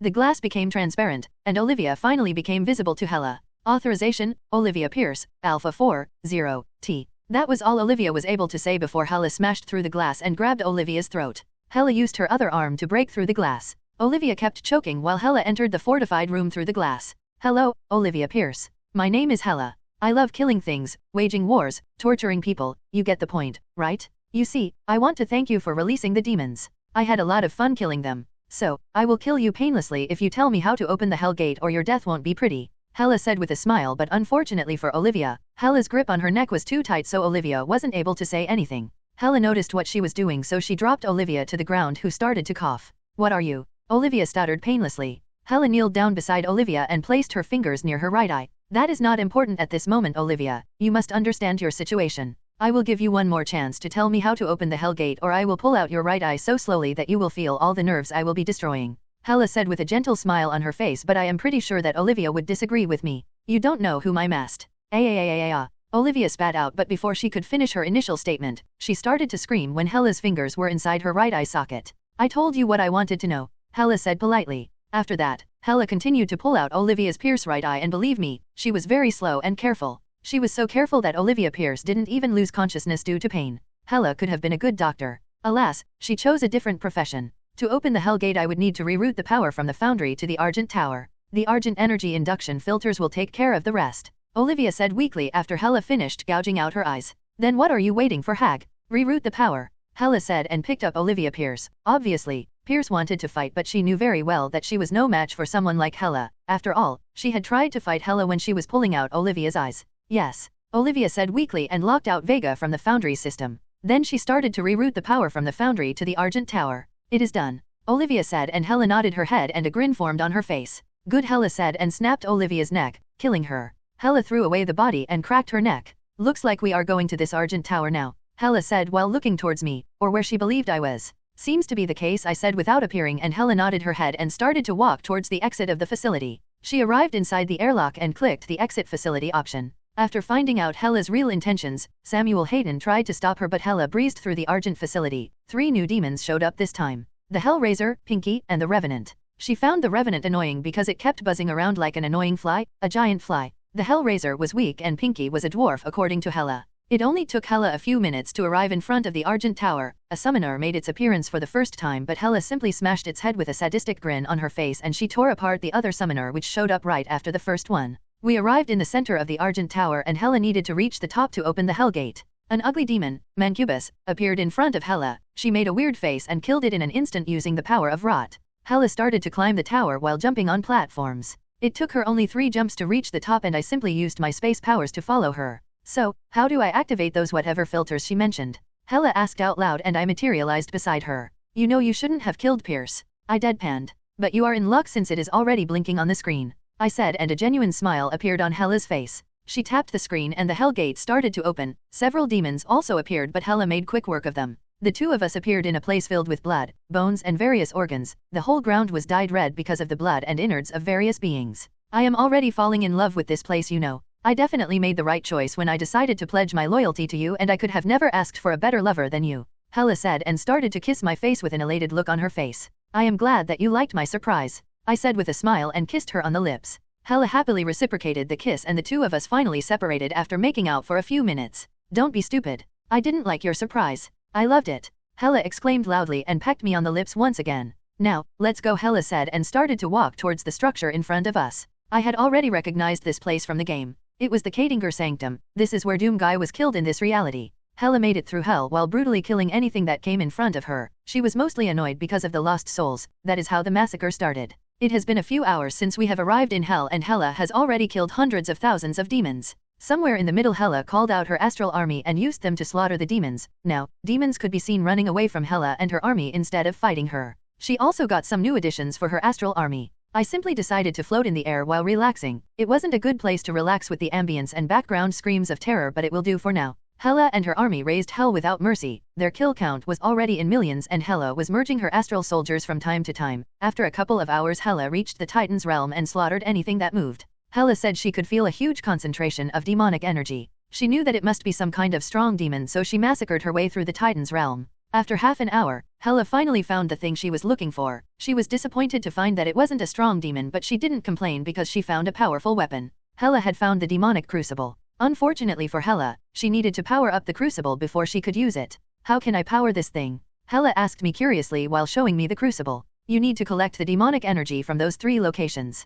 I said and pointed Hela towards 3 beams reaching the sky. Hela simply nodded her head and her army started marching towards the nearest location. It took Hela half an hour to collect the required energy, and now she was holding the fully powered demonic crucible. She called off her astral army and once again went to slaughter demons on her own. She wanted to see the power of her new weapon, and the huge grin on her face was enough for me to know that she was really happy with her new weapon. Hela continued the massacre until a blank-skinned human appeared in front of her. The human was dressed in the same armor like the Doom Guy, but his armor was much older and it was riddled with various scars. It was the Betrayer. Why are you doing this? The Betrayer asked Hela, who tilted her head in confusion. Because I can do this and it is fun. Now die, Hela said and jumped towards the Betrayer with the crucible in her hands. Because I can do this and it is fun. Now die, Hela said and jumped towards the Betrayer with the crucible in her hands. The Betrayer, or Valen, defended himself using the Warhammer. It was the Sentinel Hammer, Hellbreaker. The demonic crucible wasn't able to cut through the Warhammer, and this surprised Hela quite a bit. Don't you see what you are doing will destroy the balance? Valen yelled while defending himself against Hela's relentless attacks. Even though Valen's weapon was strong, it didn't mean that he would be able to fight off Hela.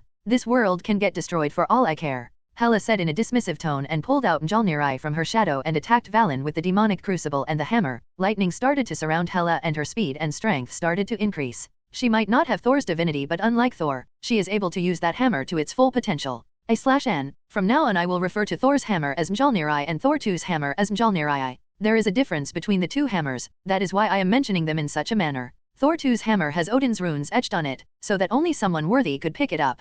Now, Hela is able to freely pick up that hammer because she is much stronger than Odin too, which created those runes, so she can overpower those runes and directly tap into the powers. Even when Hela was only using the demonic crucible, Valen was on the back foot, and now, he didn't even have a chance of fighting Hela. Hela's attacks became more intense and Valen was simply trying not to die because Hela was going for the kill. Valen thought that he would be able to stop Hela because of his sentinel blood, but that's simply naive. Valen finally lost his footing when Hela's hammer slammed on his warhammer, and this gave Hela enough time to plunge the demonic crucible into Valen's chest. Valen screamed in pain when his body started to dry up. Even I was surprised when I saw Valen getting mummified due to the demonic crucible. Valen had a horrified look on his face just before he died. You would have made a nice addition to my army, but there is no place for a traitor in my army, Hela said. Her voice was laced in disgust and Valen turned into dust. Now, I have a huge question in my mind. How did Hela know that Valen was a traitor? So I simply materialized beside her. How did you know that he was a traitor? I asked Hela, and she simply pointed towards the crucible in her hands. It absorbed his essence and became stronger. The crucible showed me his memories, Hela said, and kept her eyes on the crucible. I wonder if this crucible could handle my power, Hela said, and greenish-black smoke started to ooze out of her hand. The smoke cocooned the whole crucible, and slowly the crucible started to absorb the power. N/O/vel/B/C/om. The blade of the crucible started to transform and it turned green. It had the same color as Hela's astral sword. Ha ha ha ha, the crucible of death, that would be your name from now on, Hela said while looking at the transformed crucible. Hela picked up Mjolnir and threw it inside her shadow. Then she picked up Valen's warhammer. It was an insult for something like this to be wielded by a traitor, Hela said while gritting her teeth, and started to swing such a heavy hammer with just one of her hands. So, what now? I asked Hela, who contemplated for a few seconds. Let's go back to Mars. I want to kill Hayden, and I also want to kill this icon of sin, Hela said, and I simply nodded my head. Conmaker is also a good target. Hela pointed the crucible towards the sky and brought it down, opening a rift in the space. Even though the crucible formed a rift, I sensed that it was similar to Hela's own ability or teleportation. The crucible might have gained that ability when it absorbed Hela's death energy. That's pretty neat, Hela said while looking at the rift. Hela entered the portal and I simply appeared beside Hela using my space powers. The two of us appeared back in the Argent facility, and now it was completely overrun by the demons, but unlike the possessed demons, this time all of them were actual demons. Hela slaughtered the demons using her new crucible, and only a cut was enough to kill a demon. The demon would simply rot away. Hela. Hayden just left from Mars, I said, and a deep frown appeared on Hela's face. Where did he go? Hela asked hurriedly while I could see rage and anger in her eyes. Argent Diener, I said, and a portal appeared in front of us. Hela nodded her head and entered the portal. I could have teleported us directly, but that would have ruined the aesthetics of the world. Portals were hype in the Doom universe. As soon as Hela arrived on Argent Diener, she was greeted by King Navak. You must stop this madness or you are risking all the worlds, Outlander, he roared out in fury. Did you say something? Hela asked in a bored tone while scratching her ear. King Navak was so enraged that his astral form almost turned purple. Hela used this chance to attack King Navak with her crucible, but the dead king dodged right before the blade could touch him. It was a close call, but I am really impressed. Color me impressed. I had thought a ghost, like you won't be able to dodge the attack, Hela said with an impressed look on her face, and Navak decided to back away. You must be stop. After that, Navak's words jumbled up because Hela's astral sword was embedded in his throat. The form of Navak started to flicker, and a few moments the figure dissolved into thin air. That's how King Navak died. Then Hela summoned her army and ordered them to raise Argent Diener into a wasteland, but she wanted Samuel Hayden found. Hela's astral army started to look for Samuel Hayden through Argent Diener. They didn't leave any stone unturned. Hela also met a few new opponents. Hela was quite impressed with the Marauder, the corrupted Night Sentinel, and after killing him she made him a part of her army. Hela did the same with the Gladiator. While looking through Argent Diener for Samuel Hayden, we have arrived in the city Sentinel Prime. That is where Hela fought the Gladiator. Her army finally found Samuel Hayden. He was hiding in the deepest part of Sentinel Prime.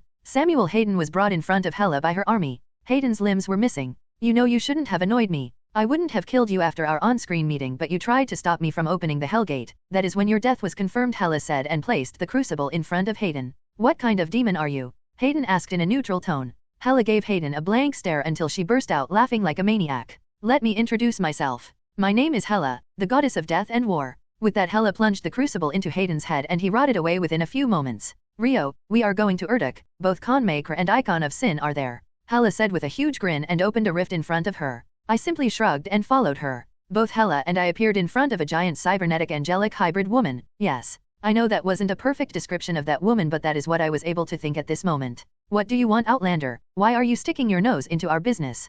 Conmaker asked loudly while leaning in front of us, but she didn't notice me because I was existing out of space, so I didn't count. Because it is fun, now stop spouting bullshit and let's fight, Hela proclaimed loudly, and then threw the crucible into her shadow and pulled out Mjolnir and Mjolnir. I didn't need to be a genius to understand why she did that, she simply wanted to enjoy the fight. POV Hela. I don't understand why these guys try to spout useless bullshit. It simply wastes time, after all, ultimately we are going to fight. I threw the crucible into my shadow, using that would kill this feathery robot with just a cut, that would ruin the fun. I pulled out Mjolnir and Mjolnir from my shadow and I lunged towards Khanmaker while lightning started to surround my body. I arrived in front of Khanmaker but a shield appeared in front of her. I smashed the hammers on the shield and several cracks formed on the shield, a frown appeared on the feathery robot's face. That's good. Khanmaker attacked with golden beams and started to chat some bullshit but I broke her chant when I smashed my hammers on the shield once again and it broke. Lightning bolts erupted from the sky and smashed into Khanmaker's body while I smashed my lightning-coated hammers on her chest.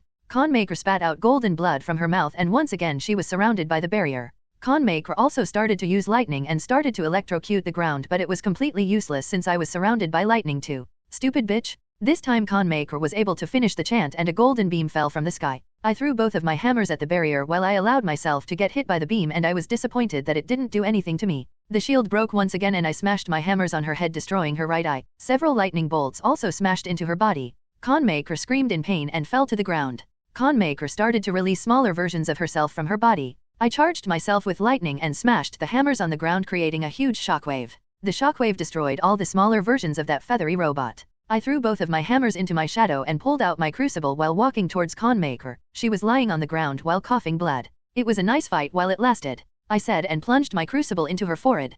Khanmaker howled in pain when she started to rot away. Within a few moments, Khanmaker was completely gone and the whole realm started to shake. A huge rumble erupted from the place the icon of sin started to rise. Khanmaker had the icon of sin under her control so I needed to kill her if I wanted to fight the sin properly. Yes, I could have also used the dagger that the traitor had but it wasn't needed. All of them were going to die either way. The icon of sin was big as Khanmaker and it was covered in a similar type of armor, but it was clearly a demon with a head of a goat. The icon of sin's eyes were on the barrier between Urduk and Hell. Oh, so, it plans to run away. That isn't going to happen. I threw the crucible in my shadows and pulled out my new trusted hammers. I jumped towards the icon of sin. A small crater formed in the ground and only now the icon of sin noticed me. That's kind of insulting. The icon of sin roared and tried to swat me away but I smashed one of the hammers on his hand. The icon of sin roared in pain and tried to back away but my other hammer smashed on his horn. The icon of sin took several steps back due to the force of my blow. The icon of sin started to shake its head and started to glare at me. The icon of sin roared in anger and several demonic magic circles started to appear in the air. Slowly various types of demons started to appear out of the circle. I was completely unfazed by the display. I simply smirked and looked into its eyes. My army is better than yours. Arise, I said and my astral army started to rise. The demonic army the icon of sin had summoned froze in fear. Looks like the memories of my recent visit to hell is still fresh in their mind. As soon as my army started the charge the demonic army turned tail. The icon of sin roared in fury but there was nothing it could do. I looked at the icon of sin with a smug grin on my face. Looks like your pathetic army is gone, I said and burst out laughing. The icon of sin roared in fury and looked towards the sky. Meteors? Humph. I snorted in disdain and lunged towards the icon of sin. I smacked away 2 meteors. I started to charge the hammers with huge amounts of lightning and slammed the hammers on the icon of sin's chest. A huge shockwave erupted from the hammers and the icon of sin dropped to the ground. There was a huge dent on the icon of sin's chest and its whole body was broken and ruptured from several places due to the blow. The icon of sin whimpered in pain and I threw the hammers inside my shadow and pulled out my crucible. It's time to put it out of its misery. You were strong but most of your depended on your army and your army was incompetent, I said and stabbed the crucible on its forehead. The icon of sin didn't have the power to howl in pain and it simply rotted away and died like that.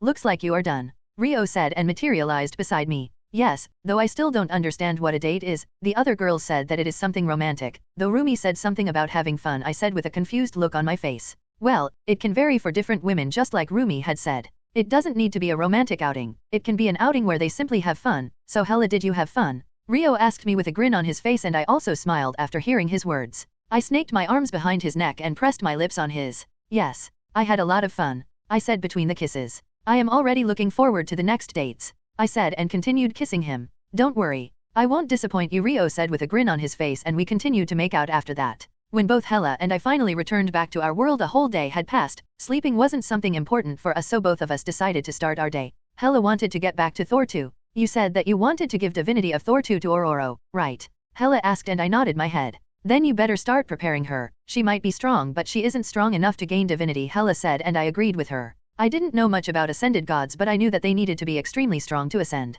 Our dad ascended after she was strong enough to destroy Mars-sized planets on her own. It was the same with Hydraiana, but they were omniversal goddesses, so they might have needed a higher level of power. Don't worry about that. I will take care of it, I said, and Hela left after giving me a peck on the lips. I entered the kitchen and asked a house elf to bring me some ramen. The house elf appeared only after a minute with some instant ramen while muttering about unhealthy food. I looked smirked in amusement and started to slurp my ramen. After a few minutes, Rumi Flash stepped into the kitchen and sat on my opposite side, and kept staring at me intently. Let's fight, Rumi finally uttered after a few minutes. Sure, but let me finish this, I said, and Rumi nodded her head with a serious look on her face. It took me a minute to finish the ramen. Let's go, I said, and both of us appeared on a random broken planet. We would be able to fight her freely, I said, and a huge grin appeared on Rumi's face. That's good. Lately I have been feeling really bad because I need to hold back, Rumi said, and activated her armament haki. All of a sudden her armament haki lost the white shine, instead it started to absorb all the light. This is something new. This is the final form of armament haki. This form is so destructive that I could have destroyed the whole army with a punch, Rumi said, and pointed her fist towards me.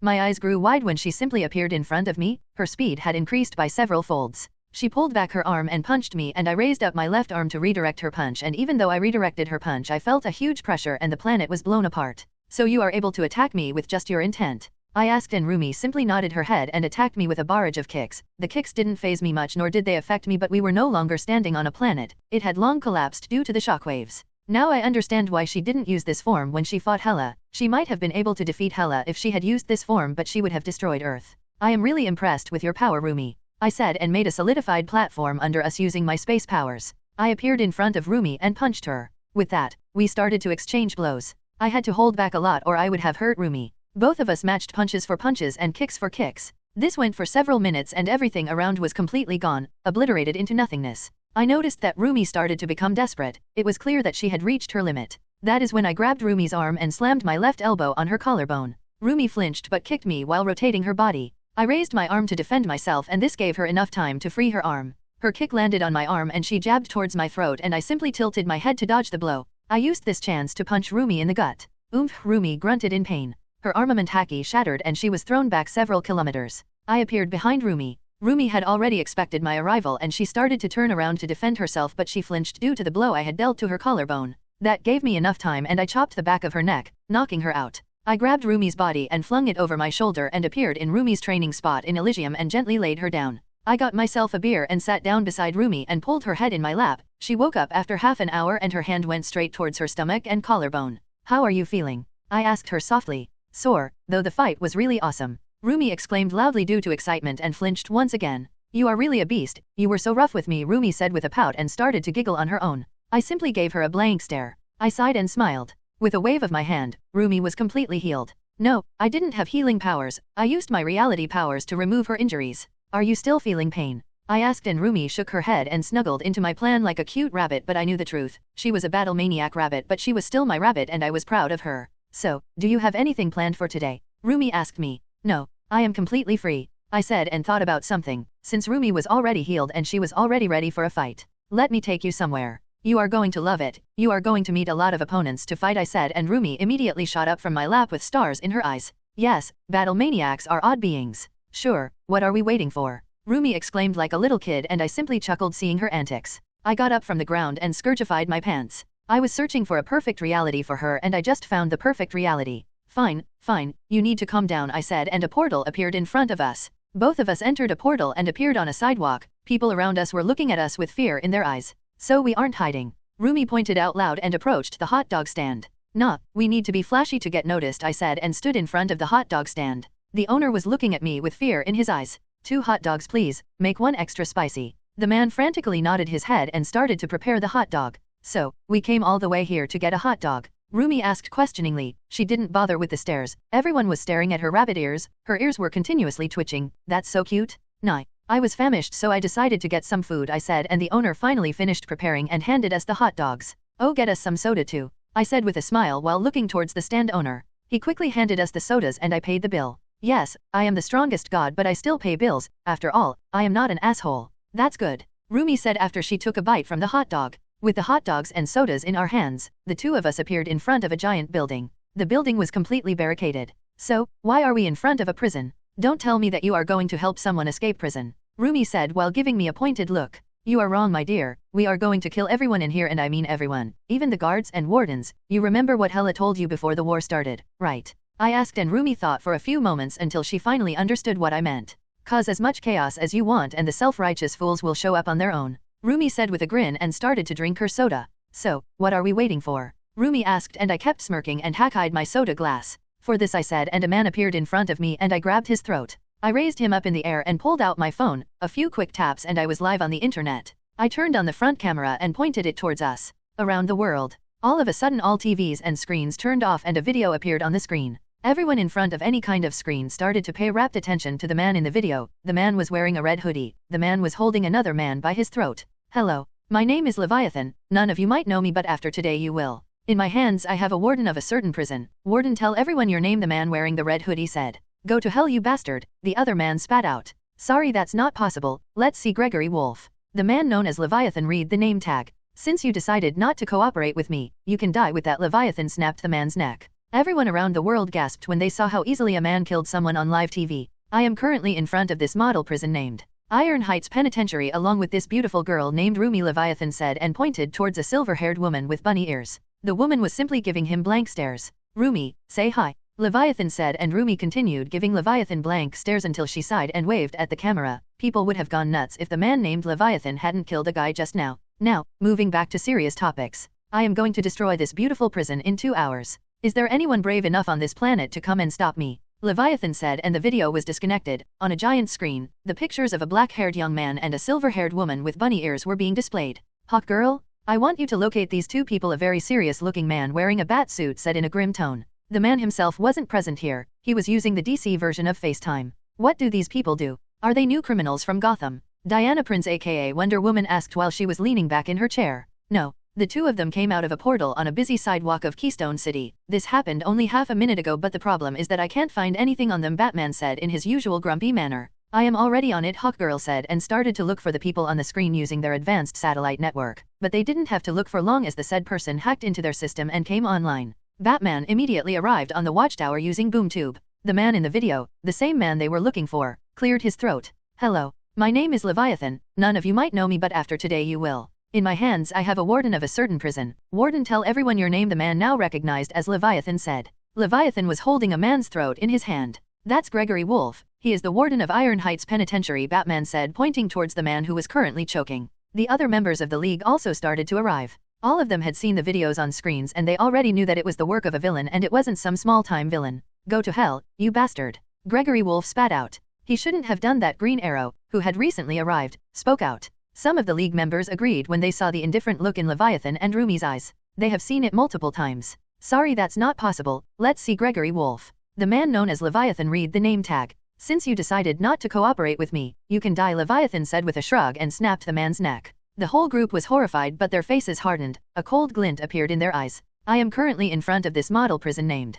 Iron Heights Penitentiary along with this beautiful girl named Rumi, Leviathan said with a bright smile on his face. It seemed that he wasn't even bothered in the slightest with the man he had killed just now. Tell the Titans stay put right now, but tell them to be prepared. We don't know how strong these people are, Batman said, and everyone nodded their heads. The man was treating this like a joke. He had just asked the woman to say hi to the camera. The whole team gritted their teeth seeing the display. Now, moving back to serious topics. I am going to destroy this beautiful prison in 2 hours. Is there anyone brave enough on this planet to come and stop me? It was clear that this Leviathan guy was challenging them. It was a declaration of war. Let's go. We have to stop another madman. Superman said, and everyone inside the room agreed with him. They set the destination as Iron Heights Penitentiary and they finally activated the boom tubes and left. With Rumi and Rio. That soda was pretty nice. Rio said with a thoughtful look on his face, and Rumi also nodded her head in agreement. And they are here. Rio said while looking towards the sky, and several beams appeared in front of them and a group of eccentrically dressed people came out of the beams. The fuck? You wear underwear on the outside? I thought that it was only in the comics.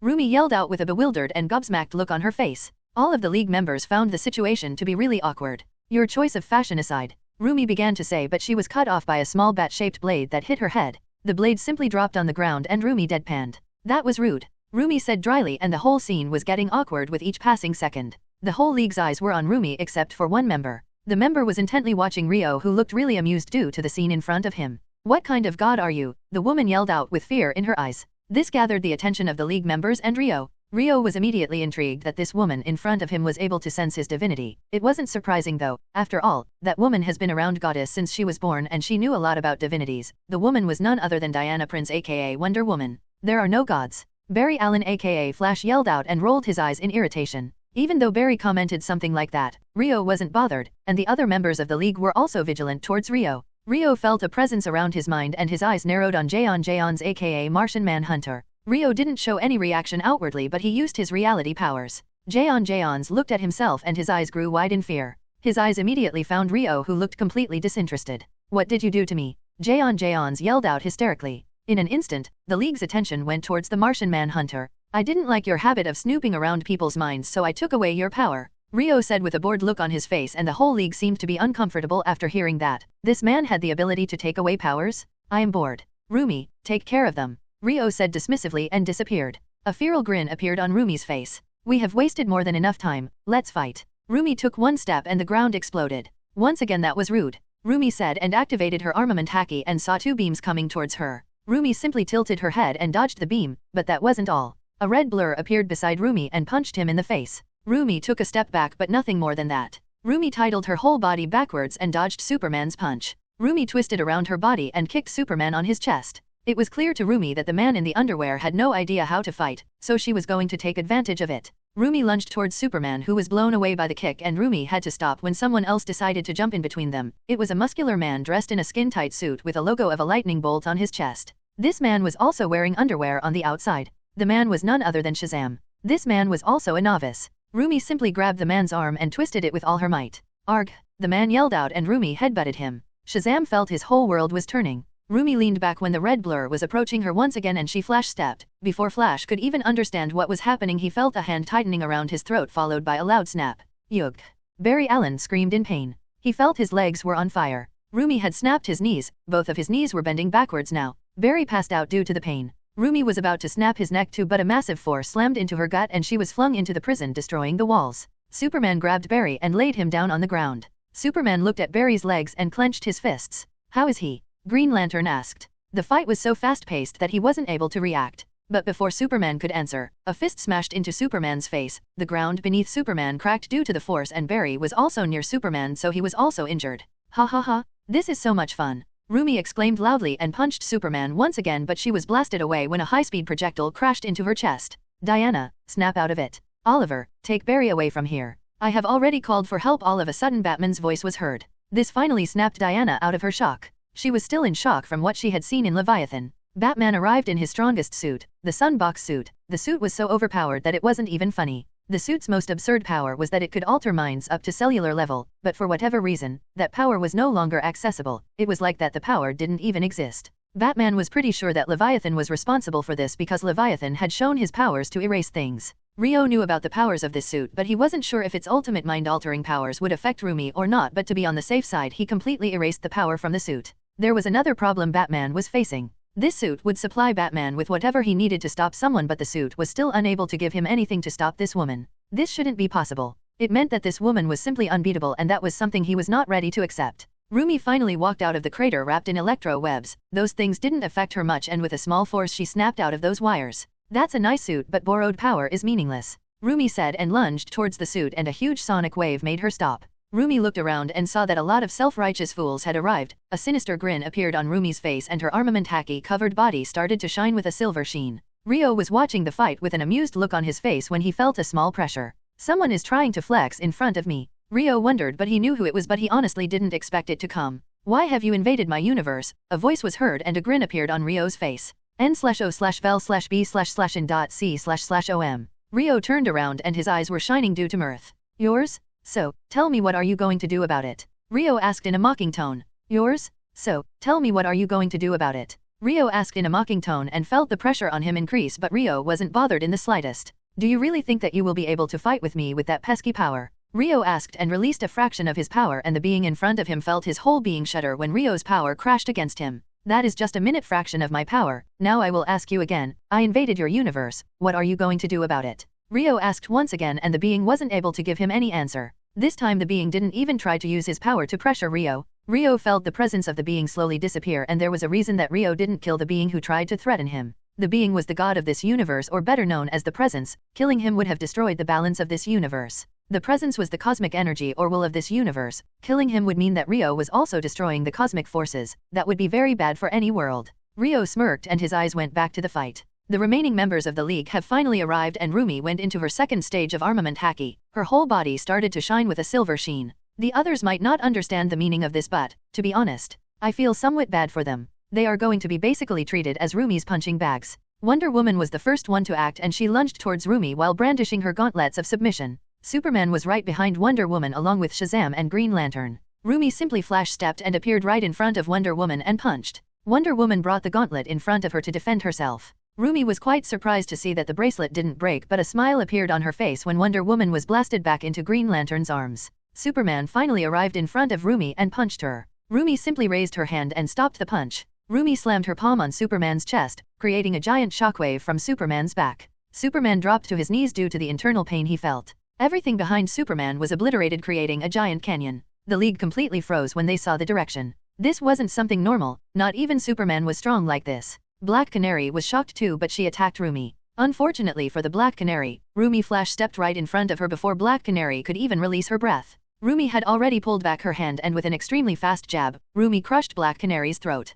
This didn't kill Black Canary, but she wouldn't be able to use her power anymore. Hawkgirl had finally noticed what happened and the Thanagarian woman attacked Rumi with her mace. Rumi simply flash-stepped away and appeared behind the sunbox suit and landed a full-powered kick to the suit's knee. Rumi was surprised for the second time when her kick didn't even leave a dent on the metal. Rio knew about Rumi's mentality. Both Rumi and Hela were battle maniacs, but both of them were very different fundamentally. Hela was completely bloodthirsty and she didn't have any useless movements. She always went for the kill and she always aimed for the body's weak points. On the other hand, Rumi was completely straightforward. Her attacks were basically punches and kicks, but she also used knees and elbows if needed. Her philosophy was quite simple: if your blows aren't working on the opponent, then keep increasing your power until it works. That is what Rumi did even here. Rumi kicked the knee again, but before her kick could even land, Batman's suit turned around and swatted away Rumi. Rumi turned her body in the air, but a green astral hammer smashed her down on the ground. The hammer disappeared and a huge boulder was slammed on Rumi by Superman. Oh, that must have hurt, right? But Rumi is a masochist, so she might become excited.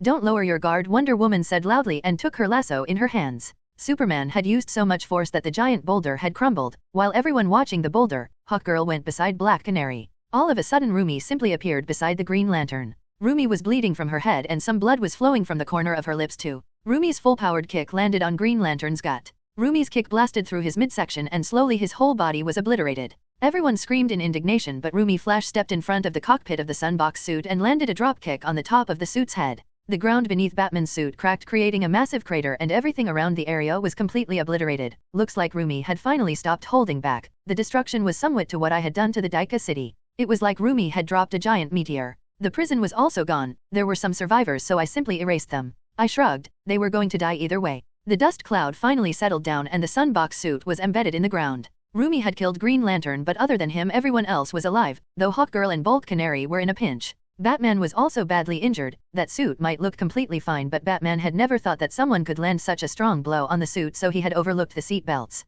I appeared on the edge of the crater and in my hand, I had another soda glass. The soda was really nice. Rumi was standing over the sunbox suit. She cracked her neck. Superman, Wonder Woman, and Shazam finally started to crawl out of the dirt. They looked at the destruction and they were really surprised to see the amount of destruction. Good you three are still alive, otherwise I would have been disappointed otherwise. Now that the riffraffs are gone, the three of us can fight freely, Rumi said with a grin on her face. Don't you see what you have done? You have killed so many innocents? You killed Green Lantern. Shazam started to yell hysterically, but Rumi snorted and cut him off. Morals. What a joke. I don't give a fuck about morals as long as I can fight strong opponents. Morals were made by the weak, Rumi said and started to release her bloodlust. You are wrong, it is our duty to protect the weak. You won't understand, you are a murderer, Superman said while gritting his teeth. He was slightly injured due to the blow Rumi had landed on his chest. Though thanks to the yellow sun he was slowly healing.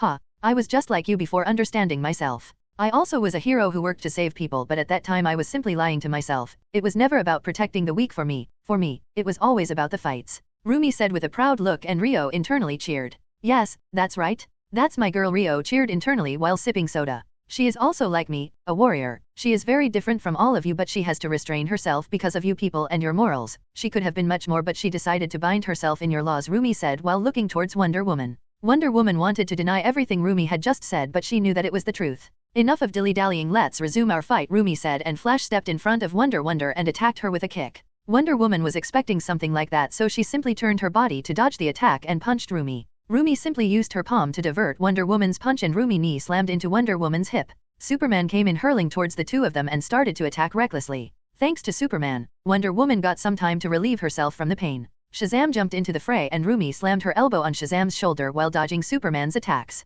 Shazam screamed in pain but didn't back down and continued attacking Rumi. Rumi diverted Superman's punch and punched his shoulder using a lot of force. A loud crack resounded through the place and Superman's right hand became useless for the fight. N/O/vel/B/Jn.C//OM. Rumi raised up her foot and slammed it on Shazam's left thigh, and her left fist smashed into Superman's face. Rumi twisted her whole body and landed a roundhouse kick on Shazam's face. Shazam lost all of his power and dropped to the ground. Shazam reverted back into his original form. Wonder Woman finally got up and immediately lunged towards Rumi using her bracelets of submission. She had remembered that Rumi wasn't able to break those bracelets. Rumi dodged the attacks from Wonder Woman and turned her body towards Superman, who was still dizzy due to the punch to his face. Rumi pulled her fist back and landed a barrage of punches into Superman's chest before Wonder Woman could do anything. Superman spat out a mouthful of blood and dropped unconscious to the ground. Now it's just the two of us, Rumi said cheerfully and defended herself from Wonder Woman's attacks. Wonder Woman was the best fighter among this group and Rumi respected that. Rumi held back and fought Wonder Woman toe-to-toe.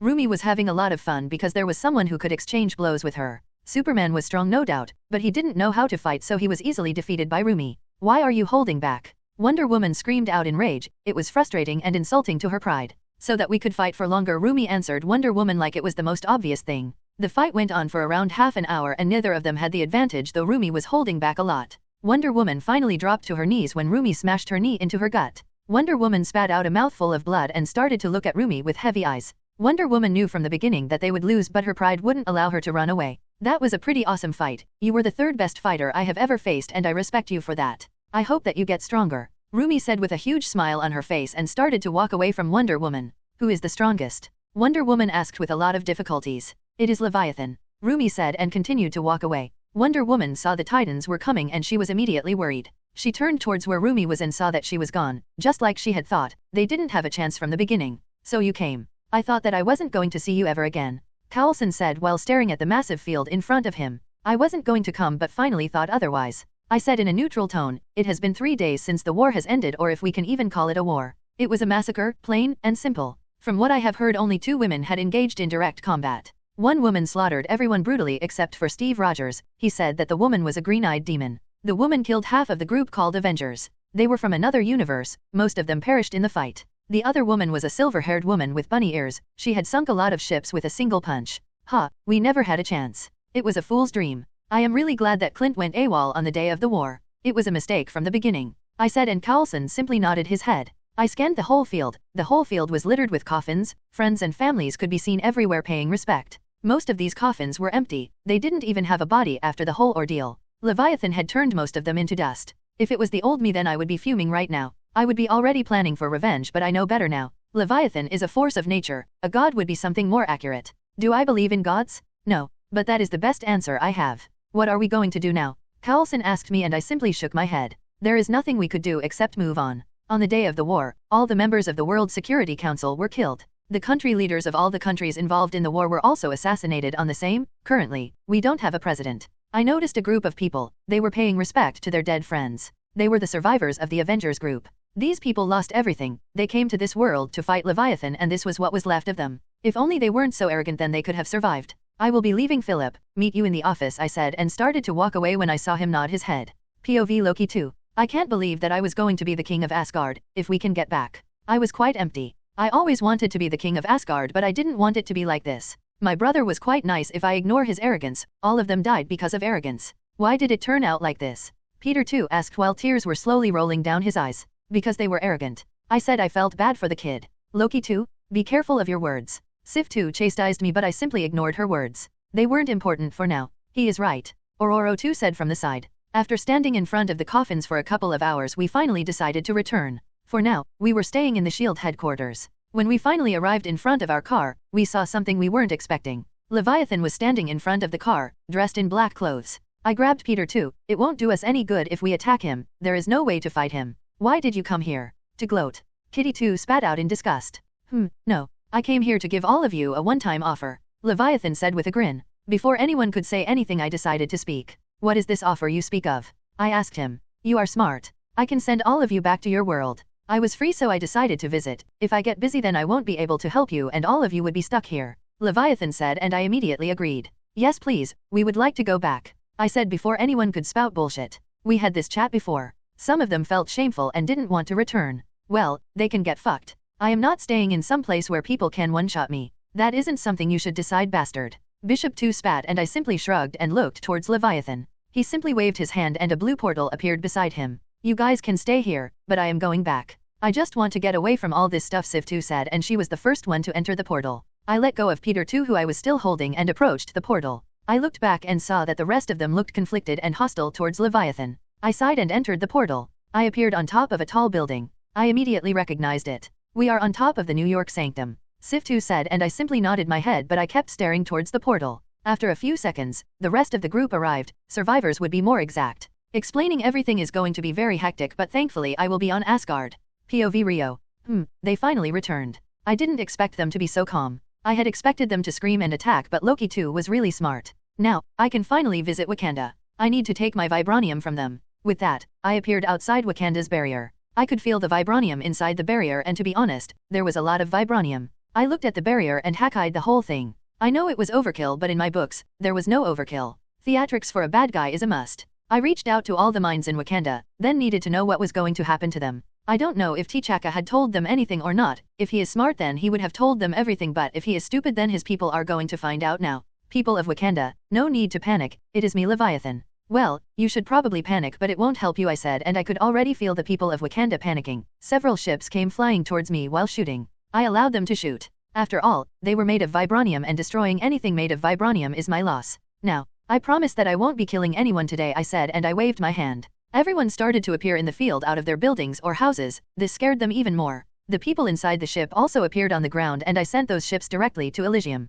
I started to morph every ounce of vibranium present in Wakanda. Now all of you might be wondering what I am going to do with the vibranium. It's simple, I am going to take all the vibranium from Wakanda. You should thank your king for that, I said with a shrug, and all the vibranium started to enter the portal I had opened. Screams and murmurs of outrage broke out, and I simply ignored them. It was not like they could do anything to me. It took me only 5 minutes to rip away every ounce of vibranium from Wakanda. When I was finally done, I closed the portal and looked down towards the people. People of Wakanda, I wish all of you a happy and prosperous future, I said in a mocking tone, and then my eyes zeroed in on T'Chaka and his family. I disconnected the connection from everyone's mind but kept my connection with T'Chaka. Just like I had said, you will be the king who destroyed Wakanda. I hope your ancestors are proud of you. Now, I also wish you and your family a happy and prosperous future, I said, and disconnected from his mind. I could feel his despair, anger, rage. I could feel all the emotions he was feeling just before I disconnected from him. Now that I have taken all of my vibranium, it's time to go back. With that thought I was back on Elysium, and I found Luna as soon as I arrived. She smiled at me innocently. Rio, can you take me to ______________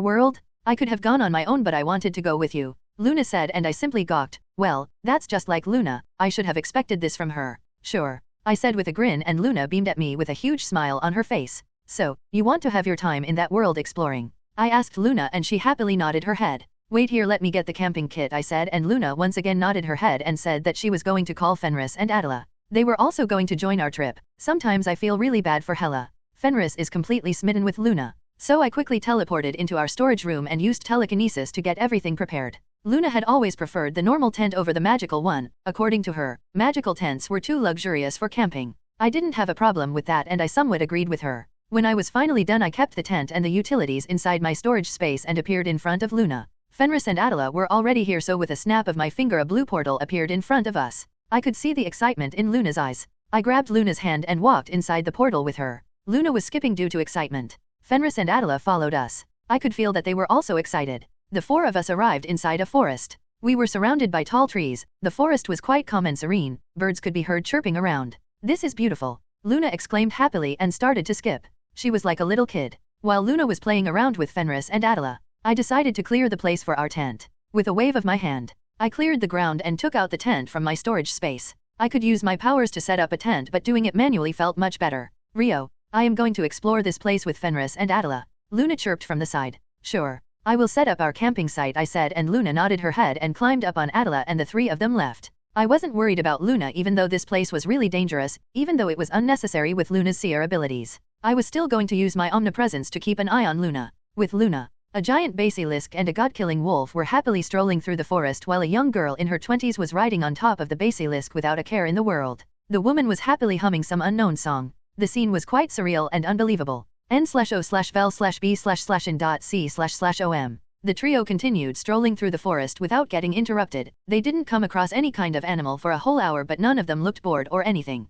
The three of them were simply having fun. Luna was now sitting over Fenris, but all of a sudden Fenris and Adela paused. Fenris started to stare into the forest and growl dangerously. Fenris's god-killing fangs became visible. Adela's eyes also snapped in the same direction and she started to hiss dangerously. Hush, girls. Luna chastised both of them and patted Fenris. Put me down, girl. Luna said while patting Fenris, and the god-killing wolf reluctantly put her down. God girl. Luna said and patted Fenris. Then Luna turned her head towards the forest when both Fenris and Adela were staring. A loud thump was heard followed by another from inside the forest. Luna stood at the edge of the tree lines with a bright smile on her face. Sounds of twigs and branches getting snapped could be heard from the forest. A massive figure came down from the tree line. It was a giant head. The figure's sharp teeth were clearly visible from the side of its mouth. Its reptilian eyes were narrowed on the small and slim figure of Luna. The massive beast was intently watching Luna. The head was very similar to an alligator's except for the color and size. Instead of blackish gray, this one was smoky gray. Luna approached the massive head and started to pat the beast's snout. The beast didn't react outwardly, but it allowed Luna to continue patting. A small purr escaped from the beast's lips.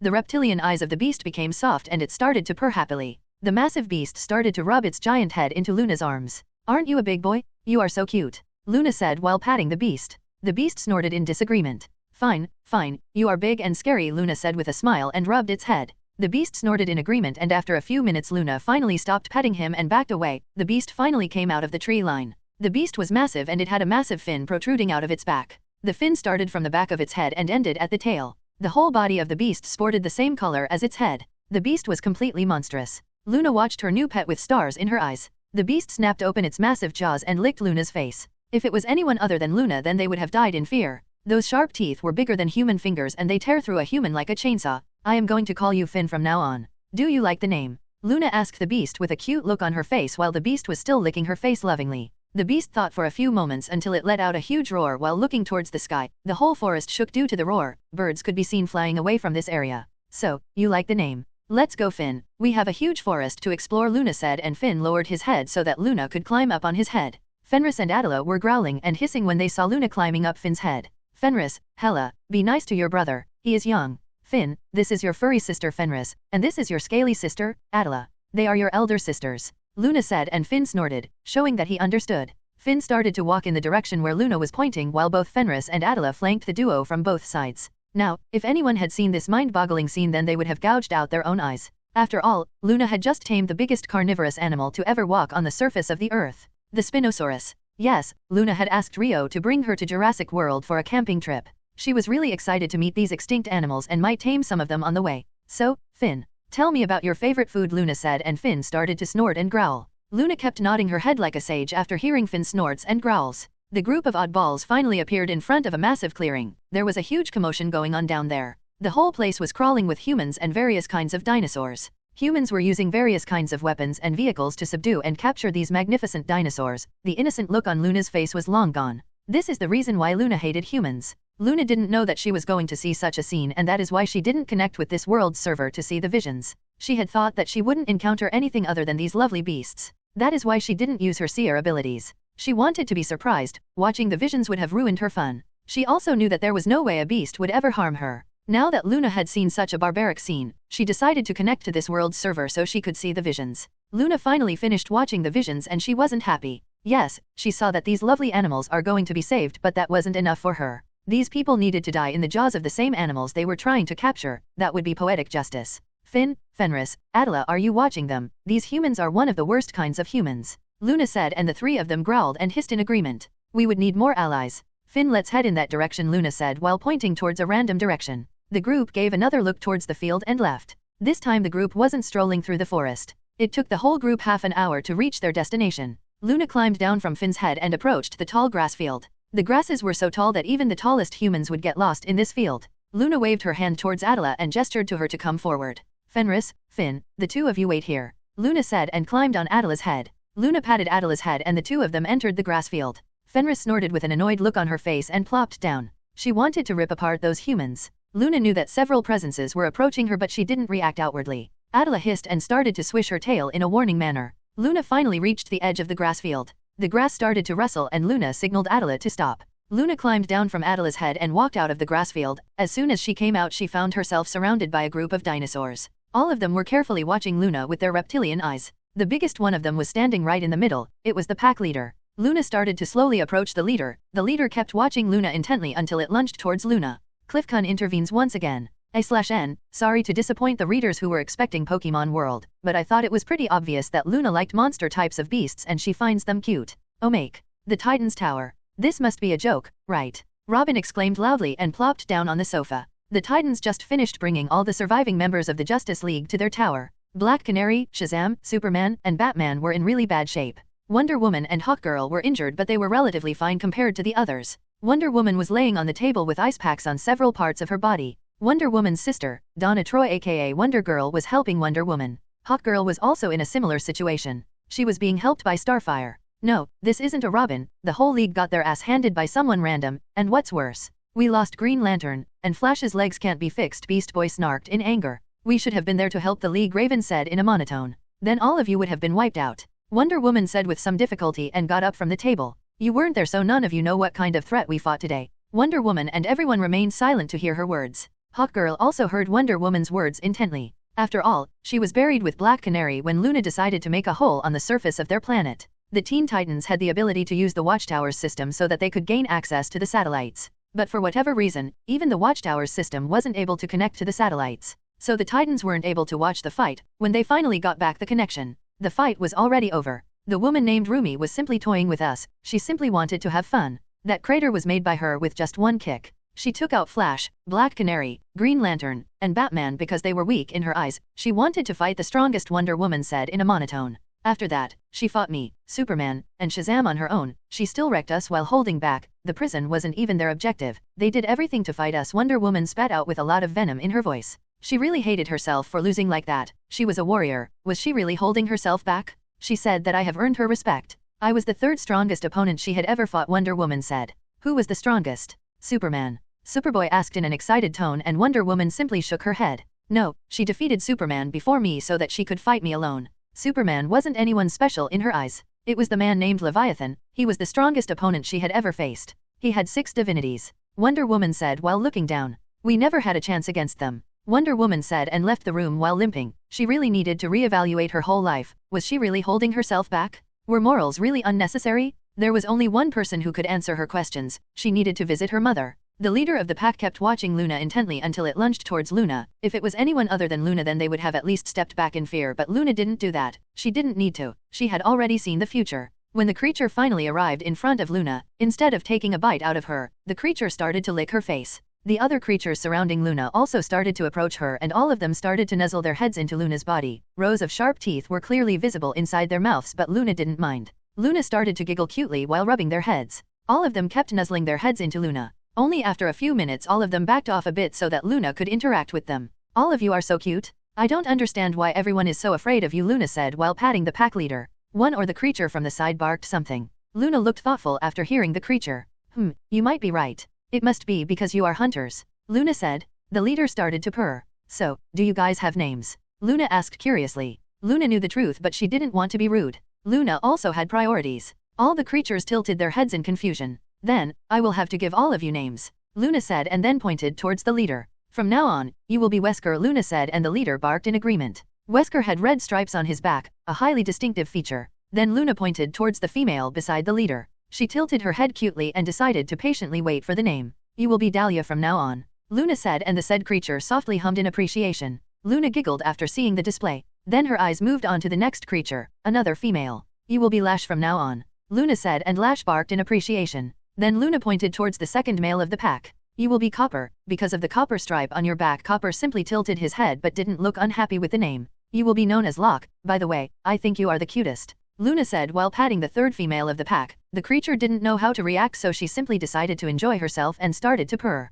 You will be named Lux, and you will be named Claws due to your big claws, Luna said while pointing towards the last 2 males of the pack. They seemed to be very satisfied with their names. With that, Luna finished naming the whole pack. Now, someone might be wondering what kind of creatures Luna named? The answer would be velociraptors. Yes, most people wet their pants if a velociraptor decides to grace them with their presence and Luna simply walks into their nest and tames them. Image here. You guys don't have any eggs at this moment, right? Luna asked and Wesker snorted, confirming Luna's statement. Luna nodded her head in understanding. She had seen 2 possible futures from this point. If they had eggs then some of them would have to stay back to take care of the eggs. Then in the second future, they didn't have any eggs and the whole group would follow her. This was important because now she needed to chat with Dr. Ian Malcolm. She needed to get him out of the way or they were going to die. She would try to pull aside her team but if they still stick their noses into her dino business then may God bless them. Wesker, take your pack and surround Dr. Ia. Oh, you won't know them. Just go in that direction and surround a group of 5 people. One of them will have a weapon. You need to be careful of that. There will be a kid too so don't attack and don't kill any of them, Luna said with a slightly worried look on her face.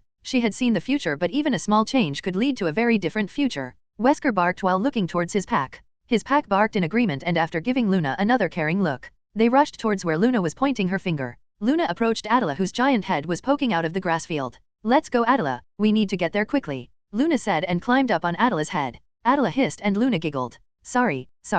I will treat all of you with ice cream after returning to the camp, Luna said in between her giggles. Attila was complaining about overworking. She started to demand ice cream for her hard work. With the Gatherers. For those who don't know, Dr. Ian Malcolm's group was called the Gatherers. We need to save those animals, Ian. How can you not see what they are doing is simply cruel? Sarah said with a frustrated look on her face. Don't patronize me, Sarah. I know very well what they are doing out there but please try to be realistic. Did you see their equipment? Did you see their guns? Ian asked while rubbing his temples. Dad, we need to help them, Kelly said with a pleading look on her face but Ian didn't budge. While this was happening, Nick was keeping an eye around so that they don't get ambushed by some animals. Kelly, adults are having a conversation and saving them isn't that simple, Ian said and started to walk away. Sarah grabbed his shoulder and pulled him back. So, are we going to simply leave those poor animals to be treated like that? Sarah screamed out in rage and Ian was about to retort but he paused when Eddie Carr decided to intervene. Guys, stop that. Sarah, don't mind but I agree with Ian here. Wait, let me finish. Eddie stopped Sarah when she was about to interrupt him after hearing his words. But Ian, there shouldn't be a problem if we checked out their camping site, right? Eddie asked while looking towards Ian who started to contemplate Eddie's words. I guess we can do that, but nothing more than that, Ian said in a serious tone. Sarah and Kelly weren't happy but they knew that they wouldn't get anything more from Ian at this moment. A smile appeared on Eddie's face when he saw that Ian finally changed his mind. John Hammond has given their group a task. The group's primary goal was to study and photograph the cloned fauna on Isla Sorna in order to preserve it from human interference. Ian wanted to leave the island as soon as he saw that the second team was here. According to him, their mission has already failed. Guys, I hear something, Nick said with a fearful look on his face. Eddie immediately pulled out his special tranquilizer gun, the Lindstrad air rifle loaded with a fast-acting, deadly neurotoxin. They started to hear rustles from the bushes from everywhere around them. I don't like this. Ian trailed off with an ugly look on his face. Eddie didn't hear Ian's words and started to approach the tree lines. Eddie, don't try to be a hero, Ian called out and Eddie stopped. He agreed with Ian's words so he started to slowly back away towards the rest of the group. Suddenly they started to hear some small barks and Ian immediately recognized them.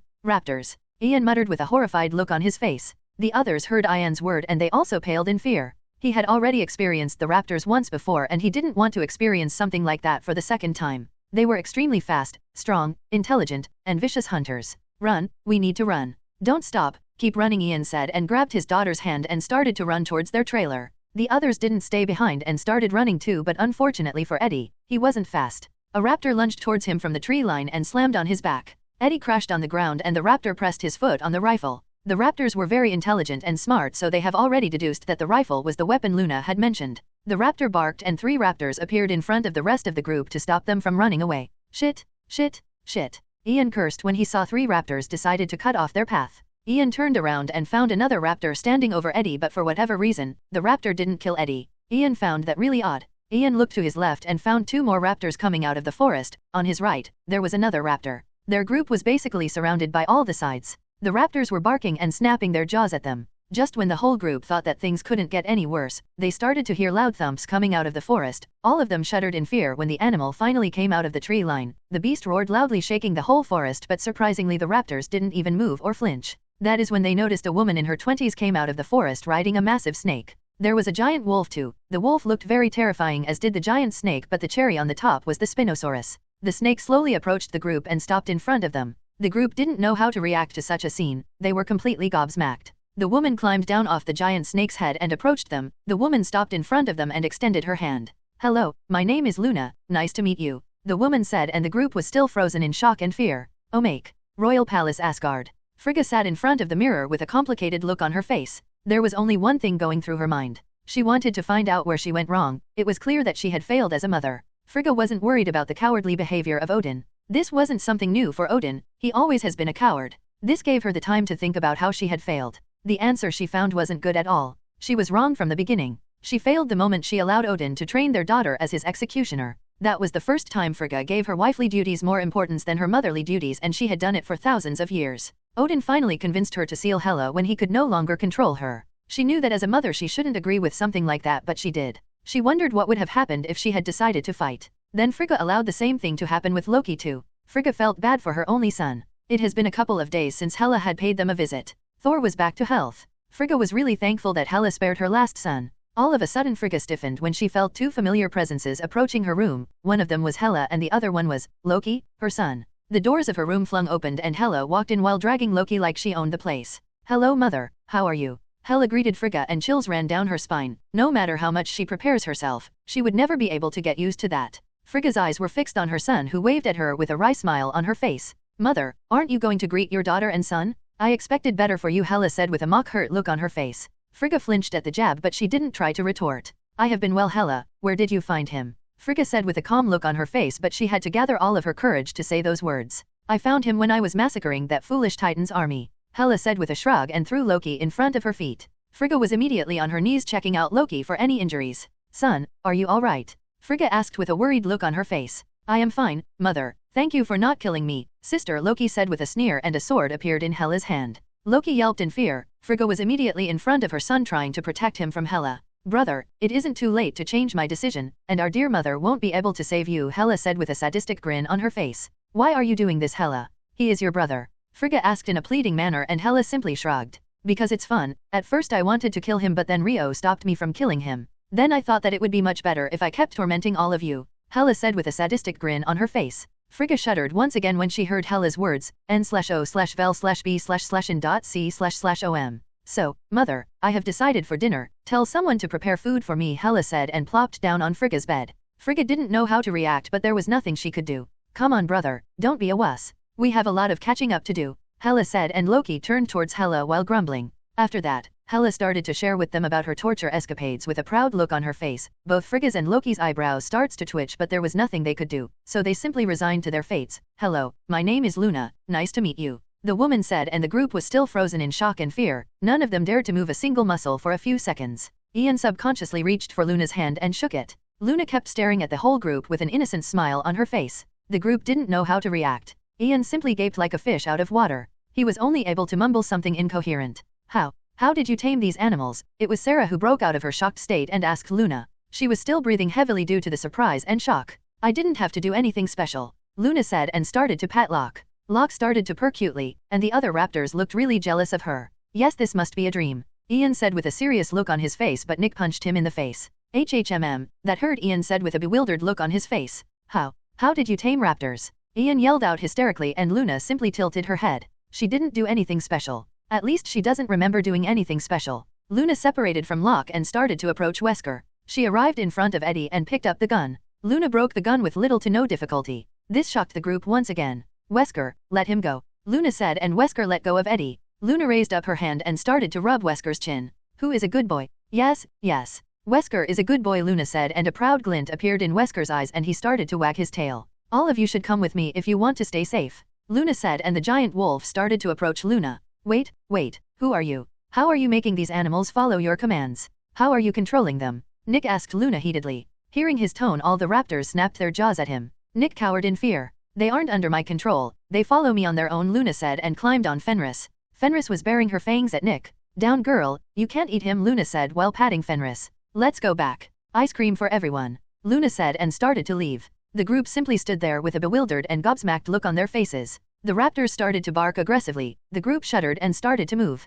"Can you believe this?" Sarah asked Ian, who simply shook his head in denial. "Raptors can't be tamed," Ian said, and then his eyes landed on the Spinosaurus. "I didn't even know what kind of dinosaur that is," Ian said with a frown. "That's a Spinosaurus, the most dangerous and biggest carnivorous animal. Even a T-Rex is nothing in front of that. Sarah said with some awe in her voice. Dad, I am really scared. Kelly said while hugging Ian. Ian simply patted her back. He was also scared if he was being honest. Are we going to be fine? She broke my gun with bare hands. She isn't going to feed us to her eccentric pets, right? Eddie asked nervously. His hands were still shaking in fear. I am not sure, Ian said, and his eyes turned towards Nick. Are the two of you taking pictures? Ian asked, and both Nick and Sarah nodded their heads. By the way, what kind of wolf is that? I didn't know that Hammond was experimenting on snakes too, Ian said curiously. There are no records of a wolf like that. That snake is also unique. I have never heard about a snake that big. That snake could swallow us whole, Sarah said with a frown on her face. So, what should we do now? I have a flare, we can use it to distract them.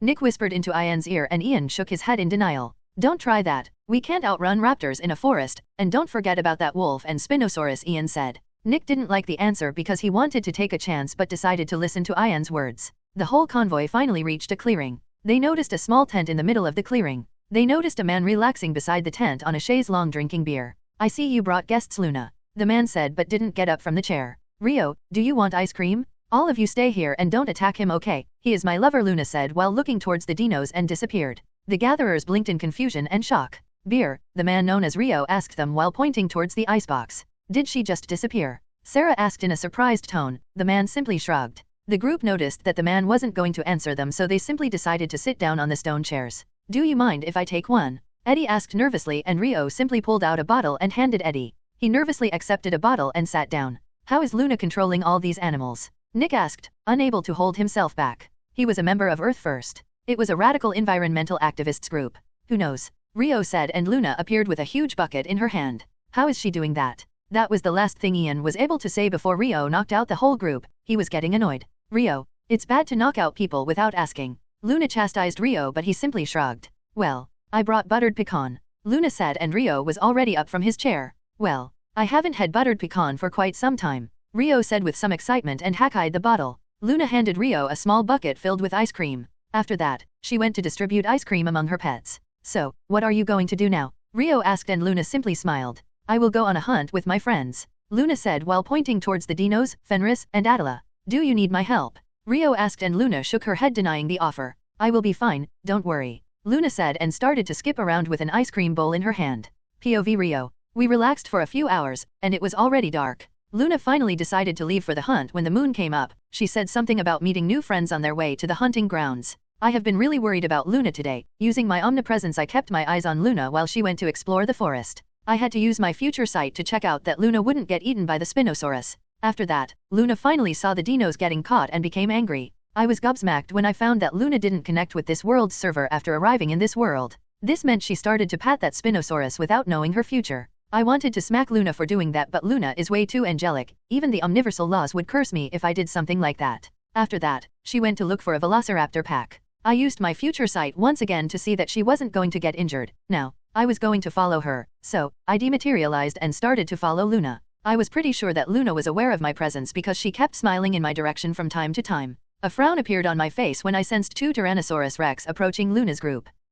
Roland Tembo did capture the infant T-Rex to lure the adult T-Rexes. Luna approached the T-Rexes and started to talk with them. At first, the T-Rexes looked really aggressive at the beginning, but they turned into putty as soon as Luna started to pat them. Don't worry, we are going to get back your son, Luna said while patting the mother Rex's snout. The mother Rex started to nuzzle her head into Luna's arms. I am so proud of you, Luna said while looking towards the father Rex. The father Rex puffed out his chest due to the compliment. I call you Cinderella, Luna said while looking towards the mother Rex. She was still patting Cinderella's head. Cinderella growled in agreement. And I will be going to call you Dominic, Luna said, and Dominic snorted in agreement. After getting two new pets, the whole group resumed their walk. After a few minutes they finally appeared at the edge of the camp. They could hear the infants cry. Cinderella and Dominica immediately wanted to rush into the camp, but Luna stopped them. They are expecting the two of you, and they are ready, Luna said. Cinderella and Dominic weren't happy, but they understood what Luna meant to say. Fenris, Attila, attack the camp. Attila, don't use your stare, kill them with your poison, Luna said, and both Fenris and Attila nodded their heads in understanding. N/O/vel/b/in.c//om. Wesker, take your pack and hunt them carefully, Luna said. Wesker left with his group. Finn, you are going to attack along with Cinderella and Dominic. As soon as they notice Wesker's pack, the three of you will attack, Luna said, and all of them snorted in agreement. Luna gave the signal and Fenris and Attila lunged towards the camp, Chaos broke throughout the whole camp, yells and shouts were heard throughout the camp. They started to bring out guns and shoot Fenris and Attila, but guns weren't kind of effective on them. The velociraptors started to hunt from the sides. They were ambushing left and right. Tom finally decided to return to the camp when he heard the ruckus. Luna took this chance and teleported near the infant Rex. Tom immediately went to hunt Dominic, but unfortunately for him, Finn was behind him. Finn chomped Tom and gulped him down. Ludlow was eaten by anyone, but his end was even worse. He was melted by Attila's venom. It only took a few more minutes and everyone was dead. After that, Luna handed over the infant Rex to Cinderella and Dominic. I will call you Gasper from now. You, how is that? Luna asked, and the infant Rex barked in happiness. I slowly materialized beside Luna. This slightly surprised the dinos, but they didn't attack me.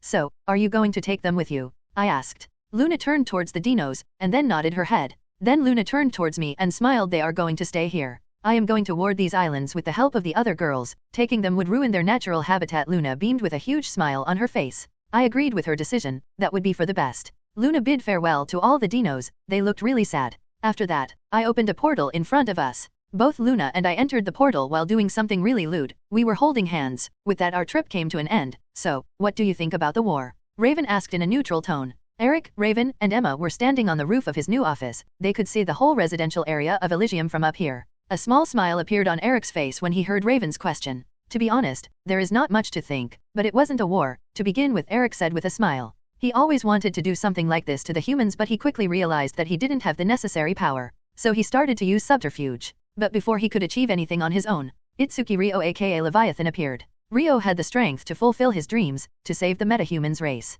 So, he decided to trust Ryo, and he wasn't disappointed. Time after time they have faced threats, but each time the threats were repelled by Ryo. But I really wanted to try our cannons, Emma said and started to pout. Who knows, we might get a chance someday. We already know that Ryo and his family will be gone someday, Eric said with a melancholic smile on his face. They could be called friends, and that is why Ryo had told them long ago that one day he will be gone along with his family. What are the people saying about the war? Eric asked while looking towards Raven. Raven was the one who interacted the most with their citizens. They are happy that the war is over. They were ready to fight, but no one wanted to fight, Raven said with a shrug, and Eric nodded his head in understanding. What Raven said might seem to be contradictory, but it was expected. The people of Elysium were to fight for their freedom, but none of them wanted to fight. It might seem poetic, but it is what it is. Everything is back to normal now. SHIELD headquarters, New York. This is so trying. I should have denied this job. You know, Maria Hill groaned and laid her head down on the table. After Nick Fury, you are the one who had the highest rank, so you were the prime candidate for the promotion, Carlson said with a smile, and Maria Hill, the newly appointed director of SHIELD, groaned once again. So, what did Clint say? Did he agree to return? After some time, Hill asked Carlson, who nodded his head. He wasn't happy that we were able to find him, but after I finished explaining everything, he agreed to return, Carlson said with a deep sigh. The elections are going to start. Who do you think is going to win? Carlson asked, and Hill simply shrugged. Who knows, but I am really surprised to see how quickly we are rebuilding everything. I had thought that we were going to take more time, Hill said and leaned back in her chair. Yes, I also had similar thoughts, you know, but we are really good at rebuilding. Carlson mused with a sad smile on his face. Yes, that we are, Hill said with a smile on her face and continued to look outside. Retirement home, Washington, D.C. You are still young and charming, Steve. Margaret Elizabeth Carter, otherwise known as Peggy Carter, one of the founders of SHIELD, said with a melancholic look on her face. After waking up, Steve was given all the files related to his former allies, including Carter's. At first, he wanted to pay her a visit, but ultimately he decided against it. In the war, he came this close to death and vowed that if he survived, then he would go to meet Peggy. I wonder if things could have gone differently, Steve said with a small smile on his face. Steve, we can't keep thinking about what ifs, we need to move on, Peggy said with a similar smile on her face, and Steve simply nodded his head. I have heard that you participated in the war. Peggy spoke softly and a frown appeared on Steve's face. That wasn't a war, Steve said, and Peggy slowly nodded her head. Even though she was in the retirement home, she could still watch TV. Even though they weren't telling everything on the TV, she was experienced enough to read between the lines. How is Bucky? I have heard that they have found him too, Peggy asked, and Steve simply shook his head in disappointment. He is not good. He is getting help, but it will still take a few months to fix his mind, and they can't do anything about his spine, Steve said in a sad tone. He can't believe how his best friend ended up after the war. I should have looked for him, and you, with Howard's help, we could have found both of you, Peggy said, and Steve grabbed her hand and shook his head. It's not your fault, Peggy. Don't blame yourself for something like this, Steve said and smiled reassuringly. Just like that, Steve spent most of the day talking with his old love. Sub-Saharan Africa. Thousands of tents could be seen erected on a huge piece of empty land. This empty land didn't appear out of nowhere. To the others, this place was a forest until now. This is the remains of Wakanda. They lost everything on the day Leviathan decided to take away their vibranium. Thankfully, Leviathan didn't take away their money, or they would be starving right now. They were still starving because of the lack of resources. What are we going to do now? Raymunda asked her husband in a worried tone. T'Chaka and his family weren't having a good after Leviathan took away their vibranium. Wakandans knew that T'Chaka wasn't responsible for their destruction, Leviathan was, but they couldn't do anything to Leviathan, so they decided to blame the easier target, T'Chaka. T'Chaka didn't have the power to stop the harassment. The guilt was also eating him away. He has wondered multiple times if he could have done it differently. Like what would have happened if he had decided to stay out of the war. I don't know. I don't know what I am going to do now. I have never imagined something like this. T'Chaka said while shaking his head. Should we leave this place? Raymunda asked T'Chaka and he shook his head. No, this was my fault. I can't run away. I need to redeem myself, T'Chaka said while shaking his head. A frown appeared on Raymunda's face. And what about T'Challa and Shuri? You want to condemn them to lives filled with harassment? Raymunda asked heartedly. T'Chaka's eyes grew wide in realization. No, I can't do that. They haven't done anything to deserve such a life. I will see what I can do, T'Chaka said and walked out of the tent. He still had some friends and people who were still loyal to him. He wanted to have a talk with them. He wanted to know if they wanted to build a new Wakanda or build a new place for themselves. There was nothing they could do now except rebuilding. After all, they can't spend the rest of their lives wallowing in self-pity. They need to build a better place for their children in the least. POV hella boring. I shouldn't have killed him so quickly now. I have no one to torture. Tormenting my mother and brothers feels really great, but I just returned after tormenting them for a few hours. I pulled out a small blue orb from my shadow. This is the divinity of Thor too. For now, I will be keeping it since Ororo's body is not ready to accept the divinity. When I finally finished extracting the divinity, he was already half dead, so I decided to send him on his merry way. Rio is also gone, or I could have asked him to take me somewhere interesting. Rio and Momo left after breakfast. They said that they were going to attend some marriage ceremony in their home world. To be honest, I was somewhat interested in the wedding food, but I held myself back. After all, I am the goddess of death and war. I can't attend someone's marriage uninvited. I have an image to uphold. If it was my brother's marriage, then I would have obviously crashed the marriage. It's my duty as their loving sister. Didn't Rio say that he had killed Dormammu? I guess I should conquer the dark dimension. Now that I was motivated, I got up and pulled out my crucible from my shadow, and with a slicing motion I opened a rift in front of me. I entered the rift and found myself in the dark dimension. It is going to be too easy. Slowly I started to absorb the dark force present in the dark dimension. I could feel myself getting stronger with each passing second. With a snapping sound, I finally formed the connection with the dark dimension. It has also accepted me as its ruler. Good, good. Now, I am going to get bored once again.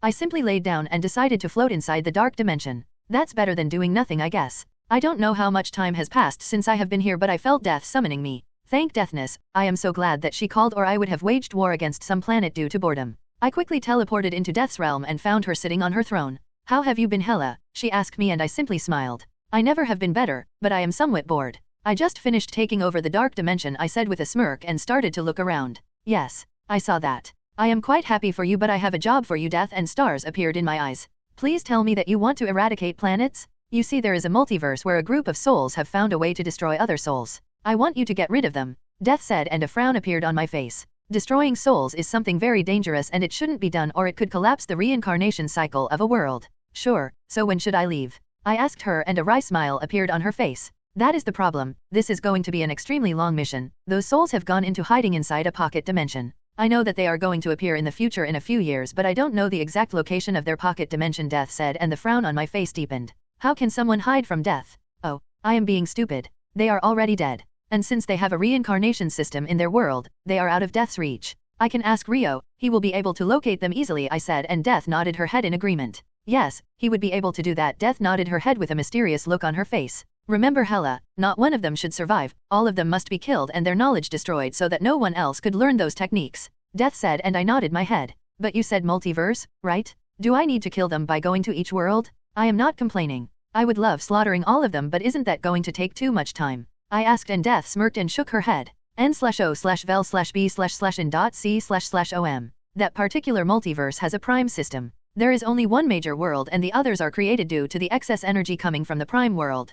Kill those souls in the prime world and they will be killed in the other systems too, Death said, and I nodded my head in understanding. When they first came to power, you were sealed away. I had no way to deal with them as I personally can't go to that world, Death said with quite some rage in her eyes. Yep, she is angry. So, what is the name of that multiverse? I asked, and a sadistic grin appeared on Death's face. Bleach multiverse, Death growled out in anger. Both Momo and I finally returned to the Marvel world after spending a whole week in MHA world. Well, a week might have passed in the MHA world, but not a single day has passed in the Marvel world. As soon as I saw Death's and Hela's conversation, I stopped time in this world. Bleach, this brings back a lot of memories. That was my first anime. A/N. Fun fact, even my first anime was Bleach. Nov. L. B/JNN. Info dump starts. Bleach, quite an interesting world. The world is completely normal, at least the human world, but there are some humans who have a higher level of Ryuryoku than a certain level. They will gain some supernatural abilities. They would gain the ability to see ghosts, pluses, Shinigami, and hollow. Pulses are the benign ghosts in the human world. They are the spirit of a person who has died. Shinigamis are the reapers of this world, but they aren't actual gods of death. Whereas hollows are a race of creatures that are born from human souls who, for various reasons, do not cross over to the afterworld after their death and get corrupted for staying in the human world for too long. Now, you might think what Ryuryoku is. Ryuryoku, spiritual power, is a power aligned with the spiritual sensitivity and willpower of the user. It is used by Shinigami and other spiritual beings to provide power for their various abilities. Ryuryoku is most quickly increased when a soul is in a life or death situation. Then there is the Ryutsu. Ryutsu, spiritual pressure, is the physical force/pressure that a person's Ryuryoku creates when released. Most Shinigami, Arrancar, and Quincy's can manipulate the release of their Ryutsu. Now there is a difference between Ryuryoku and Ryutsu. Both might seem to be the same things, but they are not. Ryuryoku is the amount of energy a being has stored within their body or soul, whereas Ryutsu is the pressure that a person's Ryuryoku exerts. In other words, Ryuryoku is potential while Ryutsu is energy in use and can be sensed by other spiritually aware beings.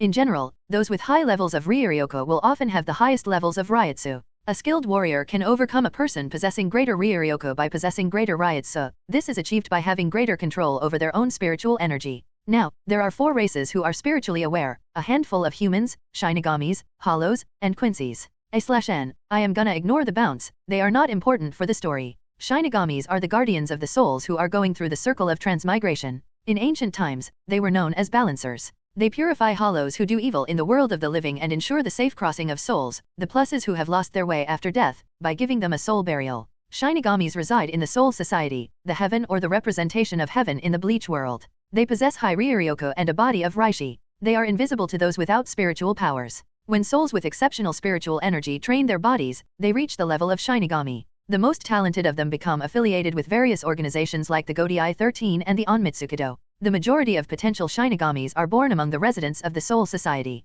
Now, hollows are corrupt spirits with supernatural powers which devour the souls of both living and deceased humans. Hollows settle in Hueco Mundo, but they can cross over to the human world and Soul Society. Hollows are the opposite of humans. Hollows are former pluses, deceased human souls, who lose their hearts to despair or regret, or they remain in the human world for too long. Any spirit who is not guided to Soul Society by a Shinigami via Kenso, soul burial, may eventually turn into a hollow. Hueco Mundo is the dimension in which hollows usually reside. It lies in between the human world and Soul Society. And the Quincy are living beings that have the ability to detect the existence of hollows and other souls. Most of the Quincy's were exterminated by the Shinigamis over 200 years ago in order to prevent the collapse of the worlds due to the Quincy overhunting and destroying all hollows they encountered. Now, someone might ask, what are their bodies made of? The answer is Reishi. Reishi composes the spiritual bodies of souls, including hollows and Shinigami, and everything in Hueco Mundo and Soul Society. Reishi is invisible and intangible to mortals, with the exception of spiritually aware beings. Info dump ends. I arrived inside my living room and found that Hella was already there waiting for me.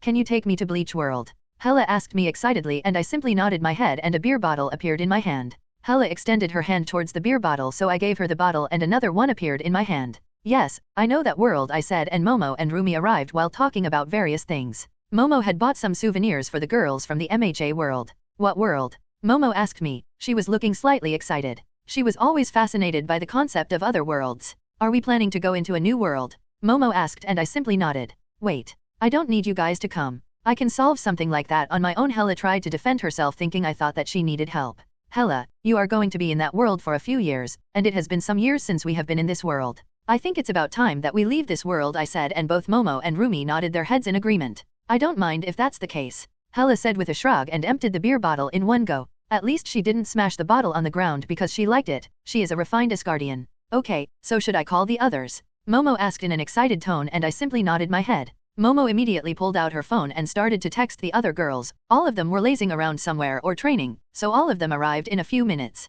Momo said that we will be going to a new world? What type of new world? Fleur gushed out like a little girl. I could already see stars in her eyes. Calm down, let me explain, I said, and all of them sat on the couch and started to listen to me intently like small kids. I found the scene hilarious, especially when Dora was wearing butterfly pajamas. After that, I started to explain about the Bleach world and the subdimensions. The human world seems to be quite boring, Nemuri said with a sullen look on her face. Well, I can always take over the human world and introduce them to the ways of ultra-pervert. Nemuri puffed out her chest and said with a proud look on her face. Everyone except Luna deadpanned after hearing her words. It might look like the human world is boring and normal, but it isn't, I said mysteriously. I have found something interesting about the Bleach Prime universe. The human world of the Bleach Prime universe was ruled by chefs and their dishes. The whole economy of the human world was ruled by food. Somehow the world of Shokyuji no Suma was merged with the human world of the Bleach Prime world. I don't know how something like that happened when there was a separate multiverse of Shokyuji no Suma. Even the characters in both of the worlds are the same. The Omniverse is filled with a lot of mysteries I don't know of.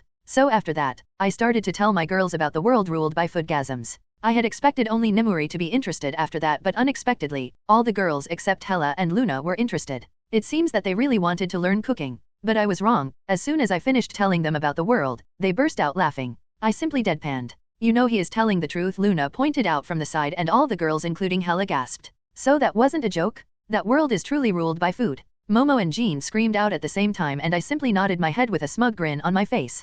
Bugger me sideways? I am going to learn how to cook. Dora exclaimed with fire in her eyes. You should learn how to walk first. Nemuri muttered while looking away, but she was loud enough and everyone heard what she said. Fuck you, pervert? Humph. Dora snorted and started to pout. Ignore those two. So you are saying that even our cooking skills could improve in that world? Momo asked me in a hopeful tone. I didn't want to destroy their hope, so I nodded my head. You can't improve anything that doesn't exist, but they can surely try. Just imagine the things we could discover in that world. The food culture must be highly developed there, Fleur said with stars in her eyes. Both Momo and Jean immediately nodded their heads in agreement. Yes. Rio said that we could also learn how to heal people through food. I really want to research that, Jean said with an excited look on her face.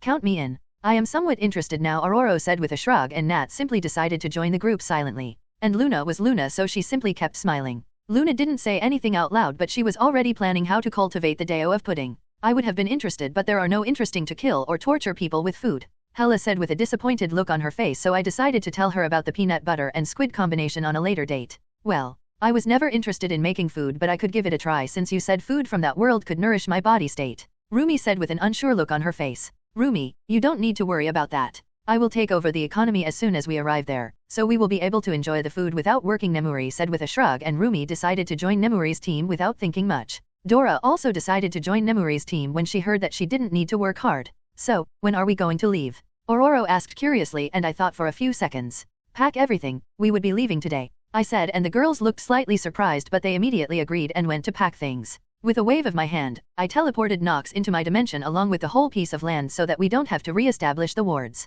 Is there a reason we are leaving today? Hela asked, and I simply shrugged. I had thought that you would take some time, Hela said, and I simply shook my head. There is no reason. I just want to test my power on hollows, I said with a shrug, and Hela nodded her head. A/N, Bleach canon starts in the year 2001 and there is no information about the Food Wars timeline, so I have to change them. In my fanfic, Bleach canon will start from the year 2017, while the Food Wars canon will start in 2016. The MC and the girls are going to arrive in the year 2015, giving the girls 1 year to prepare. I think I will join you too. I am quite intrigued with these spiritual beings, Hela said, and I agreed. After that, I went to meet Eric. As usual, he was in his office. So, what brings you here today? Eric asked, and I simply smiled while looking outside the window. I am leaving, I said, and Eric immediately shot out of his chair and approached me. Oh, so are you going to return someday? Eric asked, and I shrugged. No idea. I will come whenever I want, I guess, I said, and Eric nodded his head in understanding. After a few moments of silence, Eric extended his hand towards me. It was nice knowing you, Rio. I could never repay you for the things you have done for me and our race, Eric said, and I accepted his hand and shook it with a smile on my face. I pulled him into a brotherly hug. It might have never seemed like that, but Eric has been a good friend. Don't worry about it, Eric. Stay happy and prosper, I said, and left. When I finally returned, I found Flavia munching chips in our living room. She had a suitcase beside her. I have already seen that Luna had told her about our world travel, and Flavia had decided to tag along because she wanted to see other worlds. To be honest, I didn't mind. She is a good friend. It took the girls only half an hour to finish packing everything, so now all of us stood outside our house. All of our luggage was in my storage space. So, are you girls ready? I asked, and they nodded their heads excitedly. Okay, let's go, I said, and a massive blue portal appeared in front of us. All of us entered the portal and arrived in a completely new world, the world of Bleach and Food Wars. As soon as I arrived in this world, I started to use my reality-bending powers to make all of us unnoticeable. Nobody would be able to perceive us. Yes, that seems to be a better term for our current situation. The energy in this world is very different, Rumi said, and took a deep breath. Yes, this world seems to have a high amount of spiritual and natural energy, Hela said while looking around. Our whole group was standing on the roof of the tallest building. This city seems to be bland, Fleur said with a small frown on her face. We are Japan, but I have never seen or heard about a town like this, Momo pointed out with a thoughtful look on her face. Nemuri and Rumi were also curious. This is an exclusive Japanese city of this multiverse. Karakura Town. This city looks bland because there is nothing impressive in the city. The whole city is filled with residential houses and apartments, I said, and the girls became confused after hearing my explanation. There must be more to it. I will be honest, I don't know much about gods and multiverse, but if something exists exclusively in a world, then the place must be special, right? Nat deduced like an expert. Well, I didn't expect anything less from my lovely spy. You are correct. This town is special because in the next 2 years this place will become the hub of all spiritually aware beings, I said, and the girls owed after hearing my words. That is the reason why I was using my reality powers. It wouldn't do me any good if Sosuke Aizen notices me or my girls. I am pretty sure that he is already keeping an eye on Karakura Town like a creepy pervert. He is basically a transcended level of stalker, unbothered by the simple and weak laws of walls and other securities. To be honest, I wanted the Hogyako, but I didn't want to come in between Aizen's and Ichigo's sexual tension. It's not that I needed to hide from either soul societies or anyone. It was more like I wanted to give them a surprise smackdown. That would be really badass. Pop out of nowhere and smack everyone. Why hasn't anyone noticed us? Jean asked after a few moments, and I simply smirked. He must be using his reality power, though I am not so sure, Flavia said from the side. Surprisingly, she wasn't munching on potato chips at this moment. That was something new but weird and odd. Yes, he is using his reality powers. I am quite surprised that a human like you could notice it, Hella said with a grin. Flavia wasn't offended due to Hella's words. After all, coming from someone like Hella, that was a compliment. Okay, so where are we going to live? Dora asked all of a sudden, and everyone's eyes turned towards me. As soon as Nemuri can arrange a plot for us. I have knocks inside my storage space. The girls nodded in understanding, and Nemuri decided to visit the real estate offices of Karakura Town until she gets the most suitable plot. Dora and Rumi decided to accompany her because they wanted to look around the city.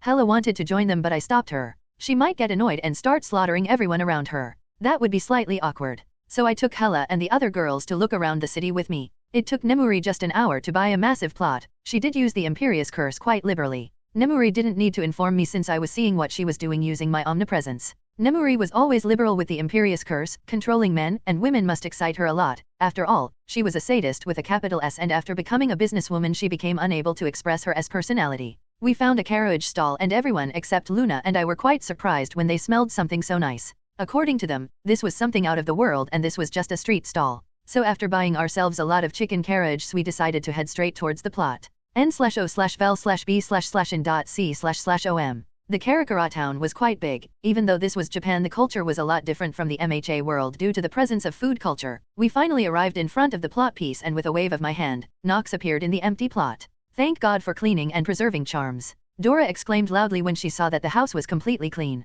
Yes, quite handy spells, Momo said with a proud look on her face because she was the one who modified the spells. The potato chips are way better in this world, Flavia said while nodding her head like a sage. I am going to get Adela and Fenris, they are going to get angry, Luna said and teleported away. Hella clicked her tongue when Luna mentioned Fenris's name. Fenris had left Hella for Luna and Hella never got over that fact. So, is there any secret organization in this world? Nat asked me and I shook my head. If there was any kind of spy organization then they would spy on other countries' food. Yes, the world of food wars worked like that. No, but you can always help Nemuri by spying on different companies, I said, and Nat looked slightly uncomfortable. I have decided to learn cooking, Nat said with an unsure look on her face, and I smiled. Sure, all of you can do whatever you want. I said while looking towards the girls, and then my eyes landed on a certain green-eyed warmonger. Except you, I said and gave her a pointed look. She would basically try to slaughter the humans without exception. Hella didn't look happy but she reluctantly nodded her head. Momo, Fleur, Jean, and Aurora finally finished setting up the food we bought. We finally sat down and picked up a carriage. As soon as we put the carriage in our mouth, the flavors exploded and to be honest, it was marvelous. This is the best food I have ever eaten, Momo moaned, and the other girls also nodded their heads. They must have used some kind of godly ingredients. Hella said with an odd look on her face. My body is feeling refreshed. Rumi moaned and continued eating. Oh my, these are obviously the best, Flavia said with a smile and continued eating. You said you guys bought this from a street stall, right? I wonder what kind of food the best chefs will make. Fleur said with an elegant look on her face, but all of us noticed that she was holding herself back and eating in an elegant manner. Foxy? We must acquire all these food corporations, Dora proclaimed loudly while looking towards Nemuri, who was breathing heavily with a flushed look on her face.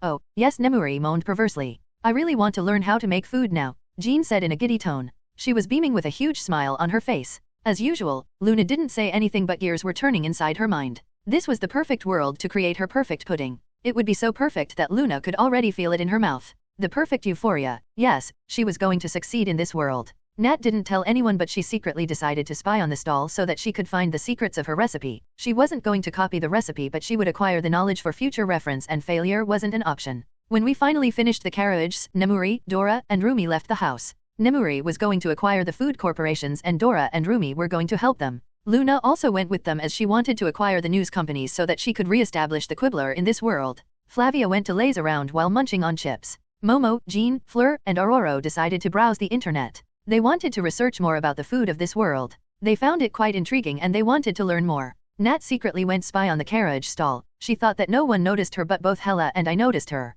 You said you wanted to test your powers on hollows, right? Hella asked me and I nodded. Let's go, I said, and Hella immediately agreed with stars in her eyes. With my powers, locating hollows wasn't something difficult. I grabbed Hella's hand and both of us appeared in front of a weasel-shaped hollow. It wasn't small like a normal weasel, but it looked like a weasel, so I am going to call it the Weasel Hollow. It looks quite weak, Hella pointed out. The hollow finally noticed us. It howled loudly and lunged towards us. It looks quite weak, Hella pointed out. The hollow finally noticed us. It howled loudly and lunged towards us. A blade appeared in Hella's hand and swung down her hand, but surprisingly, her sword passed right through the hollow's body and I had to use my space powers to stop the hollow. This is why I wanted to test my powers on these things. Even if they look completely solid, they are still souls. I send the message telepathically into Hella's mind using our connection. Looks like my weapon is going to be quite useless, Hella said with a sad look on her face and dispersed her sword. Then she pulled out the crucible. No, don't use that thing. That's a one-hit kill weapon, I said, and Hella looked disappointed, but she listened to my words and returned the crucible into her shadow. Hella's true sword appeared in her hand and she poked the hollow with it, and this time the hollow did receive some damage. Looks like my true sword can harm souls, Hella said and kept poking the hollow with her sword. Now that I think of it, both Hella and I obviously have Ryotsu, but I don't know how much Ryuryoku we have. It's obvious that we have Ryuryoku or we won't be able to see a hollow. I raised up an arm and a metal sword appeared in my hand. I simply conjured a metal sword. I swung down the sword and unsurprisingly my sword passed right through its body. I was already expecting it. Hella, can you stop poking it? I want to conduct some tests, I said, and Hella jumped back. I had minor divinity of souls, so I decided to use it. I told the hollow to stop struggling and it did stop struggling. Through my mind powers I knew that I wasn't controlling its mind, but its body was under my absolute control. I hummed and used my space powers to cut off a hand, but the hand was still following the body's commands. I rubbed my chin with a thoughtful look on my face. This seems to be like the Horcrux. I am simply splitting its soul, but it isn't affecting it. So after that, I started to split smaller parts. When I finally cut off a nail-sized part, it dispersed. So such a small part can't exist separately from the main soul. It's already healing. This world's extremely high level of spiritual energy is helping the hollow to heal itself. Hella's voice rang inside my head. I had also noticed the regeneration process. It was extremely slow, but it was there. The soul of the hollow was healing. Then, I decided to use my reality powers. A few minutes passed, but I was still unable to do anything. I was actually trying to get around an omniversal law, the law which stopped physical beings from interacting with souls, but no matter how much I tried I couldn't get around the omniversal law. A/N. Now, this is not a nerf. I have already mentioned this thing when Rio absorbed the reality stone. Even with reality powers, there are some laws he can't bend or change, and I have mentioned exactly this thing there. So, I gave up on my reality powers so I couldn't get around the omniversal law. So, next was my time powers. I started to use my time powers on the separated hand. The hand started to age rapidly and disintegrated. That was something about 5,000 years. Impressive for a weak hollow. I started to mind powers on the hollow. Mental manipulation was severely limited. Even my telekinesis seemed to be ineffective on souls. If it's ineffective on hollows, then it would be ineffective on shinigamis. My soul powers didn't give me the ability to kill souls. A/N. Also mentioned in Marvel Arc. The hollow had blood inside his body, but my magnetokinesis was a physical power, not a spiritual power. Same results with my lightning law. So, I separated another hand from the hollow. Hakai, and the hand disintegrated into nothingness. Looks like my power of destruction can still destroy souls. The hand part of the hollow was completely gone. No regeneration. That part of its soul was gone. So, why aren't our powers working? Hella asked curiously. It must be because most of our powers are related to the physical world. I mused and I brought another hollow in front of us using my space powers. Hella, be a deer and try to kill it, I said, and pointed Hella towards the armless hollow. Happily Hella grinned and lunged towards the armless weasel hollow with her true sword in her hand. The hollow died when Hella stabbed it with her sword. Looks like breaking their masks is not necessary. With my space powers, I brought ourselves another hollow. Hella, break its mask, I said, and Hella nodded. As soon as Hella broke the mask, the hollow died. So, the mask is basically the main life source of the hollows like told in the series. A humanly fatal injury can also kill a hollow, even if its mask is intact. With the second hollow she simply destroyed the life source and it died. My eyes narrowed on the third hollow and a black hole appeared in my hand. I could see the hollow being dragged towards the black hole. So black holes can even affect the souls. I quickly dispersed the black hole. Their masks are their weakness. Hell amused while eyeing the third hollow. Since I can still hack-eye them, then it means that my Fiendfire Diabolica is also going to work, so I skipped it. Crucio, I said while pointing my finger towards the hollow, but nothing happened. Avada Kedavra, a green beam shot out of my hand and it passed right through my hand. Well, I already knew that AK doesn't affect souls. Another metal sword appeared in my hand and I swung down the sword. The sword passed through the hollow's body and slammed on the ground, cracking the ground. I can break their masks, but why can't you? Hela asked with a confused look. Ryuryoku. My attack didn't have any Ryuryoku. Your sword is made by the power of death, so it works, but hollow can only be killed by Ryuryoku-based methods, I said, and Hela tilted her head cutely in confusion. So, I started to explain Ryutsu, Ryuryoku, Raishi to her. So, to kill them effectively we need to learn about Ryuryoku and the soul arts. Hela asked and I simply shrugged. You can still use your true sword and your crucible to kill them. They are working, I said, and Hela pulled out her crucible and made a scratch on the third hollow's hand and it died. Looks like you got one up on you. Hela teased me and I grinned at her. Death has the major divinity over soul and your power comes from her, I said with a smug grin, and dark lines appeared on Hela's face. So, how are we going to learn things about Ryuryoku and these soul arts? I can kill them, but learning how to kill people never gets old, Hela asked with a smile on her face, and I simply rolled my eyes. Let's go back to Nox. I know where they are. I will simply use my space powers to get them, I said, and Hela stopped me, pointing towards a barbecue shop. Sure, why not? I said with a shrug and took her to the barbecue shop. Urahara shop, Karakura town. Did you sense that? A black cat spoke out in a manly tone, but the man sitting behind the table wasn't surprised. He simply opened his hand fan and covered the bottom half of his face. N/O/vel/b//n.c//om. Yes, Uroiki-chan, but I can't even comprehend what kind of beings were responsible for that, Kisok Urahara said with a neutral look on his face. Do you think that it's a new kind of hollow? The cat asked, and Urahara simply frowned. I don't know. I was able to sense those energy spikes, but I have no idea who was responsible for it, Urahara said while shaking his head. Do you think he is responsible? The cat asked, and Urahara shrugged. Possibly, but I can't say for sure at this moment. I am going to meet Ishine. I must warn him, Urahara said, and got up from the floor. You can go on your everyday stroll and see if you could find anything, Urahara said, and the Uroiki the cat jumped out of the window. Urahara looked towards the sky and simply sighed. He didn't know what happened, but he knew that the signs weren't good. The disturbances weren't the real problem. The problem was he was unable to comprehend the type of energy, and he wasn't able to locate the origin of energy no matter how much he tried. They already have Aizen to worry about, and this new problem popped out of the blue. Yes, the things weren't looking good. Destroying the Bleach multiverse isn't a big deal for me. I could do that with some medium level of effort if I use my power of destruction. The problem comes from the omniversal laws. There is a particular law that separates the physical plane and the spiritual plane throughout the whole omniverse, and that law is exactly what rendering my physical powers useless on a hollow. The same thing is happening with Hela too. She can only harm a hollow or some spiritual being if she is using her crucible of death or her true sword. Other than that, everything is useless because they exist on a completely different plane. Yes, I have a minor divinity related to the soul that gives me absolute control over the soul. I have already tested it on the hollow, but I can't kill a soul with my power. A/N, check the wiki if you think I am nerfing him. In the wiki it is given that someone can't destroy or kill a soul with soul stone. But there was a way to get around this minor problem. Ryuryoku. I can use Ryuryoku to get around this pesky problem, and that is what I am going to do. After returning to Nox with Hela from our extremely short date, I used my space powers to indefinitely borrow a lot of things. Currently, I have 4 stacks of books in front of me. The first stack was related to Zenjutsu. Zenjutsu is the fighting style for the Zenpakuto, sword fighting, and is one of the 4 basic fighting styles of the Shinigami. It is shameful for a Shinigami to not master this technique. I was not looking forward to this art. Swords were never my thing and never will be. I simply can't feel the passion towards swords, but I will learn it. Ha, a long sigh escaped from my lips. I borrowed these books from Shino Academy, aka the Spiritual Arts Academy in Siraitai. I also borrowed 11 Asachi from their academy. I used my soul powers to cut off the connection between the Asakais I have indefinitely borrowed and Urtsunemeya. Since he is the creator of every single Asachi, he can sense their location and find out who their users are. Now, next move on to the next stack of books, the books on Hakuda. Hakuda is a close combat style of fighting, in which one is unarmed and uses only one's body, and is one of the 4 basic fighting styles of the Shinigami. Hand-to-hand fighting styles have always pleased me, so I was going to pay special attention to these books. Some of these books are borrowed from the Academy, some from the headquarters of the 2nd Division of Soul Society, and some from the personal library of the head honcho of Soul Society. I wanted to praise myself for being a badass. Then my eyes moved on to the 3rd stack of books. The books were related to Ho-Ho. In other words, agility. I didn't need this because space was my bitch, but extra knowledge wouldn't hurt since I am already going to study Zenjutsu. Ho-Ho is a defensive style of fighting which relates to footwork. It is one of the 4 basic combat skills of the Shinigami. There was nothing important about this in the academy, so I borrowed the books from the 2nd Division captain's personal collection. Then my eyes found the final stack of books. Keto Arts. These were the books I was most excited about. I always wanted to learn Keto, so I borrowed a lot of books. The academy only had a few related to low-level Keto spells. So, I borrowed books from the library of Keto Core, but they didn't keep the level 90 or above Ketos.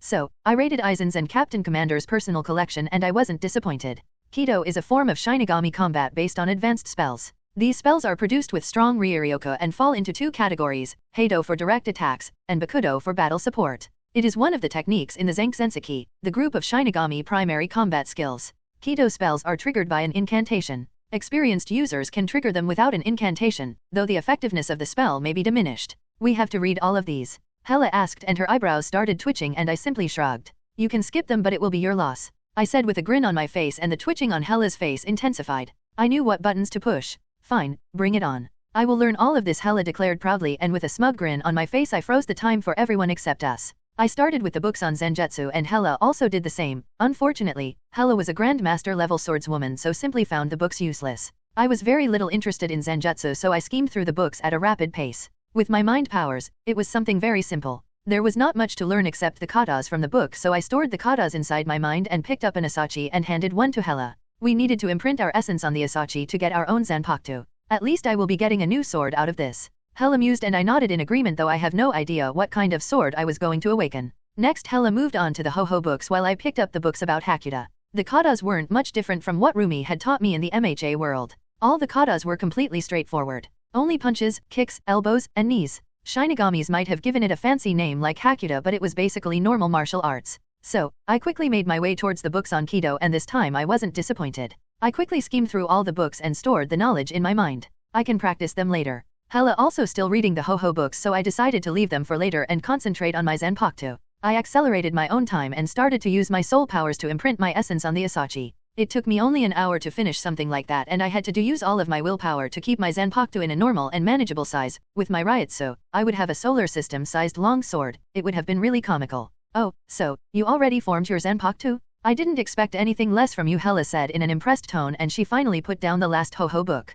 Want me to help you with your Zanpakuto? I asked, and Hela nodded her head. Just accelerate my time. I will signal you when I am done, Hela said, and I did what she asked and accelerated her time. I picked up the Ho-Ho books and started to skim through in them. It basically taught me about flash step and how to use them in combat. N/O/vel/B/C/in.C//OM. I was done with the books, so I leaned back and started to practice the Keto spells. It was slightly difficult in the beginning because of the Ryuryoku perception, but as soon as I got a hold of it, I breezed through the spells. Hela finally waved at me, and I stopped her accelerated time. 1.5 days have passed for Hela and she had already imprinted her essence. So, were you able to learn the name of your sword? Hela asked me, and I shook my head. I haven't tried to talk with my Zanpakuto yet, I said, and Hela smiled. I have talked with my Zanpakuto, but for some reason, I am unable to hear its name, Hela said with a small frown. Don't worry, you will get it, I said, and Hela nodded her head in understanding. I am going to read about Hakuda and Keto, Hela said, and picked up a book on Hakuda. Only after a minute, she put down the book and picked up another one. The scene was repeated multiple times until Hela finally smacked down a book in anger. The fuck is this? So disappointing, Hela said while glaring at the books related to Hakuda. Well, I already knew that she was going to find those books really disappointing. So, I was unable to hold myself back and started chuckling. Hela immediately shot me a deadly glare and her eyes started to glow brightly. If I was someone else, then I would have been shitting bricks. Hela growled in anger and lunged at me. She pinned me down and kept glaring. You think it was funny? Hela asked in a dangerous tone, and I simply smiled and nodded my head. Then tell me if you find this funny, Hela said, and smashed her lips on mine and started to kiss me roughly. Oh, so she wants to play like this. She also started to grind her hips on mine. With some application of force, I reversed our positions and bit her lip. Hela moaned into my mouth, but she didn't stop trying to dominate my tongue. I finally pulled back my head so that we could look into each other's eyes. Hela's eyes were filled with lust and she started to release her bloodlust. I didn't hold myself back and released my own bloodlust, which suppressed Hela's. We continued staring into each other's eyes until I leaned down and started to kiss her roughly, and she returned the favor with similar determination. We continued staring into each other's eyes until I leaned down and started to kiss her roughly, and she returned the favor with similar determination. Hela ripped off her shirt and started to drag her fingers on my skin. I already knew what kind of play Hela wanted, so I decided to lower my strength to her level or I will break her hip. That would be a fatality. Hela bit my tongue trying to draw blood, but nothing happened. I could feel that Hela was getting frustrated due to that. I slightly moved back and so I could grope her glorious chest. I started to grope and pinch her chest like they were pizza dough. Hella purred into my mouth and I started to trail kisses her jaw-like and left mean hickey right under her jawline. Hella growled and pushed me back. I slammed into the couch, which broke, obviously. With a simple thought, I moved the books away with my space powers. I didn't want them to come between our primal fun. Hella lunged on me and pinned me on the broken couch. She glared at me and started to kiss my collarbone and jawline while running her fingers through her hair. I grabbed the front of her skin-tight armor and ripped it from the middle, releasing her marvelous boobs. I lowered my head and roughly bit her right nipple. Hella's head shot back in pain and pleasure. Not wanting to lose our little game, Hella tore off the crotch area of my pants so that she could get her hands on little Rio. Well, it wasn't so little anymore though. After gaining back all of my power, little Rio has grown by 2 inches and it has also grown thicker. Little Rio was ready for action and Hella started to stroke my member, though she was much gentler this time. Your sword is impressive, Hella commented and bit my earlobe. But can you defeat this goddess with your sword? Hella questioned me in a teasing tone. Let me show you. I growled into her ear and pushed her down on the ground. The floor beneath her cracked. I grabbed the lower region of her skin-tight armor and ripped it off. You better be ready, I said and pushed into her folds without any delay or foreplay. So tight. I grunted while I kept pushing into her. I didn't stop when I felt her hymen. Hella didn't even flinch when I broke through her hymen. She kept looking at me hungrily. I finally sheathed my whole length inside her. Come on, show me what you got, Hella growled. I didn't need to be told twice and I started to pound her with a lot of power. The ground beneath us started to crack and a crater started to form under us. Yes, that's it, Rio. Fuck me, dominate me, make me your whore. Hella started to yell and I was determined not to disappoint her. I kept fucking her like no tomorrow. Hella obviously loved the show on dominance. I am close, something is coming. I feel so good. Hella screamed and came. Her pussy tightened around my member like a vice grip and only after a second, I emptied my load inside her. Hella screamed my name and used this chance to reverse our positions. So Hella, what are you going to do now? I asked teasingly and she started to gyrate her hips while I was still inside her. Hella smirked after hearing my words. I think you are going to love it, Hella said and raised her hip and slammed down using all of her strength. I am glad that I only lowered my strength, not my defense. Hella raised her hip and slammed down once again. Tell me, do you like it? Hella yelled out between her moans. Hella had a wild look in her eyes and I was falling in love with the wild look with each passing second. Oh, yes, I said and started to trust while matching her rhythm. Hella didn't seem to mind it and started to moan loudly, definitely a screamer. 1 eternity later. It has been days since I have been fucking Hella. I have already thought that no one could beat Fleur's sex drive but she would lose to Hella, any day, anytime. Our whole living room was in ruins, there was nothing intact in our living room. Nox was still standing only because of the frozen time. I was blissfully pounding into Hella from behind while I was pushing her head into a wall. Hella's whole torso was pressed into the wall. Yes, don't stop. Don't stop. I am close, Hella moaned between her pants. The wall was unable to hold any longer and it collapsed. Both Hella and I were flung outside Nox but neither of us stopped. I rolled her around and leaned down so that I could kiss her. I am coming, I muttered while kissing her. Me too, me too. Hella yelled and came. Her whole body started to spasm. Unable to hold back anymore, I also came inside her. I slowly pulled out of Hella and our mixed cum started to pour out of her snatch. I laid beside her and both of us started to look towards the sky. Neither of us were bothered that we were currently out in the open. I snaked my arm under her back and pulled her closer. For a couple of minutes, neither of us said anything. The two of us laid on the grass in complete silence. My first time was everything I have dreamed, though I never thought that my dream would be fulfilled. Hella said softly and snuggled closer to me. I have always thought that I would get some wuss of a man, Hella said in a melancholic tone, and I turned her towards me so that I could look into her eyes. I am glad that you are happy now, I said and tucked some of her hair behind her ear. I leaned forward and our lips met. We started to kiss but unlike the other times, this time the kiss was completely passionate. The two of us kept kissing each other and Hella snuggled into my arms. We only separated when little Rio started to poke her. Hella looked down and a smirk appeared on her face. I see, we have to do something about that, Hella said with an innocent look on her face. Oh, do you have something in mind? I asked her and Hella guided my member towards her entrance. Yes. Hella moaned as I pushed inside her. This time we were much more passionate and we didn't stop after that. We continued for another day. This session was much more romantic. No rough play. After taking a nice shower we finally returned to the living room, which was in ruins and several walls and pillars of the house had collapsed. Yes. I am really satisfied with this, my husband Hella said with a loving look on her face. n/o/vel/b/jn.c//om. Sometime during the last day of our sex marathon, Hella started to refer to me as her husband. To be honest, when she called me that for the first time, I felt my heart flutter. I think I should quickly marry the other girls too. Surprisingly, Hella decided to wear black and green robes after we finished our shower. But I need to fix this or our house will collapse as soon as I restart the time, I said, and Hella nodded her head in agreement. With a wave of my hand our house was completely fixed. Both of us once again sat down on the couch with our Zanpakuto in our hands. Hella's Zanpakuto was inside her shadow while I had kept mine inside my storage space. I was looking at my Zanpakuto with some distaste and Hella obviously noticed that. Husband, if you want, I can teach you how to use your sword. Hela offered and I smiled but I shook my head. Nah, I don't know why but I don't like swords, even before I regained all of my power and memories. I hated swords I said and Hela gave me a sympathetic look. You have no idea what you are missing, husband. Hela said and gave me another sympathetic look. If you are done then I am going to start. I said dryly while I gave her a blank look. Hela didn't say anything but a smug smile appeared on her face. I decided to ignore her for now but Hela seemed to have other plans. Husband. Hela trailed off in a sweet tone. She must have noticed that I felt giddy after hearing her calling me husband. Seeing my reaction, Hela started to crackle madly. A sigh escaped from my lips and I started to use my mind powers so that I could concentrate on my Zanpakuto. Only after a minute, I started to hear a whisper. With each second the voice started to become clear. The voice was really familiar and because of that, a frown appeared on my face. The voice was really familiar and because of that, a frown appeared on my face. Fuck you, you bastard, use your powers and turn me into something else right this instant, my Zanpakuto screamed hysterically. I had to use a lot of my will to stop myself from laughing out loud. This was way too funny. Are you sure you want that? I asked my Zanpakuto and my Zanpakuto became completely silent for a few moments. Bastard? Are you making fun of me? Do you want to fight, you bastard? My Zanpakuto yelled out, sounding completely enraged and unable to hold myself back. I burst out laughing. Now, I could clearly feel my Zanpakuto was releasing a lot of killing intent and I finally decided to stop joking. My Zanpakuto might spit blood and die if I continue this. Fine, sorry. So, do you have any preference? I asked and the killing intent slowly disappeared. Turn me into fucking ring or something. My Zanpakuto said and I nodded my head. I started to use my soul powers and reality powers to mold my Zanpakuto into my desired form.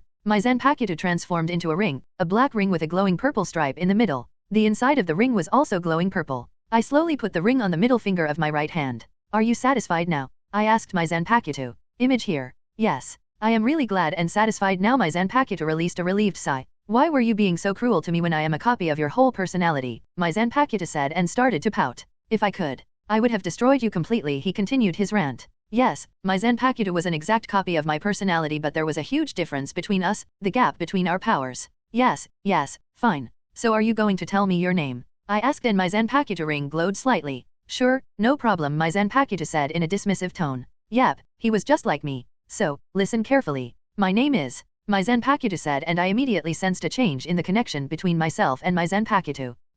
I didn't hear your name though but I clearly achieved Shikai. I said while with a confused look on my face. N/O/vel/B/in.C//OM. You heard my name. My Zanpakuto said in a smug tone. You were unable to hear my name because it's nothing. It's blank. My Zanpakuto continued talking smugly and my eyebrows shot up in surprise. From what I know every Zanpakuto has a name, but how can my Zanpakuto doesn't have a name? No, my Zanpakuto does have a name. It's blank, nothing, in other words, an empty blank. Why is your name like that? I asked curiously. It's simple, your Shikai represents your power of destruction. It can turn anything and everything into nothingness, as long as you have enough energy, of course. I know that you have unlimited amounts of energy, my Zanpakuto said and I nodded my head in understanding. Let's see what my Shikai looks like. I said and I stared intently towards my Zanpakuto ring. Erase everything into nothingness. I said and my Zanpakuto ring started to glow brightly and it slowly started to transform into a knuckle duster. A similarly styled knuckle duster appeared in my other hand. Image here. Feels awesome, I said while looking at my Zanpakutos. I have two Zanpakutos in my Shikai but unlike Shunsui Kirako and Jushiro Yukitake, my Zanpakutos didn't represent different powers, both of them represented my power of destruction. I turned towards Hela. She was still in deep concentration. I decided to give it a try and using my space powers, I brought a hollow in front of me and disappeared as it died. I didn't even touch that weakling, so how did it die? It must be due to my Ryutsu. After learning the Shinigami arts, my Ryuryoko has grown a lot. My Ryuryoko is currently a little bit shy of the old man Yamamoto and I have just learned how to use Ryuryoko. Fuck plot armor? The fuck is that? I reined in my Ryutsu so that I don't kill the next hollow with just my soul pressure. Another hollow appeared in front of me and this time it didn't die. The hollow stood there dumbly without moving due to my soul powers. I smashed my fist into the hollow's gut and it died, not erased, died. Using my power of destruction would have destroyed the soul. I brought another hollow and this time I broke its mask. It died again. Like that I kept killing hollows. I also tested my Kido and Hakuta skills on them and when I was finally done, there were no more hollows left in the Karakura town. You went overboard, my Zanpakuto deadpanned. Ignore the minor details. Presentation is always necessary for a bad guy. I am a bad guy and I need to check my powers so that they don't go poof in front of the good guys. That would be so embarrassing that I would need to destroy this world, I said in a whining tone and my Zanpakuto remained completely silent for a few seconds after hearing my words. I think you are right. Sorry, we must aim for overkill from now on. That would help our presentation, my Zanpakuto said in an odd tone. I knew that you would see my point. I said, and my Zanpakuto nodded his non-existent head in agreement. I deactivated my Shikai and my Zanpakuto returned to my ring form. Hela was still deep in concentration, so I decided to practice my Kido spells. Yes, I found them easy, but I still needed to learn them and master them. I didn't have any hacks like instant mastery, though I found instant mastery to be pretty stupid. After all, if you have something like instant mastery, then you are going to learn things instantly, but you will lose the ability to improve those techniques. After all, instant mastery teaches you a perfect technique, but you can't make improvements if something reaches perfection. Well, fuck instant mastery and their owners, let's go back to practicing. After a few minutes of concentrating on my Zanpakuto, I finally started to hear her voice. So, you are back, my Zanpakuto asked me, and a smirk appeared on my face. Yes, if you ever thought that I would give up, then you are simply stupid, I said with a snort, and my Zanpakuto hummed in agreement. Yes, I already knew that you aren't going to give up. After all, I am a part of you, my Zanpakuto said in a gentle tone. I highly doubt that. You aren't like me, I said with a scowl on my face. I understand your doubts, but I am still a part of you, it can't be denied. I simply represent the gentle and polite parts of your personality, my Zanpakuto said politely. I was unable to hold back another snort after hearing her words. Me polite and gentle? Yeah, right, I said in a dry tone. You don't have to deny the truth. You might be the last person in this whole world who I would call a gentle or a polite person, but you are gentle and polite with Rio and the other girls, my Zanpakuto pointed out. I wanted to retort, but there was no way I could. After all, it was the truth. Fine, I get your point. So when are you going to tell me your name? I asked, and my Zanpakuto hummed in agreement. Sure, I am going to tell you my name, but are you ready to hear it? My Zanpakuto asked and nodded my head with a grin on my face. Then here you go. My name is Hiwa, my Zanpakuto said, and I decided to activate my Shikai. The activation phrase automatically appeared inside my mind. Reign Supreme Hiwa, I called out, and my Zanpakuto transformed into a normal-looking rapier. I could feel a new type of power enter my body, and the energy started to surround my eyes. I opened my eyes and saw my husband was practicing those spells. Images here. It means that he was already done with his Zanpakuto. I lost again. Well, it doesn't matter. As I kept staring at my husband, I noticed a dim glow surrounding his crotch and eyes. A few words appeared inside my mind. His lovers are his weakness. A deep frown appeared on my face. Hiwa, what's happening? I asked my Zanpakuto. This is my power, weakness. Hiwa means peace. To achieve peace we must kill. To kill easily, we must know our enemy's weakness, my Zanpakuto said in a polite tone. I agree with everything she said. But even with those obvious weaknesses, I can't win against my husband, I said with a smile on my face. He had noticed me staring at him, so he simply gave a wave while smiling at me and continued practicing. Of course you won't. I can only give you the weaknesses, that is my power, but I can't give you victory, my Zanpakuto said, and I agreed with a smile on my face. My Ryuryoku or Ryotsu output has also increased after activating my Shikai. I deactivated my Shikai and decided for my husband to finish his practice. Only after a few minutes, he was done. He appeared beside me and sat down with a smile on her face. So, you got your Shikai? Rio asked me, and I simply nodded my head. Yes, it was kind of frustrating at first, but I finally understood what my Zanpakuto meant to say. I said with a smile and kept my Zanpakuto inside my shadow. I think that would be enough for today. What do you think? Rio asked me, and I started to think. I think this would be enough for today. We have learned a lot of things, but I also want to test my powers on hollows, I said, and with a wave of his hand, Rio brought me a hollow. A smile appeared on my face, and I pulled out my Zanpakuto and activated my Shikai. A bright glow surrounded the hollow's mask, while the vital parts of the body started to glow mildly. Destroy the mask or attack any other vital points, I heard inside my head, and I immediately stabbed the hollow neck with my rapier. The hollow screamed out in pain and died after that. Yes, my powers work perfectly, I said, and deactivated my Shikai. I returned my Zanpakuto inside my shadow. After that, Rio finally unfroze the time and slumped onto the couch. I followed his lead and sat down beside him so that I could snuggle into my husband's arms. Both of us simply snuggled into each other's arms. POV Nemuri. Looks like Hela finally got to enjoy the glory of Rio's meat. My pussy senses are never wrong, though I wonder for how long did they fuck? I must find out, this is very important. What happened? You looked like you were lost in your thoughts, Rumi said, and a huge grin appeared on my face. You see, Rio finally claimed Hela, I said, and Dora simply snorted. I am so happy for the two of them, Luna said with a dazed look on her face. Please don't tell me that your pussy senses tingled. Dora groaned, and I scowled after hearing her words. Don't insult my pussy senses, I protested, and Rumi simply looked amused after hearing our banter. Yes, her pussy senses are good, Luna said, and Dora started to pout as Luna also supported my pussy senses. Rumi, you got to support me here. Tell this pervert that there are no such things like pussy senses. Dora started to shake Rumi's shoulder, trying to get her support. I am not going to make any comments on this topic, Rumi said in a monotone, and Dora simply frowned after hearing Rumi's words, and her hair started to morph through various colors. Humph. I snorted with a smug grin on my face. N/O/vel/b/in.c//om. Dora's hair morphed into blazing red, and she started to glare at me intensely. Will you two cut it off? It has been a few minutes since we arrived on this roof. Rumi pointed out, and both Dora and I reluctantly nodded our heads. So, how are we going to do this?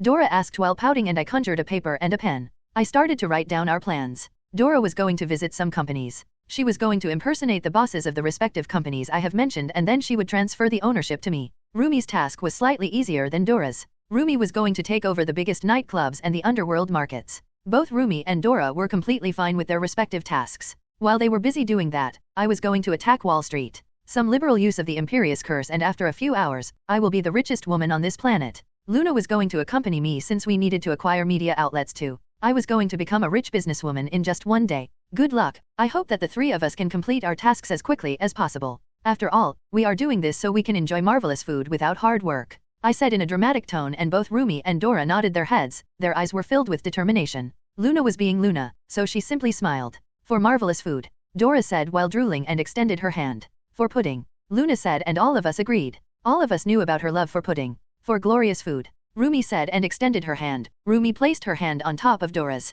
I gave the three of them a look and nodded my head. For orgasmic food, I said, and placed my hand above Rumi's hand. For food, the four of us cheered loudly, and both Rumi and Dora disappeared to complete their respective tasks using flash step. Now, let's get busy, I thought with a vicious grin on my face, and Luna started to hum some unknown song. POV Momo. We turned on our computers and started to search the internet for cooking schools. We found a lot of schools. There were a lot more cooking schools and cooking universities in this world instead of normal schools and universities. This was completely absurd. Normal education was also necessary in some cases, but those jobs weren't highly regarded in this world. To hold any ranking positions in this world, you must have culinary skills. Momo, so we would be going to this school called Tatsuki, right? Jean asked me, and I nodded my head. Tatsuki Tea Ceremony and Cooking Academy, or otherwise known as Tatsuki Culinary Academy, was the best and biggest culinary school in this world, so obviously, we were going to attend Tatsuki. But they have high requirements, Ororo pointed out, and I simply shook my head with a smile on my face. You don't have to worry about something like that. While Tatsuki is the best culinary school, don't forget at the same time, it is the biggest business industry. I trailed off, and Fleur decided to pick up from where I had left. So, it means that Nemuri is going to take over Tatsuki directly or indirectly, so we aren't going to have a problem, but we would still need to learn cooking, Fleur said and frowned at the end. Of course, we need to learn cooking, or how are we even going to attend such a school, Jean said with a shrug. I think we should ask Rio to teach us the basics. After that, we can learn ourselves through the videos on FoodTube, Ororo mused, and all of us agreed with her. Where is Nat though? I had thought that she also wanted to learn how to cook, Jean asked with a confused look on her face. She said that she had something to do, Fleur said and shrugged. Jean also shrugged after hearing Fleur's answer. So, let's go and ask Rio to teach us the basics, I said, and everyone nodded their heads. After that, all of us went downstairs to pester Rio. There was something I realized long ago. Hella loved blood and gore, and that is the only reason the two of us were watching Saw 2 right now. We have just finished watching Saw 1, and boy, it was one intense movie. I am going to be honest here. I have no problems with gore and stuff like that, but these movies can make me slightly uncomfortable. So, like a pro, I used my mind powers to ignore the movie. Hella was watching the movies with a gleeful look on her face. I wonder how I am going to introduce Hella to my parents. That is going to be an uncomfortable meeting, and I am already sure of it. All of a sudden I perked up when I noticed that Momo, Fleur, Jean, and Ororo were coming down. They wanted to learn the basics of cooking from me. I wanted to tell them that I wasn't a miracle worker, but I didn't want to crush their hopes. The four of them finally arrived in the living room, and their faces turned slightly green when they noticed the movie Hella was watching. Our TV was really massive. Momo had made this TV for Luna and Adela back in the Marvel world. At that time both of them loved to watch cartoons. The two of them still watched cartoons from time to time, but it's rare. Now, most of the time it was only Fenris and Adela who watched cartoons in the house. Adela used her tail to use the remote. She was really smart. The girls ignored Hella's gleeful expression and approached the two of us. How can I help you girls? I asked them, even if I already knew. Well, we were wondering if you could teach us some cooking, Momo muttered, slightly fidgeting. Yes, just some tips here and there, Jean pointed out, and all the girls frantically nodded their heads. For a few seconds, I didn't give them an answer. This seemed to make them nervous. Fine, let's go. Hella, be a dear and don't go out to slaughter humanity, I said while patting Hella's head. Hella pouted when I extracted myself from her arms but didn't complain. Fine. I have to finish this lovely movie series. I simply can't understand why Asgard didn't have such wondrous acts. Hella mused and I simply facepalmed. The girls also refrained from making any comments. I simply led the girls towards the kitchen. So what do you girls want to learn? I asked, and it was Ororo who answered me. N/O/vel/B/jn.C//OM. I think that we should start with a simple omelette. What do you think about that? Ororo asked the others, and they nodded their heads in agreement. That would be ideal, Fleur commented, and I nodded my head. Well, an omelette is pretty easy. With a wave of my hand all the ingredients appeared on the table. Having so many powers is really great. I lowered the flames and poured some oil in the frying pan. I conjured myself a glass and cracked and used my telekinesis to crack 2 eggs and pour the eggs into the glass. I used telekinesis to beat the eggs while I was chopping onions and some tomatoes on the other side of the table using my telekinesis. As soon as the onions and tomatoes were chopped, I put them inside the glass. After beating the eggs for a few more seconds, I added seasoning and poured the contents of the glass into the frying pan. I continued shaking the pan until the eggs started to shake. When the eggs were almost done, I rolled the eggs to snugly form an oval-shaped omelette.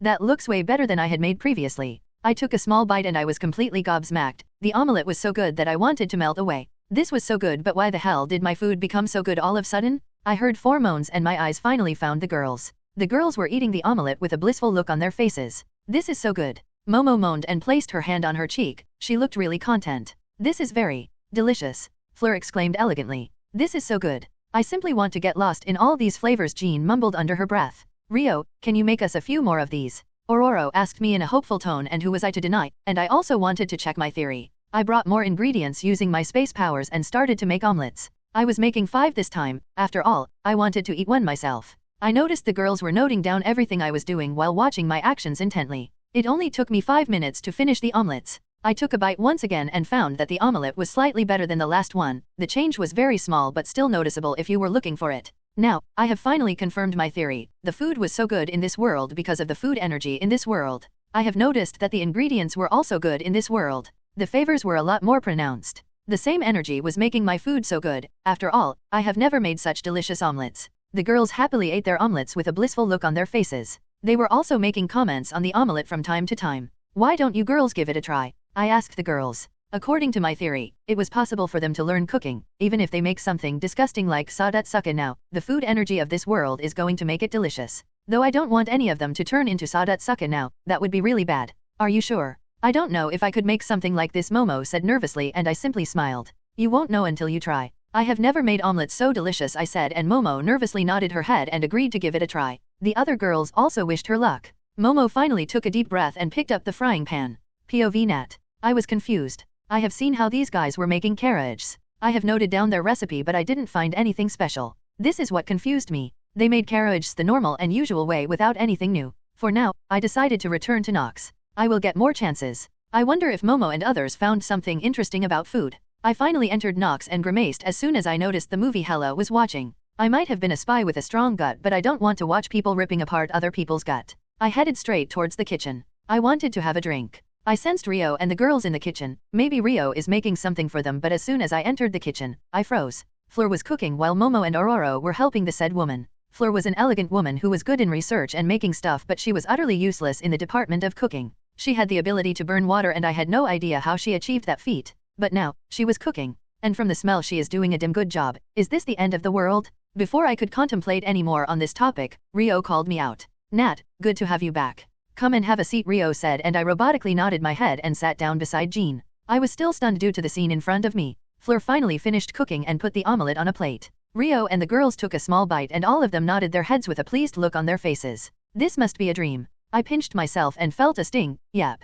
Not a dream? Nat, why don't you take a bite? Fleur offered me with a smile. I gulped down and nervously put a small piece of the omelette inside my mouth and my whole vision exploded. I found myself lost in a world of flavors. This was so good. This is so good, can you teach me to? I asked Rio and the girls in a hopeful tone. I am going to try the carriage recipe. I am not good at cooking, but giving it a try won't hurt. After all, I ate Fleur's food and I am still alive. Sure, Rio and the girls answered me in a cheerful tone and a grin formed on my face. Flavia was sitting on a bench with a peaceful look on her face while munching potato chips. A pink tint could be found on both of her cheeks. She had received odd and weird looks from a lot of people, but due to Rio's reality powers, no one had bothered her. Yes, this is life, Flavia mused and continued munching on the potato chips. Flavia had already taken a liking to this world. It has been a couple of hours since Flavia was relaxing here. All of a sudden Flavia's eyes snapped towards her right to find a black cat prowling around in the bushes. As soon as Flavia's eyes landed on the cat, she knew that this cat wasn't a normal cat. She noticed intelligence in the cat's eye. Flavia might not be an expert on matters regarding souls, but she could sense some level of spiritual energy, and the cat seemed to have a lot of spiritual energy.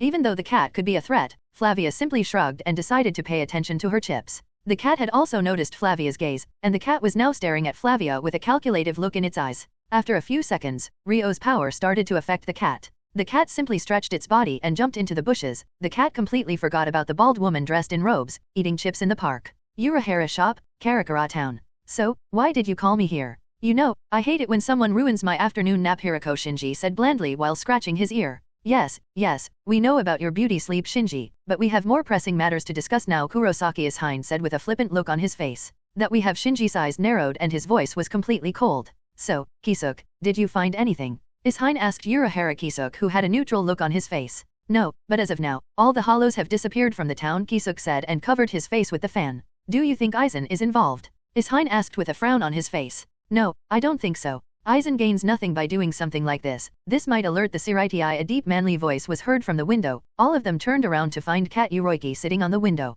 So, what now? It is pretty clear that someone other than Aizen is involved here, Shinji asked blandly. We look for the person responsible for the incident. We don't know if this person is our friend or enemy. We need to tread carefully for now, Kisuk said, and everyone including Kat Uroiki nodded their heads in agreement. Unknown location, Siritii. Aizen-sama, the oddities of Karakura Town have been discovered. 13th is preparing a team to send into Karakura Town. What are your orders? A black-skinned man wearing a blindfold over his eyes asked a gentle and polite-looking man wearing specs. Both of them were similarly dressed. Both of them were dressed in a black shiakusho. They were also wearing a white haori over their shiakushos. The numbers on the back of their haoris were different though. Nothing. We don't need to do anything. I don't know what or who is responsible for killing off all the hollows, but it won't be a problem, the man wearing specs said politely in a confident tone. It wasn't simply confidence. The man seemed to be completely assured. The man's name was Sosuke Aizen. Tissen, you may leave now, Aizen said politely, and Tissen disappeared after a small bow. Aizen was worried about some minor hitches. His eyes landed on his Zanpakuto and a wide smile appeared on his face. As long as he had Kyoka Suijutsu, there was no one who could defeat him. POV Ororo. I simply can't believe this. I had some cooking experience before, but this is simply absurd. I could make bacon and eggs without burning down the kitchen. My food wasn't good like Rio's or the house elves, but it was good enough that people won't die after eating my food. But Fleur and Jean were mostly useless in this department, but now, both of them were able to cook delicious food. Even I was able to cook delicious food. When all of us finished cooking, Rio mentioned that the flavors of our food were being boosted by the food energy in this world. Even Nat's omelette was marvelous. So, you girls have planned to attend Tatsuki? Rio asked as he sat down on the opposite side of the table. Yes, Jean was saying, but Nat interrupted Jean with her question. What is Tatsuki? Nat asked curiously. Tatsuki is the best culinary academy in the world. That school is ideal for our objectives, Fleur said while twirling a glass of wine in her hand. Oh, then the school must have very high standards, Nat mused, and all of us nodded our heads. We need to practice a lot and learn a lot. Food of this level would get us rejected without a second thought, Momo said with a serious look on her face. She really wanted to get into Tatsuki to learn cooking. I am quite pleased that you girls are quite excited about all that, but before you girls can start cooking, Rio said and waved his hands, and 4 stacks of books appeared in front of us. You need to learn all of that. Rio finished and I blinked several times before picking up a nearby book. Ho-ho? What the hell is ho-ho? I started to read the book. Japanese wasn't a problem since before coming here, Momo had directly implanted the knowledge into our heads with magic. But why do we need to learn this? Nat asked and Rio simply smiled. Because you can't harm a hollow or a shinigami using normal means, you would need to learn these techniques. Rio said. Is this really necessary? Fleur grumbled and Rio simply smirked. Yes, Rio said and got up from his seat. I want all of you to be capable of protecting yourselves. Rio said and pecked us on the lips one by one and left the room. I am starting with Ho-Ho, I said while raising my hand. Momo, Jean, and Nat shrugged and picked up some books from the stacks and started to read them. Fleur glared at the books for a few seconds until she released a defeated sigh. Fighting monsters is unbecoming of a lady, Fleur grumbled under her breath and picked up a book.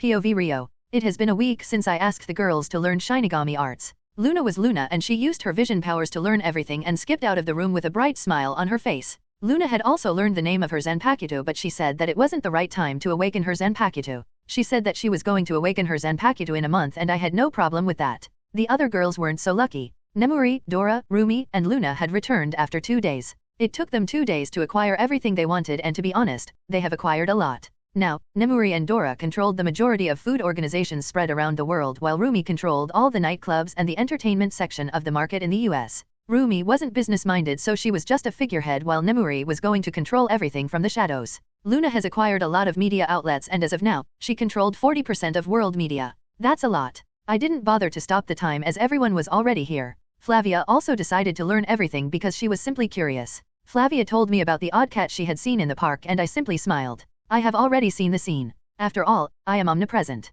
Momo, Fleur, Dora, Ororo, Nemuri, and Rumi had used occlumency to memorize everything, whereas Jean and Nat simply used their mental powers. Flavia used the mystic arts of mind to memorize the contents. The girls were having a lot of problems with the techniques, so Hella and I have been helping them. None of them except Luna were able to learn their Zanpakuto's name. It was going to take some time. The girls were also learning the other Shinigami arts. Just like I had thought, Rumi and Nat had taken a liking to Hakuto while Momo, Fleur, Nemuri, Dora, Ororo, Jean, and Flavia had taken a liking to Lido spells. Alter was learning how to kill from Hela, and the detailed description of each method made Alter really gleeful while Nemuri's face turned green from time to time.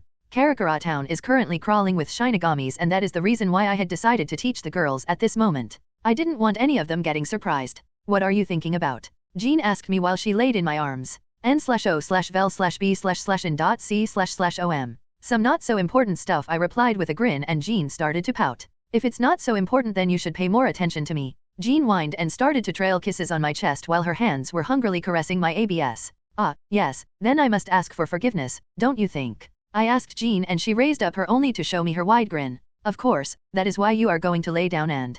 Damn it, Nemuri! I have told you multiple times not to peek. You are free to join if you want. All of a sudden the naughty grin on Jean's face disappeared and a scowl formed on her face as she screamed towards the door. I had already noticed Nemuri approaching us, but I didn't say anything. I decided to watch the drama with an amused look on my face. Nemuri cackled in mad glee and burst into the room while wearing a cloak. My, what do we have here? Two little lambs playing naughty naughty, Nemuri said and started cackling once again. Only now, I noticed the illusionary long fangs inside her mouth. I decided to play my role. What are you? Are you a vampire? I asked in a fearful tone, and Jean finally understood what was going on. Kakaka. I am not a normal vampire though. I am Countess Nemuri, the true Dracula, Nemuri said and started to laugh evilly. Please don't drink our blood. Jean snuggled into my arms and stuttered out fearfully. Kakaka, the two of you are in no condition to demand anything? I will drink a lot more than your blood, Nemuri said while licking her lips. Nemuri opened her cloak, and just as I had thought, she was completely naked under her cloak. She was only wearing nipple clamps, 2 elbow-length latex gloves and latex stocking. Kakaka. I am going to have so much fun, Nemuri said and jumped into the bed. Oh, yes. We are going to have a lot of fun. Miss Kayama, please have a seat, the man in front of me offered. I took the seat with a neutral look on my face. My eyes were completely fixed on the man in front of me. It's nice to meet Sentimon Nikari Dano. Believe it or not, it was really hectic for me to get a meeting with you, I said in a neutral tone, and the man in front of me didn't even bother to react to my words. Well, that will change. Miss Kayama, you might know, but I am a really busy person. That is why I told my managers to reject meetings, Sentimon said in a completely neutral tone. That's good and all, Sentimon Dano, but these documents point out where you went wrong, I said and pulled out some documents from my fur-lined coat and handed him the papers. Sentimon raised an eyebrow and accepted the papers. As soon as he started to read the first document, and eyebrows shot up while his eyes grew wide in shock and surprise. Yes, that is the reaction I was expecting. Impossible? How were you able to get this? Sentimon almost yelled out in exasperation. Surprised? You thought no one would be able to gain the majority shares of Tatsuki, didn't you? I said with a smug grin on my face. The hard work I had done in the past month was completely worth it. 47% of Tatsuki Culinary Academy was owned by the Nikari family, while the rest was owned by various organizations and some governments too. It was practically impossible to buy all those shares. Even if everyone was ready to sell their shares, you won't have enough money to buy them. Throughout the last month I have tracked down every shareholder, and then I bought the shares from them using any means necessary. Most of them have refused to sell their shares, so I simply had to use the Imperious Curse or threaten their family. Buying shares from the governments was very hard. Dealing with governments is always hectic. I have to spend $3.6 trillion to buy only 53% of the sabers. I almost became a pauper. At least, I still have my gold. Now, there is a reason why I had to spend so much money. It was because I wasn't using my Fox persona here. I had to use the money to keep transactions legal. This way, they won't be able to get governments involved. As for the blackmail incidents, they won't matter since there is no proof, and if there was then Alter had destroyed it. How did you do this? Sentimon asked me coldly, and I simply smirked. Like hell, I would tell you. There was another reason why I was able to pull this off. That was because I pulled this stunt in 3 days. The rest of the days I was busy collecting information on the shareholders. So, they didn't get time to communicate with each other to stop me. Wouldn't you like to know? But a woman must keep her secrets, I said with a grin, and Sentimon slammed down his fist on the table trying to intimidate me. I practically stole Nikari family legacy legally, and he can't do shit about that. Oh, are you trying to intimidate me? I am so scared. My hands are shaking, I said in a mocking tone. I understood where this man's arrogance came from, but I was really annoyed that this man's manager dared to refuse my meeting proposal. A month ago, I have tried to get a meeting with him multiple times, but his manager had denied it every time. Call me petty, but I am what I am. I wouldn't have done something like this if his manager had agreed to arrange a meeting. Blame your manager, Sentimon. He was the one who made me do something like this. You must have heard the saying, hell hath no fury as a woman scorned, I said with a grin, and Sentimon was staring at the papers in front of him. Cheer up. I am not going to take away your position, at least for now, I said with a grin. I didn't know shit about how to manage a school. I might have been a teacher, but managing a school is very different from being a teacher. UA High couldn't be compared with something like Tatsuki, and this was a cooking school. I only know how to make instant ramen. As I said, I would have proposed a business deal, but his manager annoyed me, so I bought the whole thing. I pulled out an envelope from my coat and put it on the table. Give this to your manager. Tell him that he is relieved of his duties, I said, and got up from the seat. I don't know how you bought all the shares, but this isn't over. Sentimon said, and I simply smirked. I know, don't worry. Next time we will be meeting in the headquarters of Kayama Industries. I simply came here to shatter your delusions. You are the underling now, so you should come to meet me from the next time, I said, and walked out of his office. This feels so great, but I almost went broke. I only have a few $1,000,000 left in my personal bank account. I will ask Luna or Rio to take me to the HP world. I need to collect some money. Shopping district, Karakura town. An odd-looking young woman could be seen browsing through stores. The woman was dragging another middle-aged woman along with her. The duo was receiving odd and weird looks from everyone, but neither of them were bothered in the slightest. One of the women was wearing a rainbow-colored summer dress and a wolf-topped hat on top of her head. The woman was skipping around instead of walking. The other woman was bald and she was dressed in robes. Luna, you need to calm down. There is no need to hurry like this. The bald woman tried to dissuade the over-energetic girl, but it didn't work. You don't understand. We must taste all these foods, Luna said with a serious look on her face. Flavia simply rolled her eyes but didn't retort anymore. It has been a couple of hours since the two of them have arrived here. Luna, can we have a drink? Flavia asked in a tired tone, and Luna nodded her head with a bright smile on her face. Both of them sat down on a nearby bench after they bought 2 sodas. So why are you so excited, Luna? Flavia asked. Seeing Luna this excited wasn't something rare, but whenever Luna was excited it meant something interesting was going to happen. Oh, I am going to awaken my Zanpakuto today and get seen by 2 interesting individuals, Luna said brightly, and Flavia almost choked on her drink. Flavia decided this was something normal for Luna, so she decided to ignore it. When the two of them finally finished their drinks, Luna looked in a certain direction and a loud roar was heard. Oh, it's here. Let's go, Flavia. Luna once again grabbed Flavia's hand and started to drag her through the crowd. Flavia simply deadpanned and allowed Luna to drag her through the shopping district. The two of them finally arrived inside an alley where a ghost boy was being cornered by a snake-like monster. Let go of him, you fiend. Luna yelled loudly and pulled out her Zanpakuto. Flavia simply cringed after hearing Luna's words. Luna's Zanpakuto was much different from the others. Luna tucked her hair behind her left ear to reveal a sword-styled earring. She touched the earring and it came off from her ear. The hollow turned its head towards Luna and roared loudly. The snake hollow started to slither towards Luna, but Luna wasn't worried. Luna simply smiled. Destroy all hate, AI, Luna called out, and her Zanpakuto started to transform from an earring into a dagger. Images here, n/o/vel/b/in.c//om. As soon as the dagger appeared in Luna's hand, the hollow lost all of its power and dropped to the ground. Luna skipped towards the hollow with a bright smile on her face and poked the hollow with her dagger. The hollow simply died after Luna poked it. How did you do that? Flavia asked with a confused look on her face. Not here, Flavia. Someone might hear us, Luna said innocently, and the two of them disappeared. Just like Luna had said, 2 people saw what happened in the alley. Interesting, the man said and covered his face with a fan while a black cat was sitting on his shoulder. Neither of them were from the Soul Society. What do you think, Kisuk? The cat asked in a manly tone. I don't have an idea. They weren't even using a Jigai, they were in their physical bodies. How interesting, Kisuk said with a glint in his eyes. Kisuk was a researcher and there was no way he wouldn't be interested in learning new things. Hello, everyone. As we wrap up this video, I want to share a quick note. I have a Patreon account. If you'd like to support me and enjoy on-demand audiobooks, you can become a Patreon member. Alternatively, you can check out my Google Drive link, which has 500+ novel audiobooks available through my Ko-fi or Patreon shop. I appreciate your support.